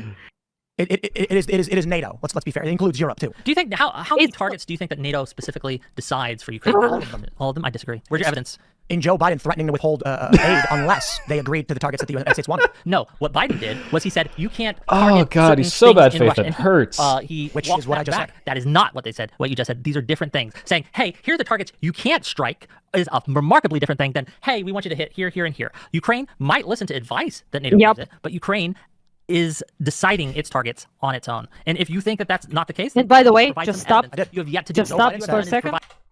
You're giga correct. So, like limiting our targets, which by the way was a shit move. Fuck Biden on that point. But anyway, the point is, I agree. The limitations. You're absolutely correct. Obviously, it's not the exact same thing that are the saying what targets we should strike. And also, we have been very cheeky over here in Ukraine because we don't appreciate your limitations, so we broke them multiple times. We attacked our own targets that we choose with our own drones. By the way, most of the attacks of Russian refineries, of Russian oil, of Russian bases, of Russian aviation, of Russian storage of the weaponry and ammunition has been done not with the US weaponry, because you prohibit us to use it how we want, but with our own technology, which is drones. And we are, by the way, the biggest maker of drones right now in the world. So yes, that's absolutely. And the fact that this abominable asshole says that government in Ukraine and Ukrainians have no part in it and they have no decision in it, which is absolutely ridiculous because we have broken your fucking rules multiple times. So yeah, it's just. What can I ask? What's Lactoid doing like during this entire exchange? Is he just kind of like Twidless Thinking song. about how much money can he potentially I don't know. get. I'm not paying attention to Blackwood anymore. Okay, fair enough. I am at this point, and let me give you a little bit of window into the Wick mind at this point, the Wick soul. Tim has pissed me off, right? Because he's just so obviously dishonest and obviously ignorant at the facts of the matter, and he has had the gall to call me ignorant, and that kind of got my dander up a little bit. I'm still respectful to a point, right? I'm not going to break certain lines, another Wick but L I'm being respectful. Absolutely no longer withholding my power level, and I am just, again, calling out his incorrect statements as they are said over and over again and being a little bit cheeky about it. Making mention of him being a podcaster and denigrating him as we go because he's weak and feckless and wrong. So, by the way, one fun fact as well. Right now, currently, he's like, Ukraine has no decision making. We're literally like not abiding by United States administration harder than ever before. So if we are like a fucking quote unquote like puppet or whatever the fuck, right? They say of the United States, we're like literally refusing now all the United States of Trump administration policies. So what the fuck are you even talking about? Yeah, it's just pretty egregious to say the least. You can't see the Russian laser pointer from a sniper on his forehead right now. That's why. Yeah, ironically, yeah. I wish it was my forehead right now, if I'm honest. Well, we only got 10 more minutes. I know we can get through it. I believe in us. Provide rhetoric that does not. Was it true that Joe Biden restricted the targets Ukraine can make? Yes. Is it true that NATO provided the intelligence and the targets for their weapons for Ukraine to target in the Black Sea? And probably yes. It is a fact, yes. The NATO and NATO troops and U.S. troops in Poland have been the ones training the troops, and you've got the international coalition of volunteers that are doing. You understand that they are doing far more targeting than just the things that were in the Black Sea. They have targeted things that. Let's try this. If NATO was uninvolved from Ukraine, would they still be fighting? In different ways. Yes. Like are you insane? Probably. Yeah, there'd be no war. It'd be a guerrilla war, but it would be a war nonetheless. No, we would be fighting. War, but sorry, I don't know. I just don't know, like the like. Why are you mental? Of course, we would be fighting with what we get, but it just would be a much guerrilla war. It's a different than. Yeah, it's a different thing. But it's still fighting. It's just not trenches fighting. It's guerrilla fighting, like sabotage, blowing up, assassination. The United States, by the way, is not the only thing that gets us weapons. By the way, the only long-range missiles we do have, by the way, are Shadow Storms. Because there are not the United States, there are joint production with the UK and France. Just saying. So we have Bayraktars we had at the beginning of the war, by the way, which were Turkish. So no, it's definitely most certainly not fucking United States exclusively weapons. If anything, the biggest thing the United States does provide us are two things, which are one, intelligence. The most important. Second, Starlink, and actually third one is Patriot batteries. By the way, Patriots we do have are not United States. They are from Denmark and like other countries, but we do use Patriots too. But we sold them to Denmark, and Denmark gave them to you. Yes, that's air defense. That's air defense. That's intercepting of ballistics, of like missiles that Russia throws at us. As far as like offensives actually go, the HIMARS is the only thing that really was like quite crucial, I would say, in assisting our offensive efforts that was provided by United States. Yeah, $10 from Alexander Wren to say, if I gave you a fishing rod, bait, and taught you how to use it, then send you to the location of fish that you go and catch. Am I the one fishing? What a moron. Thank you for the $10. Yes. No, yeah, good job, guys. Thank you very much. Well, hold on. If that fish was an illegal fish to fish, and I told you to go fish it, wouldn't we both go to jail, Wick? Let's end this night. Let's keep going. Yeah. Russia would largely occupy and control Ukraine. That's your position, right? It's hard to say. It is much more likely that that's the case, yes. I don't see why it wouldn't be the case, considering Russia already controls the land bridge to Crimea. I mean, what is this about this fucking land bridge? Is obsessed with? Wasn't their goal? That's not, not their stated goal. I said they have this, and if the Ukraine you said that was not supplied, lost. And if the Ukraine wait, stop. I wish you caught him, but because he literally named land bridge to Crimea to be the main reason for the war, like multiple times. Well, and now and now you push him on this, and he's like, it's not the main reason for the war, but they do have it. He quite literally just said it was the only reason. Yeah. Yeah. Slow down for a second so we can actually have a conversation? Please. The Eastern Front is controlled by Russia. If Ukraine was not supplied with weapons by the West, Russia would take more of Ukraine, no? it is likely that to be the case. And they would have done it much, much quicker, yes? Probably so. Right. My point is Ukraine would not be involved in Yeah, a war. he was not just to the arguing west. about how they It's a proxy war wouldn't do between that. NATO. Oh my What a God. fucker. Ukraine is not a factor in this conflict. Ukraine would have been flattened in weeks by Russia. Again, the Ukrainians No, are the ones fighting we didn't- and dying. we weren't Say that they're not a flattened. factor in this conflict. We don't have NATO forces, NATO troops on the ground fighting and dying. Is the U.S. on the ground in not fighting and dying? They're training people, obviously. And else you do have they do? volunteers. You have volunteers from the U.S. who have decided to join up with This is Ukraine. when he But starts it is a fundamental scrambling. Oh my different thing. God. Do you think- having NATO forces? Do you think that outside By the way, of the United States please and Russia, stop the rest this of the for a world sees second. American U.S. didn't provide us any offensive or defensive weapons for multiple months. By the way, the only thing we did have was javelins, which Trump likes to brag about, obviously, because I don't know why exactly he likes to brag about. But anyway, he doesn't do it. But that's it, pretty much. So no, we were not, in fact, flattened. Everyone predicted we would he be said flattened. NATO instead of America, but Yeah, but he means America. Let's be for real. So yeah, so he basically, is like he's like in 3-5 days, whatever the fuck. Like that was the prediction, right? That we would be flattened in 3 days or like a week or a couple of weeks. But we in fact were not. Before United States started to provide us with HIMARS, with Patriot systems, with intelligence, with anything, before any of that happened, what did repel them? By the way, how much I hate this person. I can't even describe it. What did actually happen is our territorial defense. I don't know if you know what that is, but this is just people, regular people, dentists, engineers, shop workers, factory workers, took guns in their own hands, yesterday's civilians, and they repelled Russians and prevented them from proceeding anywhere further than they did. That's what fucking happened. So it's our. I will say this, okay? I'm over this. I'm over being like groveling and being like, oh, thank you so much. It's us, our people, Ukrainian people defended themselves, and then the West helped us by providing us weaponry, money, and assistance in this war because we are fighting a power 30 times our size. So it's pretty fucking difficult, let's put it like this, to repel that force. But we managed to do it, by the way, without any substantial help whatsoever from anyone. So yeah, go fuck yourself, Timur Pulov. Soldiers on the ground as just volunteers? Outside the United States and can you repeat that? I'm sorry. So let's take a country, Madagascar. Sure. Do you think the people of Madagascar see U.S. troops fighting in Ukraine and go, they're not U.S. troops, they're volunteers? Or do you think they say, wow, United States citizens are fighting a war in Ukraine? Stupid. United States citizens? There's a Oh my God. Do you think foreign I countries like watching you, view Wick, US involvement in war like just figure mandated out by his volunteers? stupidity in real time. Involved You're in like, the what war, the but we're fuck? not involved in the war by U.S. military troops having fighting against Russians right now. We aren't. U.S. veterans and PMCs are on the ground and U.S. Special Forces are on the ground. Okay, but they are not involved in the fighting. What they're doing is they're helping to train Special Forces involved Ukrainian in the forces. They are involved in the fighting. No, they're not. Volunteers right are. That there are U.S. special forces that are currently engaged in hot conflict, kinetic conflict with Russian troops right now. How would you define involvement in kinetic conflict? Shooting at them. No. With Apartments.com capturing the hearts I was of so angry because he's being so dumb. Yeah. But like every time he asks a dumb question, like the look in your face, like actively involved in the conflict what? right now in Ukraine. And like trying to give him the benefit of the doubt is so funny. There are lines, and one of the lines is, are you involved in a hot kinetic conflict where U.S. troops or special forces are shooting at Russian forces right now? And that's simply not the case. It is.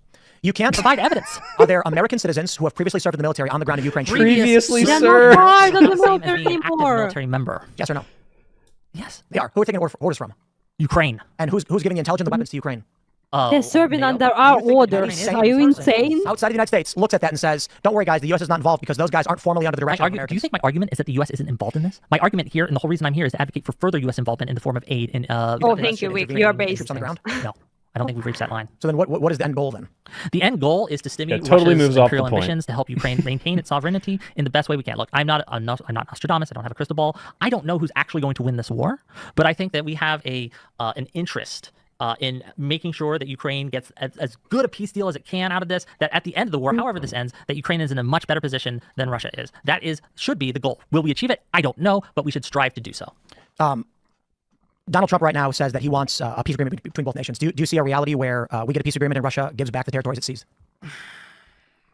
Not currently, no. So should the conflict end today, who would have won? I don't think there would be a winner right now. Well, no. Russia Actually, expanding its territories I'll out of victory correct myself. for Russia? I'll correct myself. I think that Ukraine continue to exist as a fundamentally strong Yes. nation right? I think that's victory for Ukraine. The fuck? Even though they lose it's a Pyrrhic victory. It's again like he tries to claim this as like a win. By the way, it's so cringe. You don't think that's a victory for Russia to control the eastern region into Crimea? I think that it shows that they have not achieved their stated military objective. Step. Absolutely dishonest tactic over here. They're not controlling the entire east. We, in fact, repelled them from the majority of the territories they took in the east. But have you considered? I'm pointing at the map right now. Have you considered that? What I consider? I'm pointing at the map. No, look at the map. I'm doing the Tim Pool thing. Look. Well, you should. You know what you should do? You should point at the Kerch Bridge because that's what it's all about, apparently. Yeah. So we have repelled them from the entirety of the Kharkiv region, almost partially from Kherson. So entirely from the Kiev region. So yes, we did in fact repel them, and this is such a privilege, like Westoid. No offense to you guys, but literally like the most Westoid take on earth to have a country 30 times your size trying to invade you, take at least half of the country, if not the entire country, and you manage to repel them, and they now hold less than 20% of your territory, and that is a losing game, according to this guy. So maintaining your country and repelling them somehow with like a fucking miracle at this point is a loss in this guy's eyes. Like this is a talk of someone who have never been fucking invaded in their fucking history, okay? Which I bless you guys, okay? In the United States, you have not been. Pearl Harbor, I guess you could say a little bit, but it's just it's just incomparable. You have never been occupied. The big civil war you had was between yourselves, and it's a complete and utter the only country like, powerful enough to take on America is America. Sorry. Yeah, it's just and you're like you're crushing yourselves right now, which I mean, I don't know. Oh gosh, look, God bless. Here's the deal. Actually, I think that this is how I know that Lactoid side will lose, is because they're the ones in charge right now, but they are fundamentally incapable of governing, and so people are realizing that Trump's approval rating is dropping dramatically, especially among the younger men who he had a sizable lead over. The support for Ukraine has skyrocketed in America. Actually has. It's the highest point it's ever been. Even at the start of the war, the highest point it's ever been that we should send more aid to Ukraine. And again, that's how I know Lactoid's argument is not persuasive and is losing. It's losing ground because people can see it. People could see what's happening. They could see the incompetence of the Trump administration trying to negotiate peace. They could see Putin refusing peace, right?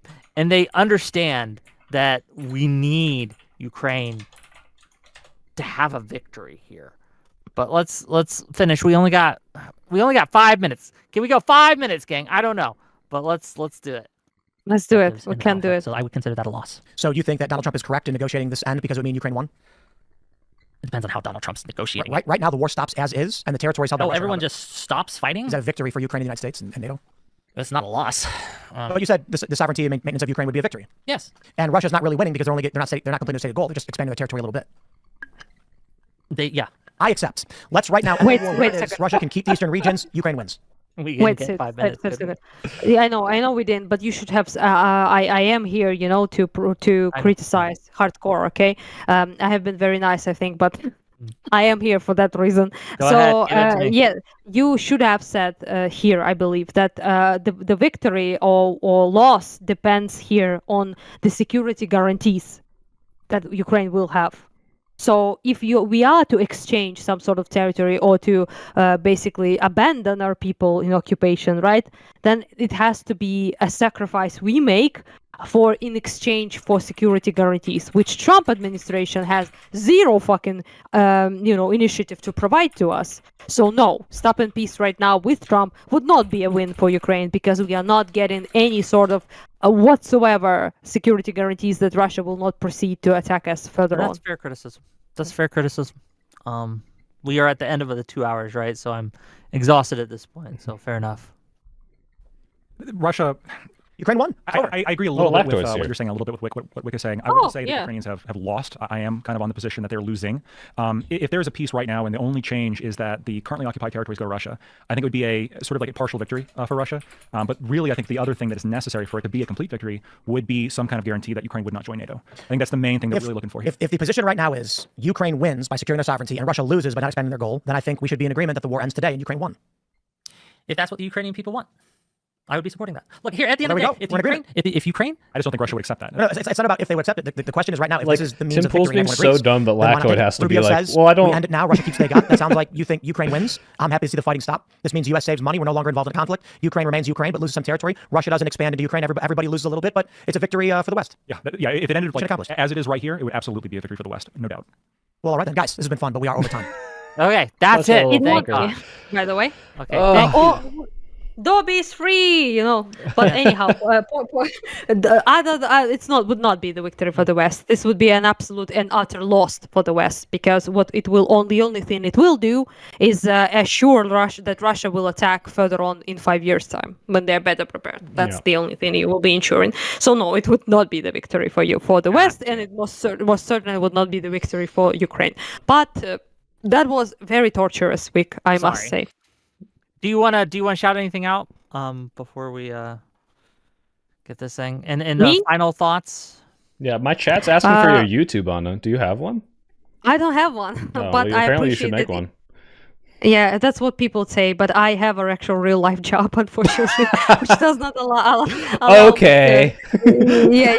No shade to anyone. I love you guys. Yeah, you YouTuber people have helped me and my volunteer efforts, so I appreciate that a lot. But I'm just saying that I have barely any time to fucking have sleep. Never mind, actually, you doing YouTube. So I only came here, by the way, because I think Wick is extremely cool and I like him a lot. So I also helped him sort of prepare a little bit. I hope it's not a secret knowledge because I have shared it. Yeah. So yes, Wick, if you got outside assistance, that means you lost. Do you know that? I was absolutely talked to subject matter experts on this. Absolutely. I was unironically his Russian spy, if you think about it that way. So I did help. So I was invested, I guess, in your performance and your success, and I'm glad I was able to help you out and talk with you a little bit. I hope it helped you a little bit at least. How do you feel I did overall? Give me a grade: A, B, C, D, E, F. What? Can I not do this grading thing? Fair enough. If you don't want to. I mean, Americans be like, grade that woman on her based off her looks. I don't feel like grading. I will say though that I agree with you that at the beginning, I actually apparently saw the worst part. So I saw like 30 minutes, the first 30 minutes, like 25 minutes. And that was like the lactoids doing Russian propaganda parade and you being a little bit like not at your best. But you got like significantly much more confident and better further on. I will say that. So, but it's just that I also will say that despite my overall displeasure of this like bullshit thing happening altogether, but I will say that it is difficult, obviously, because you have like fucking Tim Pool, you have like Lactoid both double teaming you, like spitting Russian propaganda nonsense no stop, spitting like actual like absolute like falsehoods and lies non-stop, and it's very difficult because right now we stop them, right? We have the power to stop them and to address every single thing we want, right? But in real time, of course, that's not how it works. And I think you did as good as you could possibly do in this situation. So I'm not like blaming you on saying that you're shitty or anything. I just wanted to highlight some like points of that I think that's were. Why we did this. Yeah. So we can go through and like actually look at what was said and what the actual reality is. So yeah, never mind the fact that if you had to like actually address every single thing, you would have to like interrupt them and like every single sentence correct them. It's like it's just not possible to do in real time. So yeah, I think you did overall, especially in the later parts, good. And not as great in the first half hour. Fair. Yeah. Fair rating. Okay. Well, thank you for being here. I know you got to sleep and you got to go and do things. So thanks. Soy Pill, same questions to you. One, how'd I do overall? Good parts, weak parts, good, bad, and ugly. And then shout yourself out. Tell people where people find you. Go ahead. Shouting out Twitter, my Twitter, if you can. Yeah, I've already linked your Twitter in the description because I do have that.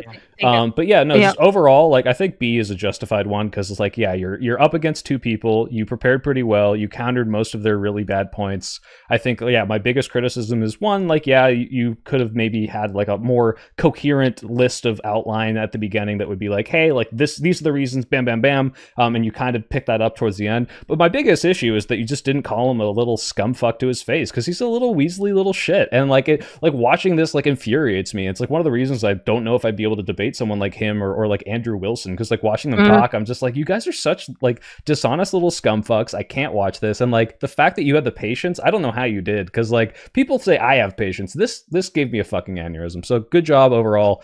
Yes. Yeah. So yeah. I will say that I agree, by the way, because it gave me like multiple aneurysms. I appreciate you guys' company in this, obviously, because it's much easier to watch it with you. But when I was like trying to listen to this on my own, I was like, it's hard. I would run to like my sister and scream about this endlessly, and she was like, leave me the fuck alone, I don't care what those Americans are talking about. And I'm like, okay, and I'm like, I just needed someone to rant to. Okay, so it just felt very bad, and I appreciate like Wick for at least not losing. I'm actually like mesmerized how you managed not to lose your shit about the orphan thing, because Dylan Burns, thank you for the raid. 112 people. You came in just as we're ending. Wonderful, great timing. Oh, hello, Dylan. Hi, Dylan. So everyone, Soy Pill, repeat. Yeah. So yeah, I'm the Soy Pill. I think you did great. Yeah, B, like overall, yeah, just should have been more mean to Tim Pool. But just, plugging anything here, I have that fundraiser in my description. I think $300 has already gone to it in the past 4 hours for the Cars for Ukraine. So thank you guys so much for that. Yeah. But yeah, check that out if you want to support Ukraine and hate Tim Pool, especially the latter one, because I know that'll drive more people to it. But also, yeah, thanks Anna for being here. I really appreciated the context as someone who like did not study on this for years, and I really do appreciate that. And then also just a small other plug, I'm talking to Dylan on Wednesday if anyone's interested in that. So nice. How nice. Cool. Are you talking about like Ukraine stuff or like something else? But just before you guys get into that, just to give my own like rating. So it wasn't a perfect showing. I did struggle at the beginning. Absolutely. The first 30 minutes were my worst. I was nervous. I was a little bit rambly. I didn't hit points as hard as I could have. But there came a point after that 20, 30-minute mark where I got my footing, and it was just W's from there on out. And I improved, and we went better. So overall, I did miss some things at the beginning that I should not have missed. So I give myself a B. Could have done better. Room for improvement. We can look back at that and be a little more coherent and concise. But again, I'm happy with my performance. Now you know what to expect when it happens again. You can be a little more mean.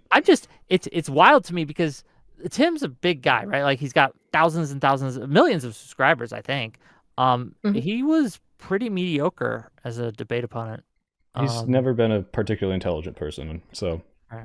Yeah, but also like I would like to point out that many people like everyone is going to agree that you just invited people to like agree with you. First of all, fuck those people, because we were doing like a review of your debate, and I think I provided multiple like instances of you were pretty critical, especially at the beginning, which is fine. That's why I invited you but I would like to say though that the points I was trying to like counteract the actual like propaganda they're doing, and it was more so to point out the falsehoods than to say that you did a horrible job. I would like to point that out. So it was not about me like saying like Wick should have said all of this, like to squeeze it in, in the debate. I'm just saying that since I am here and I have like the the means, so to speak, to provide for the audience how they were wrong on basically all occasions, let's say, right? That's what I did. I didn't do it to say that Wick like did a shit job or like to criticize you or like at every instance. I just wanted to,